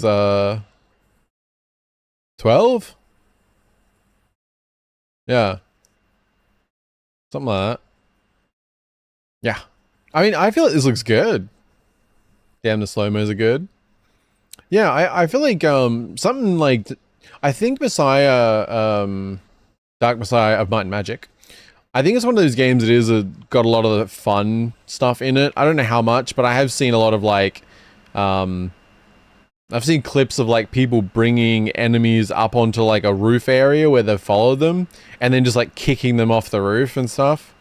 So it does seem like there's some fun to be had with it.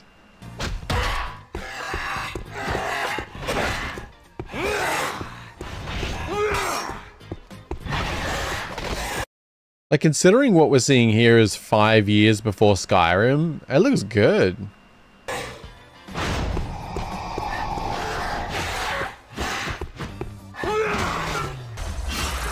am I hitting?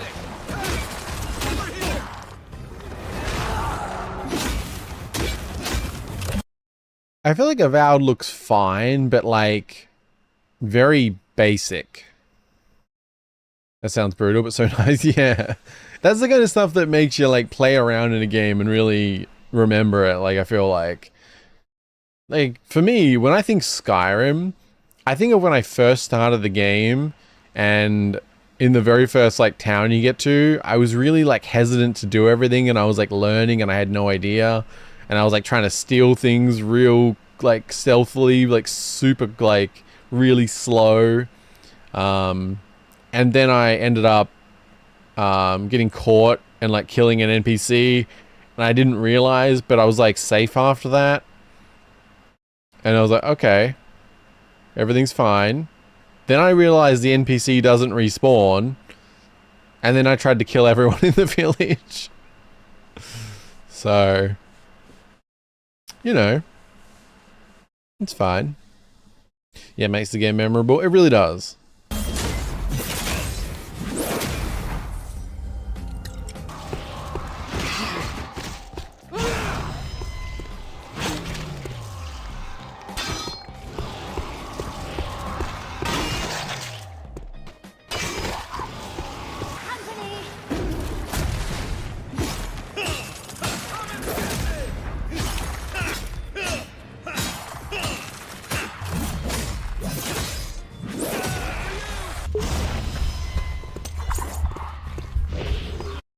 I'm just really surprised. Like, Avowed doesn't look terrible or anything, but I'm surprised how good Dark Messiah looks. Like 5 years before Skyrim. 18, 19 years ago at this point. It looks really good.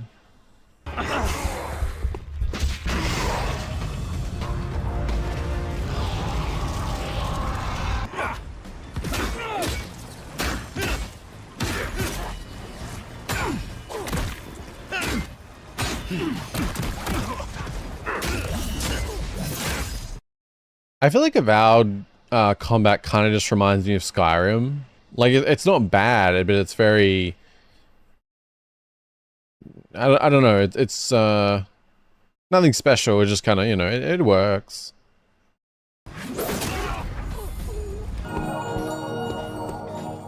Come on, let's kill him. Okay, yeah, that's awesome. Like, that's 18, 19 years ago. That's... Stuff like that is what is really fun and memorable. Before I kill him. Like, that's great. There's even like, there's even blood on the thing swinging. Like, that's awesome. Come on, let's kill him. Before I kill you.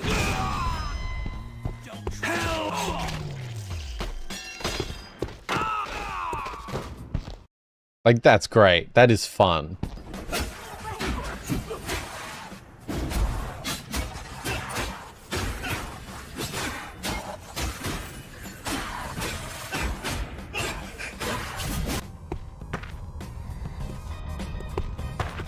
There's something up. You try to run. Wow, that's pretty great. Sounds like a Mana thing to do. Young Mana, let's do murder. What makes Skyrim memorable? I think is the story and graphics, despite all the bugs in them. I mean, I think it's gonna be different for everyone. Like, for me, the story, I didn't get into at all. Like, and it wasn't because I didn't like it.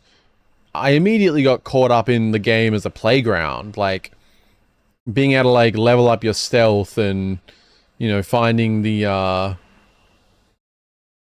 Thieves Guild and stuff, and just exploring and trying to steal things and screw around with NPCs, and like the amount of time you can do with that is amazing. Like, yeah, I think that's what is memorable at Skyrim, or makes it memorable for people, is the fact that some people are going to get really into the story and all the little side quests and stuff. Other people like me are going to spend who knows how many hours in Whiterun trying to kill every single guard without being caught, and then realizing later that they respawn after that happens, and your success that you spent hours on was probably not that worth it, but ultimately was memorable. Or, you know, putting a pot on someone's head so you can steal something. Good times. Formulaic. Oh, sorry, yeah, I read that before. Yeah, that's probably, yeah. Avowed looks just kind of... Avowed just looks very average. Not bad, just very average. Whereas originally, I feel like they planned for it to be so much more. Like, it was meant to be an Obsidian game like Skyrim. Not exactly like it, but it was meant to be a big, epic kind of thing. And they did say at one point that it was scaled back, like, which is just unfortunate. I just feel like it had so much potential. A wise man once said, "It's okay." True.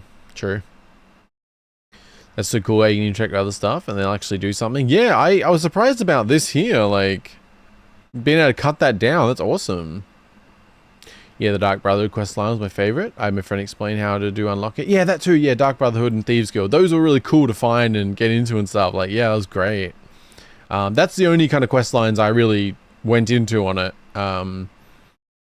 But yeah, that's the thing about Skyrim. Like, different people are going to spend so many hours doing different things in that game to make it memorable. And the fact that there can be that much variety, I think, is something very unique and special about it. This here, though, this is great. There's something up. You try to run. Like, that's awesome. There's something over there. I'm gonna rip off body parts. You come on, loser. Get what's coming to you.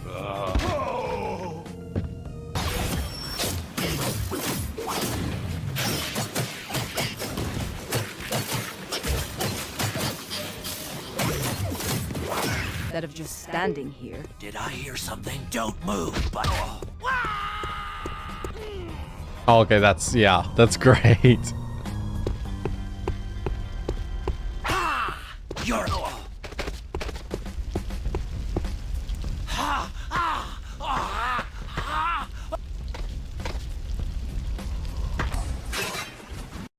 Yeah, this is making me want to play Dark Messiah.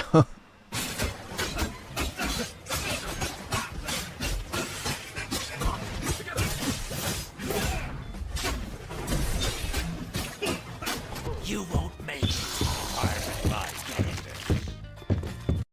I don't know why this game isn't more known. I don't know if this was something that was overshadowed by something, or like it seems really cool. Oh yeah, the class system in Skyrim was great. Yeah, I did like the variety in Skyrim. Like I maxed out my stealth and thieving and bows, and oh my god, the stealth bonus and everything like stacked together. It was just like one-shotting everything from stealth. It was so good. Like it was so fun. The scream, yeah. Like it looks really cool. Also, the good thing about older games, they're typically cheaper than new ones. That's true too. Yeah, that is true. And also, you get a lot more sales happening generally too, like big sales.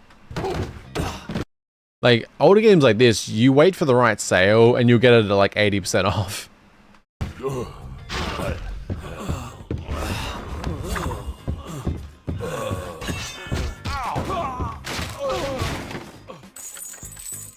Like man, the destructible environments and stuff is really cool. I don't know why I don't hear about this game more. It feels like one of those underrated games where like the people who played it appreciate it, but far fewer people know about it. Even though it seems very Skyrim-like, but with some really cool mechanics that even Skyrim doesn't have. And it came out like 5 years before it. So I guess this was... Wait, was this the same year as Oblivion? Maybe that was the problem. When did Oblivion come out? Was that... I thought it was 2004. Oh, it was 2006. Oh, I was thinking...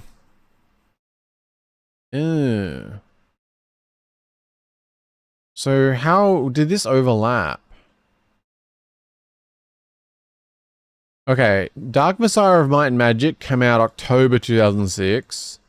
Oblivion came out in March. Oh, so even though this came out like a little later, Oblivion probably overshadowed this a lot. Didn't I could imagine that.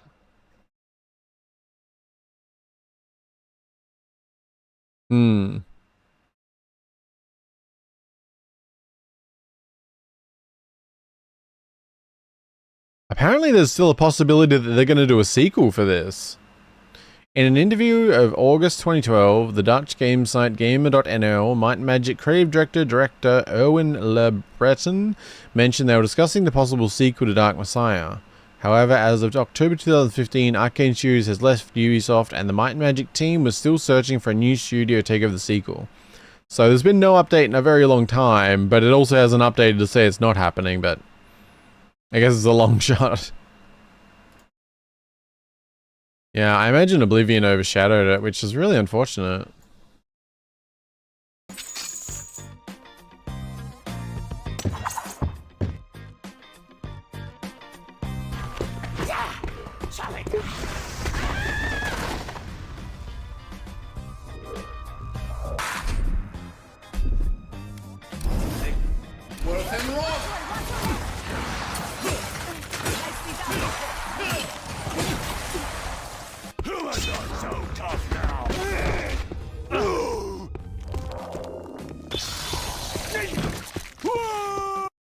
Okay, that's awesome.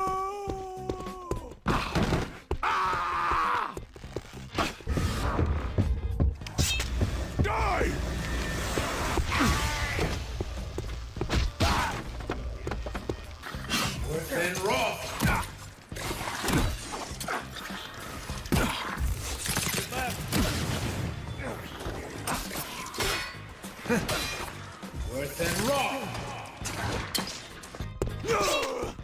Stupid human, you don't defile me!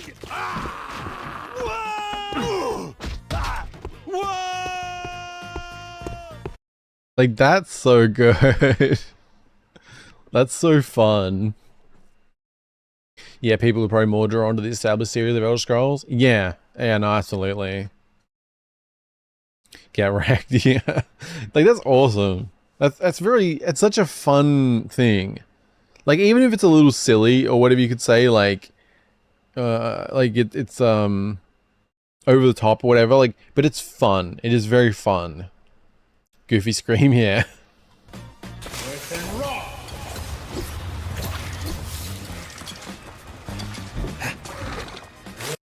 Like, I think there's just such a, like, pure gaming fun thing about being able to kick enemies off of roofs and platforms and things and have them just drop down like these massive drops into the water or holes or whatever it is. Like, there's something so just pure gaming fun about that. Or like a show, being able to like put ice down and have them just slide off like that. It's pure fun. It's the silliness that gets us hooked. Yeah, like, I think it adds something very special. Like, it's memorable in such a strange way. Like, being able to put ice down and have your enemies slip off these massive platforms down to their death, like, or just kicking them, like, it's memorable in such a pure fun kind of way. It's revenge to the game for fall damage. Yeah.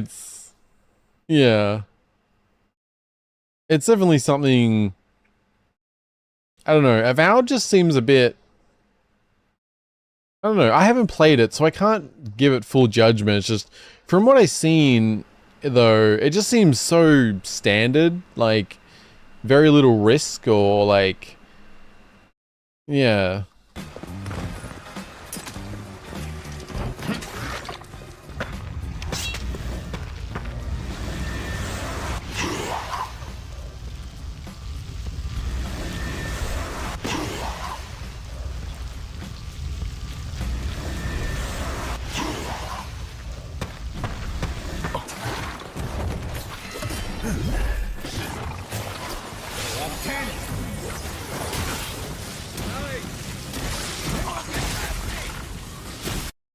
Like, that's cool, but I don't know. I feel like just most of what I've seen for Avowed is like, there's some, like, that's cool there, but I don't know. I feel like probably, yeah, the fact that it just feels like it didn't really take any risks. They didn't, like, I don't know. I think I described this in one of the other streams where it's the difference between a game that was made by people who are gamers, like people who are like actually making the top level decisions, those people being gamers or not. Because gamers are the ones that are gonna allow for like silly stuff where you can like put ice down that enemies slip off into the abyss, like, whereas you're gonna get a lot more like standard formulaic, less risk. I feel like when someone's not a gamer, I'm simplifying a lot. It's not that straightforward, but that's kind of the vibe, I guess. Probably that we've all seen this kind of game before and want new things. Yeah, it's a good way to put it. I think, and I think that's kind of the thing though with Dark Messiah Might and Magic.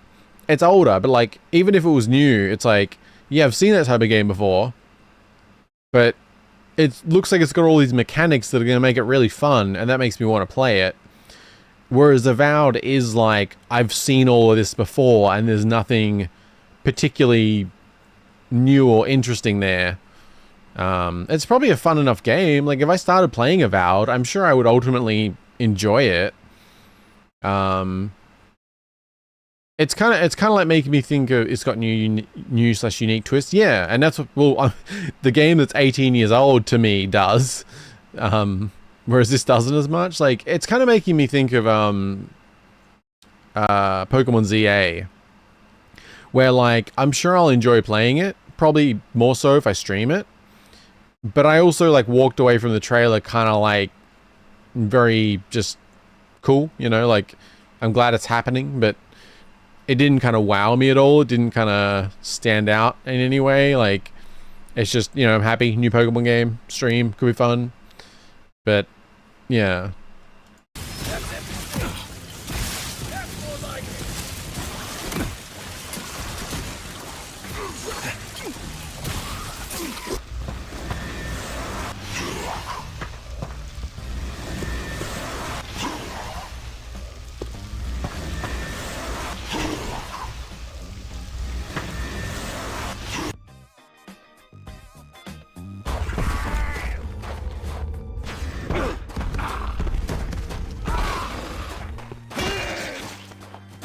Stinking human. I feel like, honestly, like, Dark Messiah, yeah, I'm just gonna call it that. Dark Messiah, I feel like the visuals and everything are really good. Like, obviously, you see there, those textures aren't that high resolution. But I feel like the art direction for what I'm seeing is really good, to where I would be happy just playing it. Like, I wouldn't care at all about the graphics. Like, it still looks really good, I feel like, in its own way. And if there's any mods to upgrade the textures and stuff, like, I feel like just literally just the textures being a higher resolution would be enough to make this game look really good. And it still looks really good regardless. Like, I would happily play it. There's an achievement for kicking a guy off a cliff in Ghost of Tsushima, and I got excited when it popped up because I was trying to kick a guy off a cliff for fun. Oh, awesome! Yeah, that's one of those gamer things. Yeah, I love little things like that. Difference between reminding you of a game versus being a copy of said game. Yeah, I think this. Yeah, I think Avowed just could have been so much more. And especially. What's crazy, I think, about Avowed, and again, I can't be too critical because I haven't played it myself, but I'm still doing a thing here where I'm watching both games, and one's drawing me in, and one's kind of like, yeah, that could be alright, it's fine. But the crazy, like, Avowed had 6 years in development. That's a long time, man.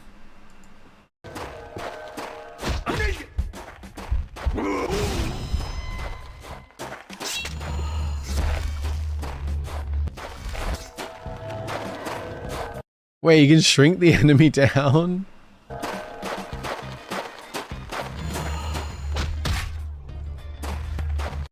That's awesome.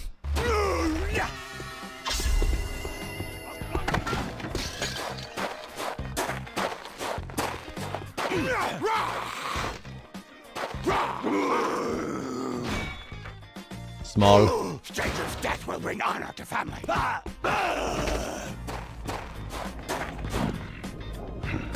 Go! Up 10! Go 10!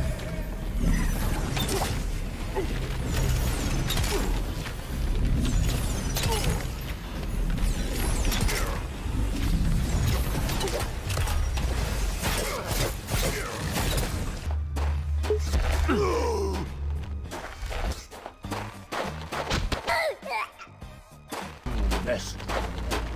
Move west.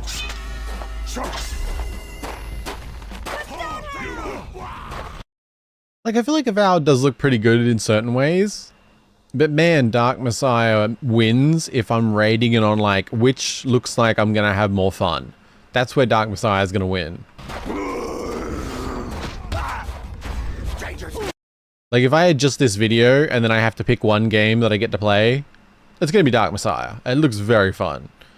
Like, you can kick enemies off cliffs, you can push them, like, kick them into fire, put ice down to slide them off things, you can shrink them down and then just kick them into a pile of blood. I mean, yeah, that's a game.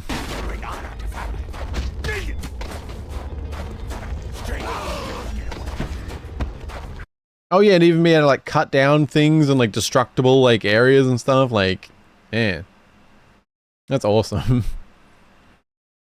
Near Replicant, an achievement for raiding the ball for 5 minutes, and I got it by chance. I was doing a donut with a pig. Oh, okay. Yeah, I like weird little achievements like that. It just, I don't know.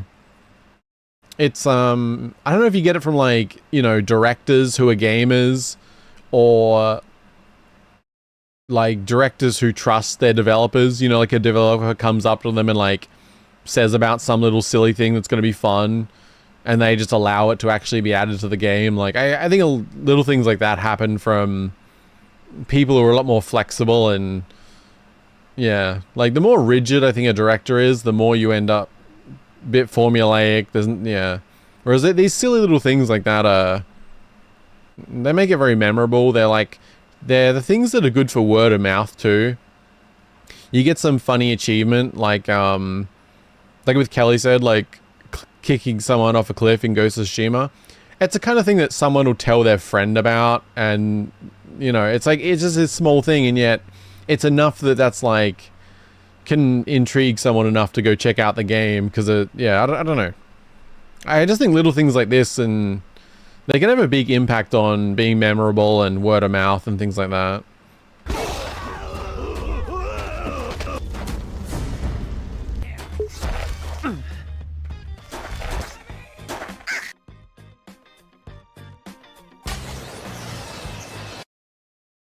Is there a lot of long-form horror games? A lot of them seem to be shorter. Open world, day/night horror game could be fun. Like zombies, I enjoy a lot.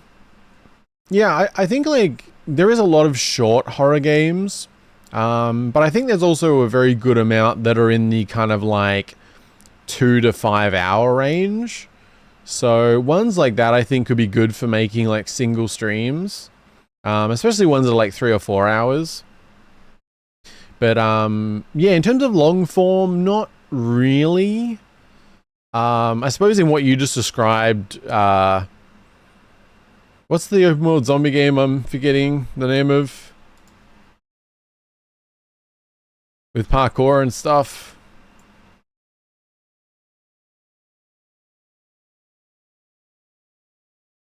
Oh, I cannot think. Dying Light, that's the one. Yeah, I guess like I was just thinking like what you described, that came to my head, but I couldn't think of the name. But I don't know how horror that is, but just what you described, yeah. But in general, I mean, maybe there's ones I'm unaware of. But yeah, I mean, if anyone wants to look for any or like, you know, everything, I'm open to any kind of horror games we could play. So, but yeah, you aren't wrong. A lot of them are shorter, which I think can be good though. Like, because that way we could either do streams where we play a single game start to finish that's 3 or 4 hours. Or I can like, you know, get a batch of games and, you know, we can play, you know, 3 to 5 games in a stream that are shorter or something. So yeah, we can just kind of see like that. So yeah, if anyone wants to suggest horror games, let me know. Oh, I gotta go now, Mana. Thanks for streaming today. I really enjoyed it. Oh, I'm glad. Thank you for being here. I assume you're going to bed based on the time. So, yeah. Thank you for being here, Satrio. Hope you have a good rest of your day. Or, hope you have a good sleep, I'm assuming. Yeah. Quiet Place? What is Quiet Place? Sounds familiar.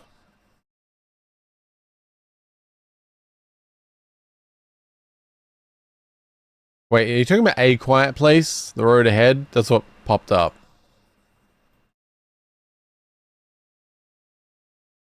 Is that the one? The reviews seem kind of mixed. But, I can definitely add it to the list. Yeah, I am, yeah. I guess it's about 6 AM for you, so, better get some sleep. Yeah, thank you for being here. Good night.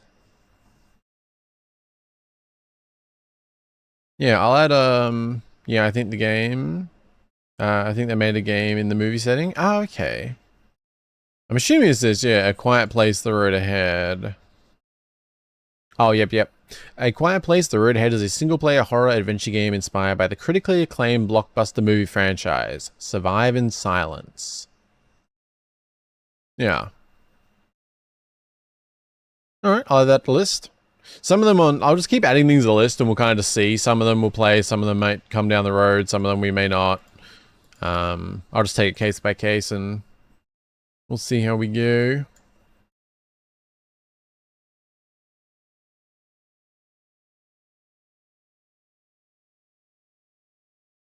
Sorry, just doing a quick Discord check to make sure I haven't missed adding anyone. The Game Jam Discord grew faster than expected. There's 32 people in there at the moment, including me, that is. So I guess 31 people have joined, which was faster growth than I expected. So I think the next Game Jam is going to go well. That's also one of those things I should mention on stream sometimes. The first Game Jam that I hosted has been completed. It's currently in the ratings phase. Link in chat. 5 games were submitted, which I'm going to play them all. But the next one's currently going for submissions, and way more people have joined, and there's already been 1 submission, but there's still 24 days to go, so hopefully the Game Jams continue to do well. Yeah, link in chat to the first and second one if anyone's interested in my Game Jam that I'm hosting every month. Just started the second one. First one was started a bit late. It was you know, learning experience. But yeah. I normally don't play horror games, but I like zombie games. They're my exception, because it's not really horror always. Yeah, no, true, yeah. I have a friend that loves Resident Evil game series, though. I don't know much about it. Yeah, I've only really watched some Let's Plays of Resident Evil games, so some of them could be good, maybe. Yeah, do you like Project Zomboid? That's really cool. It's got a bit of a learning curve, but really cool game. We should probably continue the video.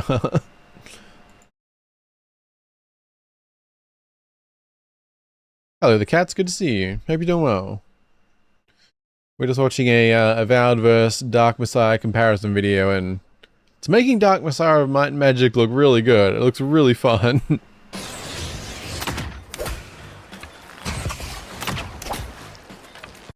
Also rambling about horror games.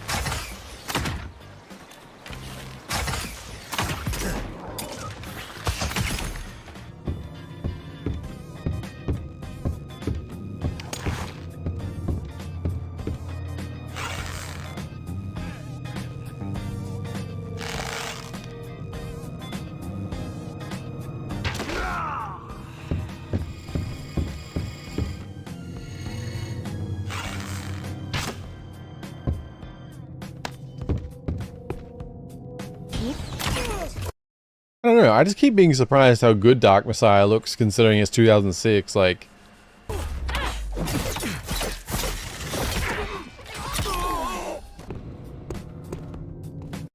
Avowed does have like a nice environment, but I don't know, watching the Dark Messiah parts, it's really selling me on it.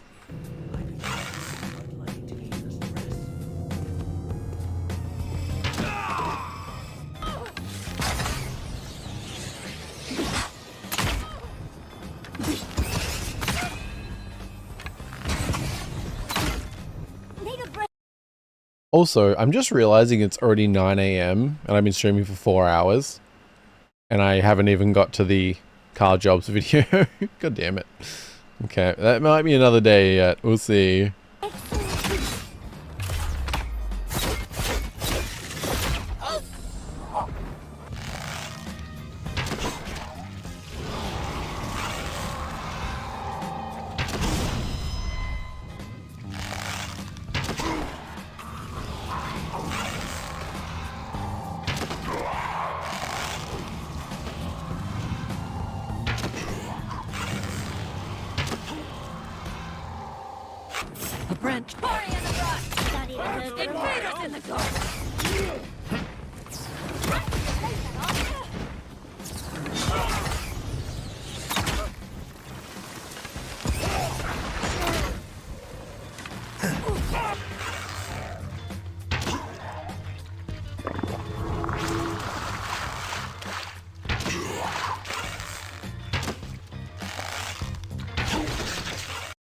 I actually really like the bow, what I'm seeing here for Dark Messiah. Like, it looks nice and straightforward, like very like simple bow. Like, I like that.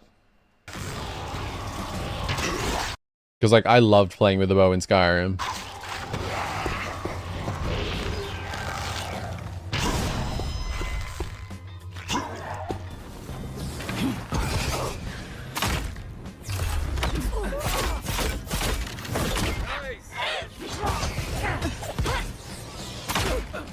Yeah, I'd say Avowed looks pretty good too. Like I think I would use the bow in Avowed. Like that looks pretty good.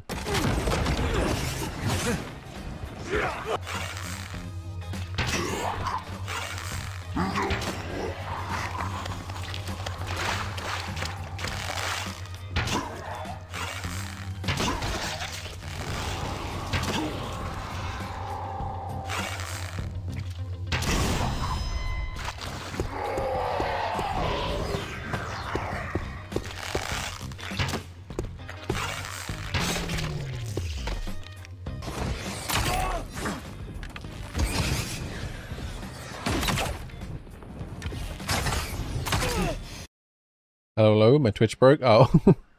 Hello, YouTube April. Good to see you again. I guess it's good I'm on both then.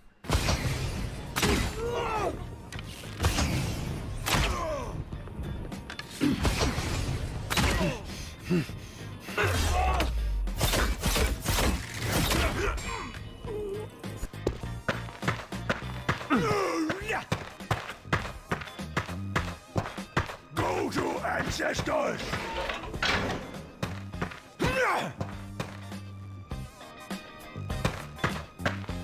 Ah, a challenge!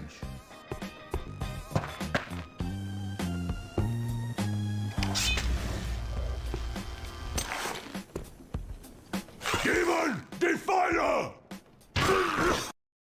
Okay, that's actually really cool. I feel like a lot of games that are this old, you would not be able to shoot through the bars. It would just like hit an invisible wall like in the bars. Like it's a simple thing, but thinking about 2006, like I feel like there's still a lot of games that would be, you wouldn't be able to actually shoot through the bars. Stealing from friendly NPCs.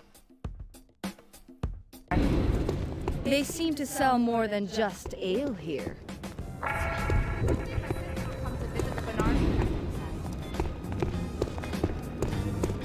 You there! Out of the kitchen!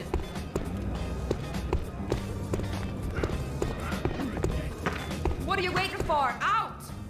You really have a way with women, don't you?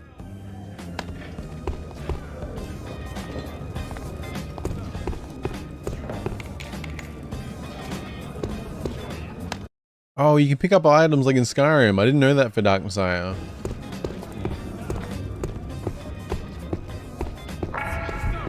Which is something you can't do in Avowed from what I've seen. Is that the best you can do? Don't try to run!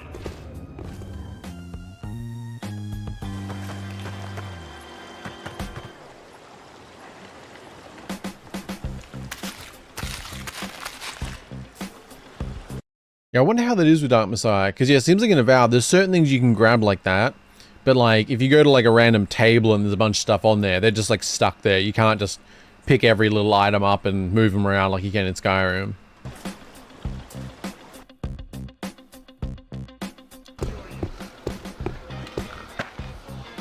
There you are! I'll take that!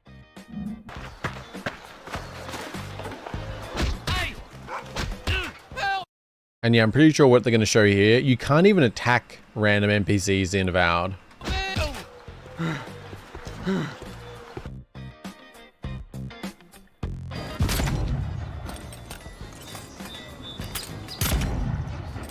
Yeah.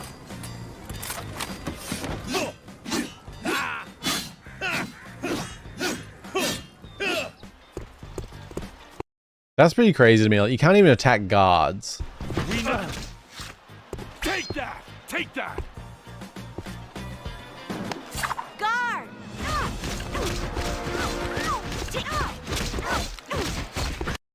Man, I know it's not perfect, but I feel like the graphics of Dark Messiah hold up so well. I think that's honestly like the big strength of like, you have good art direction, it holds up like really well.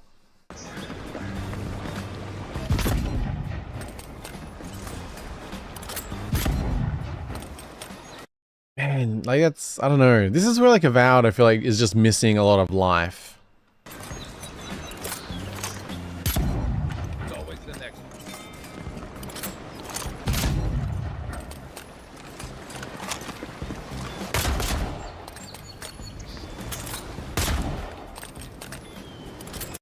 I will say on the Avowed side, this area looks really cool. Like this port, like looks great. Like it feels very grand. Like this actually feels like a big city. I know, that looks really cool.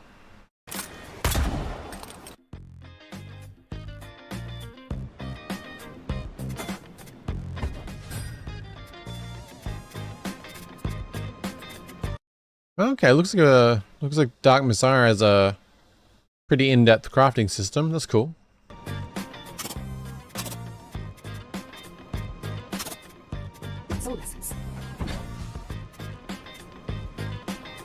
There's a lot of stuff there.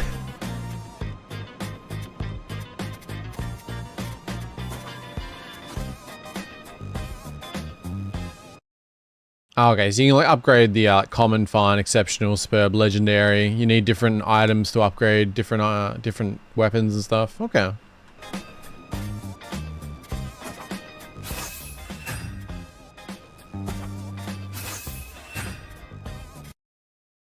Oh, so you have to, okay, so you can see there, like, exceptional +1. So I guess you have to, like, get to exceptional or fine, and then you've got a certain amount of upgrades within that. Then you upgrade the actual quality.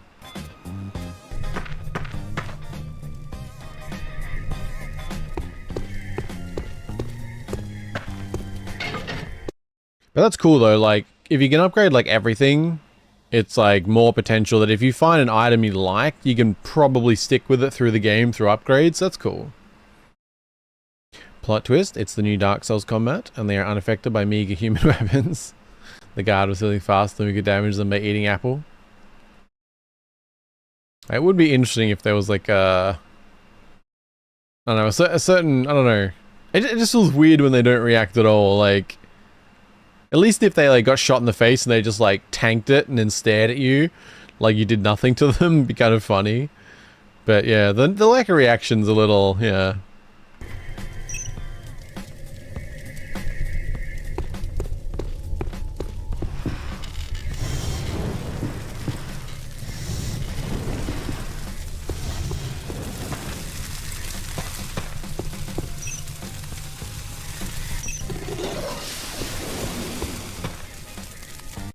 This is really cool.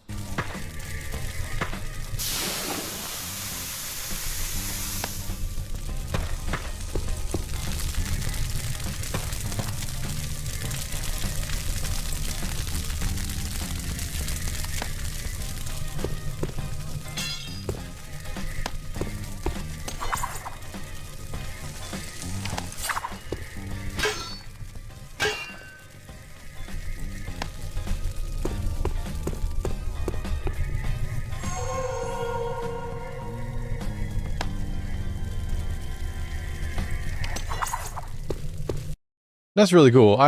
Yeah, Dark Messiah is looking better and better to me. Like, it's... I don't know, it just feels like a lot of effort was put into it to, like... It's just got little things that really stand out for me.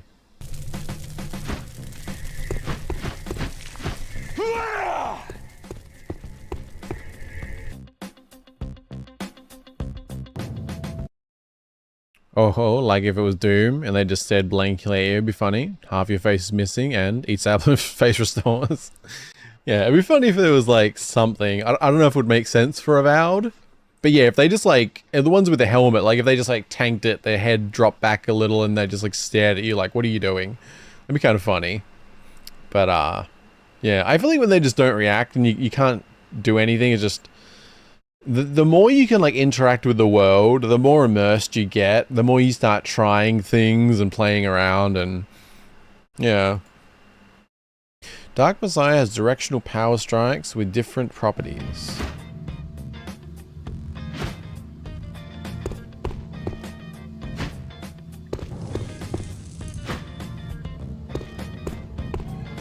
They are performed by holding to one of the 4 directions and holding attack button. Oh, okay. Making me think of Skyward Sword. In Avowed, melee attacks are always the same no matter what direction you move.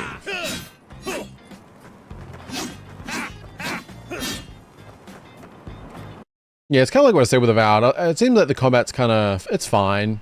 It's not something memorable, I think is probably the way to put it. But there's nothing wrong with it. It's just not very memorable. It's pretty standard. The bow looks fun to me, like I enjoy that, but yeah. It definitely has Oblivion vibes, so it makes sense with the lack of knowledge of it, especially with the releasing the game same year as Oblivion, but definitely a cool game. Yeah, I think it was, what was it, March for Oblivion, and then Messiah was October or whatever I said earlier, which, yeah, it does seem like it was possibly overshadowed, because a lot of people playing Oblivion would have been playing it for a long time. And if they played it over a number of months, like which was not uncommon back then with a game like that, they weren't necessarily looking out for, you know, something else like it, or even knowing about it necessarily. Like, I don't know, it's unfortunate, because Dark Messiah, it's one of them games where everyone I see talk about it seems to talk positively about it, but I don't hear about it very often. The stealth archer calls the wall. Yeah, it's fun. It's very fun. Rip Skyward Sword. Yeah, we might play it one day. I just yeah, I kind of lost my motivation to play it, unfortunately. I still want to play other Zelda games. Just Skyward Sword's a weird spot for me. For reasons. Yeah, I don't know, man. We'll have to see on that one. Oh yeah, you would play for months, and having one of that type would probably discourage buying a similar one. Yeah, yeah. And also just like, if you're hooked into Oblivion and that kind of stuff, like, you're not necessarily looking out for it either, like, yeah.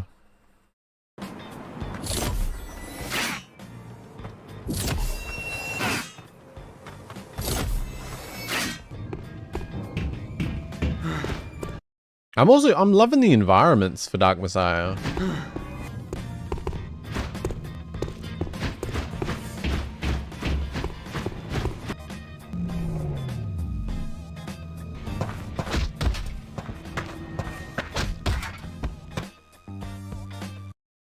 Like, I could imagine not even using a sword while playing Dark Messiah. Like, every enemy I would be trying to knock off a roof, or kick a barrel into them, or, you know.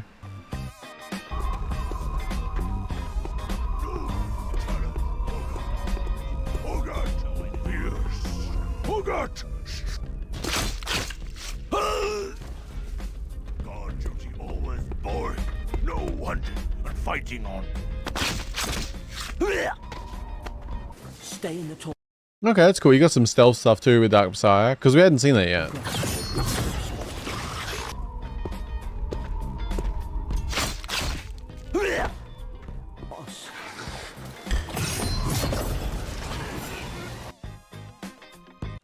Subscribe, which is definitely worth it. I'll link their channel in chat. Cool stuff.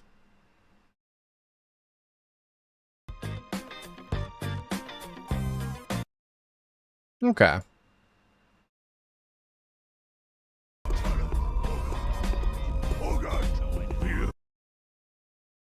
Yeah, very cool. Honestly, they're just, yeah. Avowed seemed fine. There wasn't anything wrong with any of it. But Dark Messiah is what kept me hooked here. Like, yeah. Look up when the first Skyward Sword stream. Yeah. Yeah, 2 years ago, man. It's crazy. Whereas, like, we played so much Skyrim. We played so much Legend of Zelda last year. I mean, we did Ocarina of Time, we did Majora's Mask, we did Wind Waker, we did A Link to the Past. Wait, was that all? Which was still, like, a lot. Oh, Echoes of Wisdom.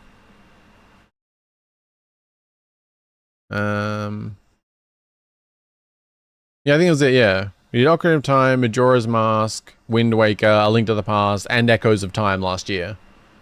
That was pretty solid. That was fun. And yeah, I did Master Quest Ocarina of Time, so I would still like to do the original. I do wonder how much interest there'll be in me replaying it. It would be fun though. I think. Maybe. That's pretty good. I honestly, you just really sold me on Dark Messiah. I have no idea what the quests or stories like in Dark Messiah, but in terms of the fun and the mechanics and the environments and everything, like even without mods, if they exist, it looks really good. TP2. Oh yeah, Twilight Princess, yeah. Okay, yeah, no. Okay, I did Ocarina of Time, Majora's Mask, Twilight Princess, Wind Waker, A Link to the Past, and Echoes of Wisdom last year. Yeah. All those stamps, yes, they're fucking stamps. Oh yeah. I didn't see my Twilight Princess playlist, that's why I forgot about it. Oh yeah, there it is, yeah. Yeah, we did a lot of Zelda last year. It was really fun. I'm glad I did. I think mainly left that I want to play is Minish Cap and A Link Between Worlds. They're probably the main ones that I still want to play. Along with that, I do want to replay Ocarina of Time. I just maybe I need to do a poll on that one to see how interested people would be. Because it would still be slightly different, obviously, for me playing the original instead of Master Quest. And I don't know, maybe we can make something interesting out of it in other ways while still getting to have the pure experience for me. Because we would play it with Ship of Harkinian, so there's a lot of options if we want to do a randomizer of something, or like, I don't know, because I want to have that pure original experience since I've only done Master Quest. But there is some options maybe where we can mix it up, or I honestly don't know. I need to think on that. Stamp prices for letters keep going up. Well, there is plenty in Twilight Princess. Yeah, yeah. Yeah, I kept finding them and not even meaning to. Minish Cap, let's go. Yeah, I thought Minish Cap looked really good. So I do want to play that and A Link Between Worlds. Yeah, there's definitely... I want to replay some, but... I kind of want to replay Twilight Princess. I feel like I'll enjoy it replaying it because I did really like it, but I don't know. I don't know how to explain it. I feel like I didn't appreciate it enough, like, because I didn't really care for the wolf and actual Twilight stuff much. Like, I really preferred it when you would just Link in the world normal. Like, I really didn't care for the wolf side of things at all. I didn't hate it or I didn't dislike it. It was more just... I didn't like it anywhere near as much as just playing as Link, because I think what I loved about that was that while Ocarina of Time and stuff still, like, really great games considering the N64 and the limitations, but in Twilight Princess, when you were just playing as Link, it really felt like you were just in this big world. There was such an upgrade from those games. Like, you were just a proper, like, good-looking 3D Link in this really big world, and I don't know, it just felt really good to play, like, a game like that. Because there isn't really any others until Breath of the Wild, which feels very different. Like, because the other Zelda games, there's a lot of 2D ones. Wind Waker feels completely different.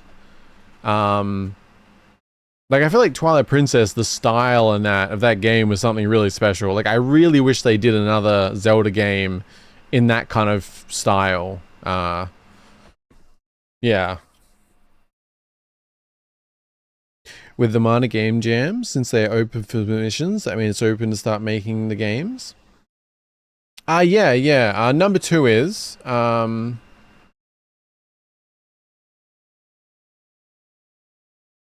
am I at?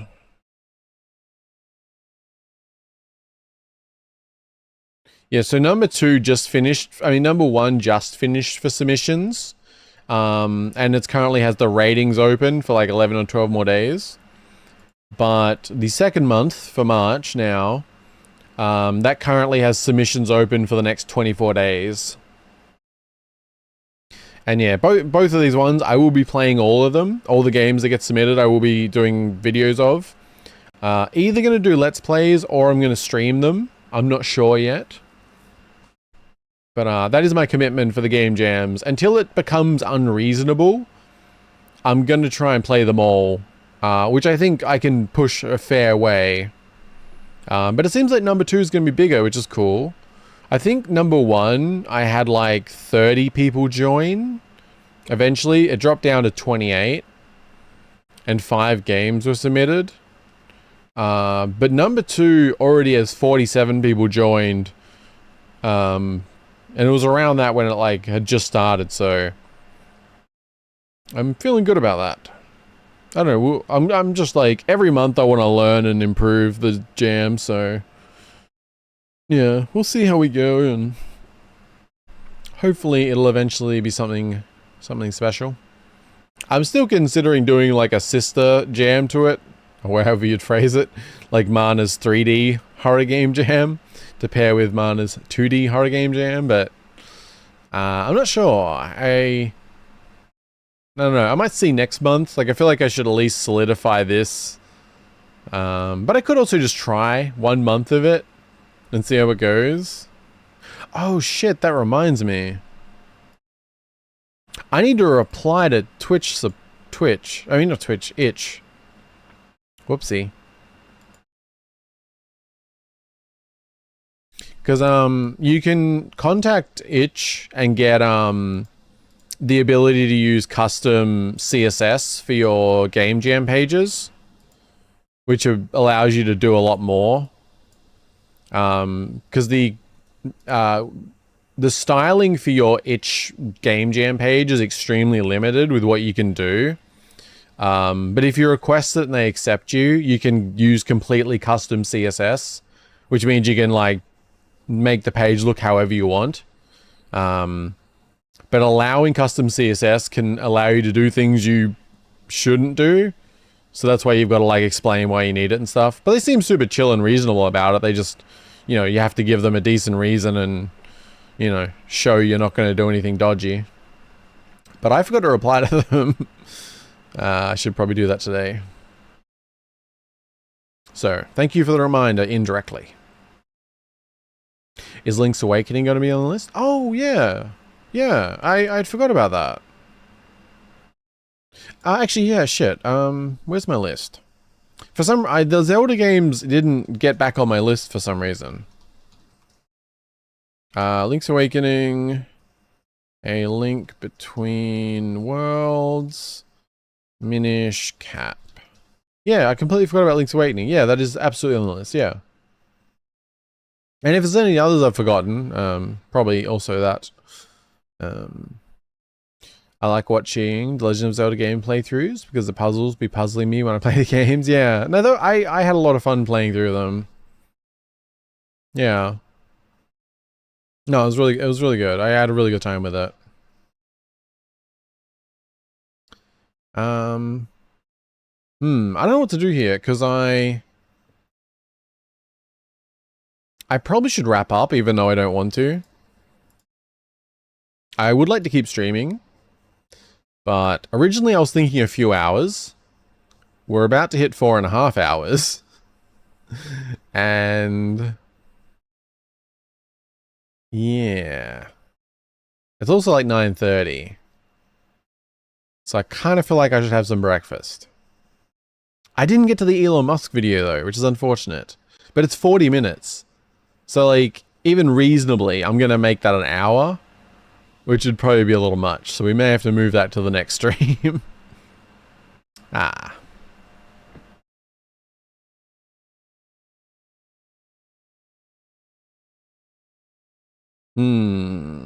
Yeah. Because I need to record a couple of Let's Plays today.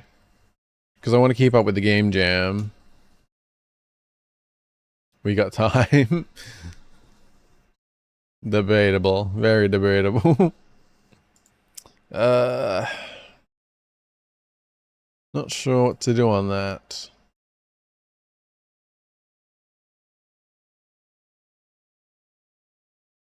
I'm hungry.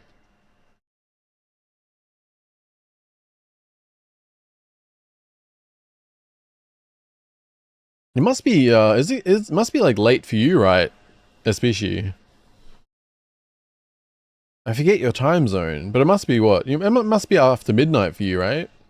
I don't know, what time do you normally stay up to? Because I think you stay up pretty late, right? Or did?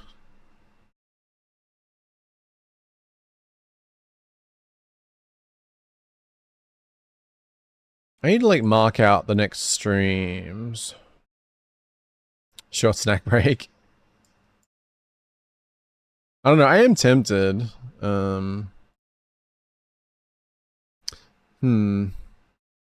Yeah, it's 1:26 AM here. Okay.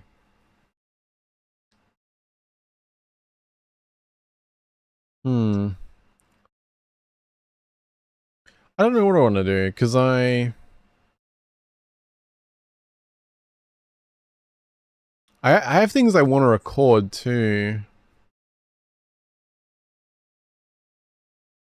I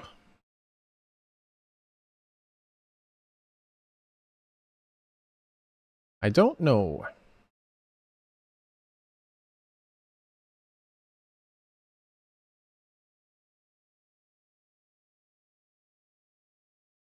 Sorry, I'm just like looking over things. Yeah, because I'm gonna I don't know what I want to do for Sorry, there's so many things I want to do and need to do. Going to bed around 6 AM. Oh, okay. Yeah.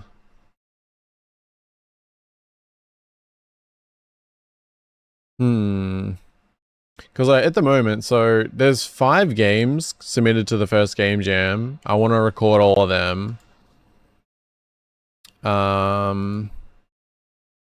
What else? What else? I mean, I want to watch that video, but there's also I want to play Rat Shaker. There's a 20 to 40 minute game I need to play.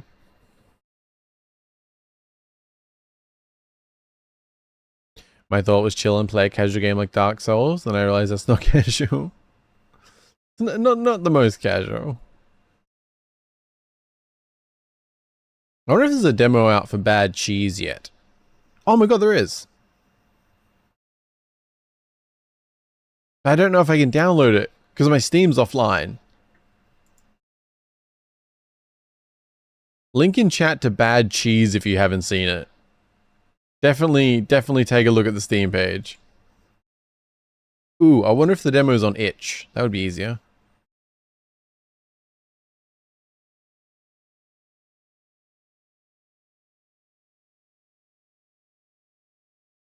Man.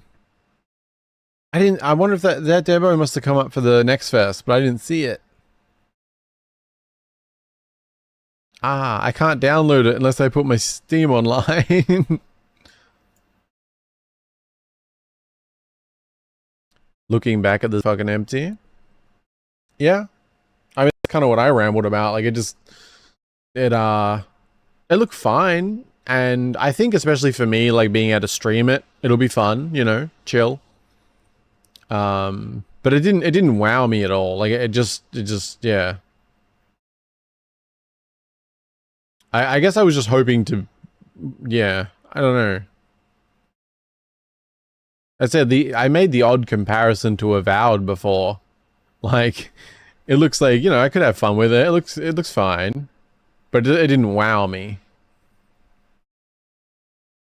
I thought they would show more in the trailer, like, because I think what I wonder about is, like, what do you actually do in the city?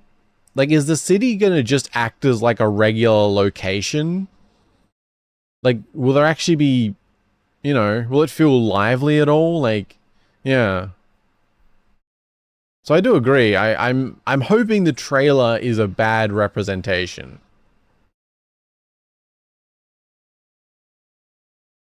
Yeah, the cheese seems like it was bad. Yeah, Bad Cheese looks interesting. Game Freak will be Game Freak. Yeah, I mean they were so good though. Like, I don't like thinking as them being disappointing. Like, they made some amazing games. Yeah, they may have got repetitive on the formula, but I don't know. I just can't help but think back to the games like Emerald and playing Platinum now and stuff. Like, these are great for what they're on. Like, the Game Boy Advance and DS era, they were killing it, you know? Remakes like Leaf Green and Fire Red, along with Soul Silver and Heart Gold, amazing. Love it. Ruby, love it. Emerald, Platinum, quite enjoying it.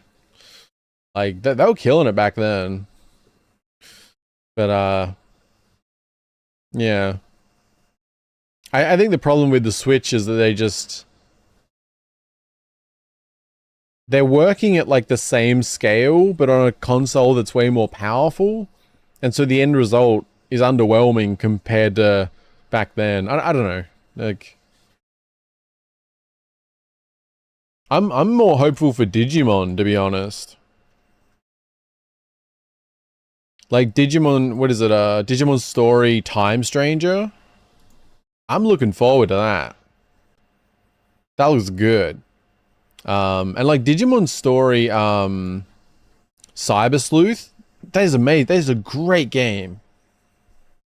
Like, they went back to the PS Vita, and it was awesome.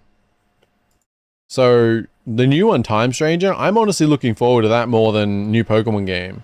Actually, Nexamon 3 as well.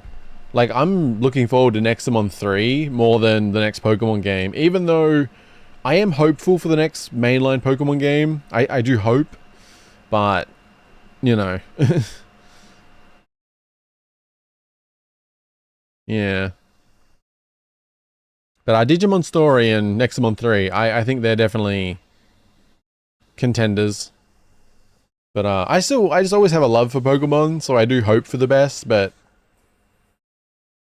honestly, I think ROM hacks are still kind of where it's at. Like, some of the ROM hacks are so cool.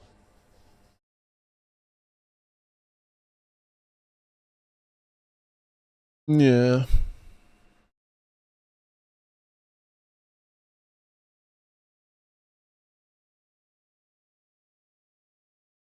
Why is YouTube not receiving enough data? What is happening? Restream, what are you doing? I don't know. I don't know. I should probably wrap up, guys. It is 9:30. I am very hungry. I should probably exercise. And I do want to get some stuff done today. Because currently, as I said, I'm going to be trying, at least, for the next 2 weeks. I'm going to be going to bed at 5:45 p.m. So going to bed, got plans. No, I'm staying up, yeah. Said, yeah, for the next couple weeks, I'm going to be just trying it. I'm going to be going to bed at 5:45 p.m. and then getting up at 1:30 a.m. And then, yeah, ideally, like, if I get up at 1:30, I think then, like, if I can stream at 2:30, so I give myself an hour, that'll be good. And, like, if I'm streaming at 2:30, that way, like, I can stream to now if I want to. And if I do start at 2:30, this would be like a 7-hour stream at this point. So, it gives me a fair bit of flexibility. It's a weird, like, sleep schedule. But I actually feel pretty good about it if I can lock it in. Because it's kind of nice, like, even going to now at, like, 9:30, it's like, it's still very early, it feels good. I can have some breakfast, I can exercise, and then, yeah. Because, yeah, there's some stuff I want to get done today. I want to cut up at least a couple more and edit of the horror streams. But, I think I'll try and record a couple of the games from the Game Jam, put them up as regular Let's Plays. Yeah, I wanna try and have a productive day. Like I said, there's still a couple of games I really want to play from the Steam Next Fest, but yeah, I don't know. I am curious to see, like, if I do like a decent edit from the horror game streams, like, I'll watch them through. As I said, I'll cut out any talk, any chat interactions that are unrelated to the game. Cut out any like any pointless things, cut out BRBs, and obviously smooth it out and try and get like a decent Let's Play experience. I'm very curious how well they will do posted to the second channel versus me doing a regular horror Let's Play on the main channel. I'm really curious to see how they'll compare. Because if they actually stack up closer than I expect, it could be worth moving away from doing just Let's Plays and focusing on doing streams with multiple games and then editing them. I'm not sure. The only like downside to it is the time investment. Like when I do a regular Let's Play, I don't need to watch it through because every time there's something that will need a cut, I just start and stop my recording. So it's really easy just to find things. Whereas with a stream, I kind of have to watch the whole thing through, which I can do at 1.75, which helps. But still, if the video is an hour, it still adds up. But yeah, I don't know. I'm figuring things out. But yeah, I think we'll finish Bayonetta tonight. I know I keep saying that, but I want to get it done. Actually, what we might do,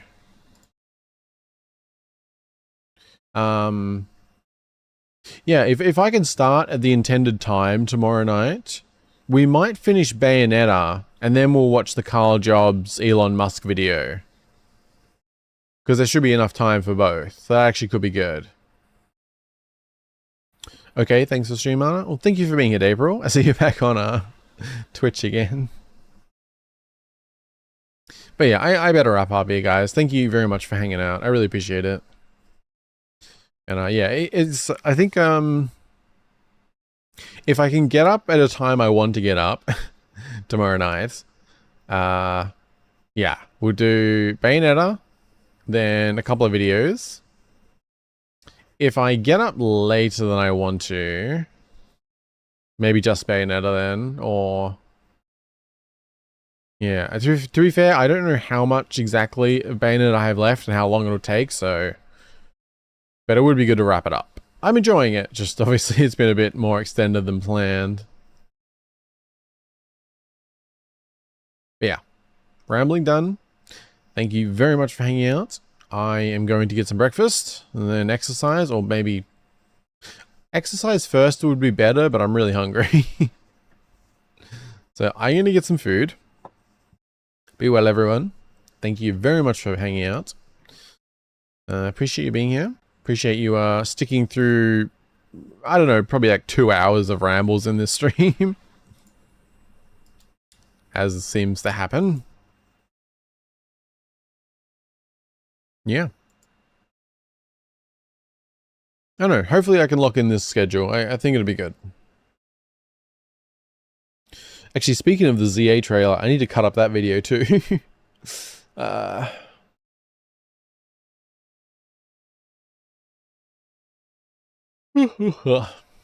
Need more coffee. Thanks for streaming. Have a good rest of your day. Thank you for being here, Species. Enjoy the rest of your night.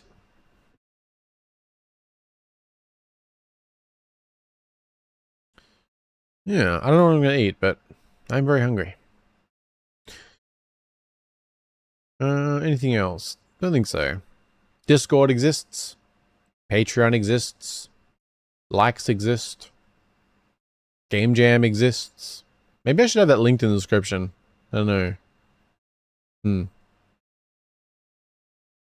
Anything else exists? I don't remember. But yeah, thank you for being this way. Thank you to anyone who's been lurking. Thank you, April, for being here on Twitch and YouTube. Thank you for dropping in the cats. Thank you for being here, Kelly. Thank you for being here, Satrio. I always feel like I shouldn't start naming when I start naming because I probably won't get everyone. Thank you for being here, Mr. Puzzles. But I've already started now. Thank you for dropping in, Jay.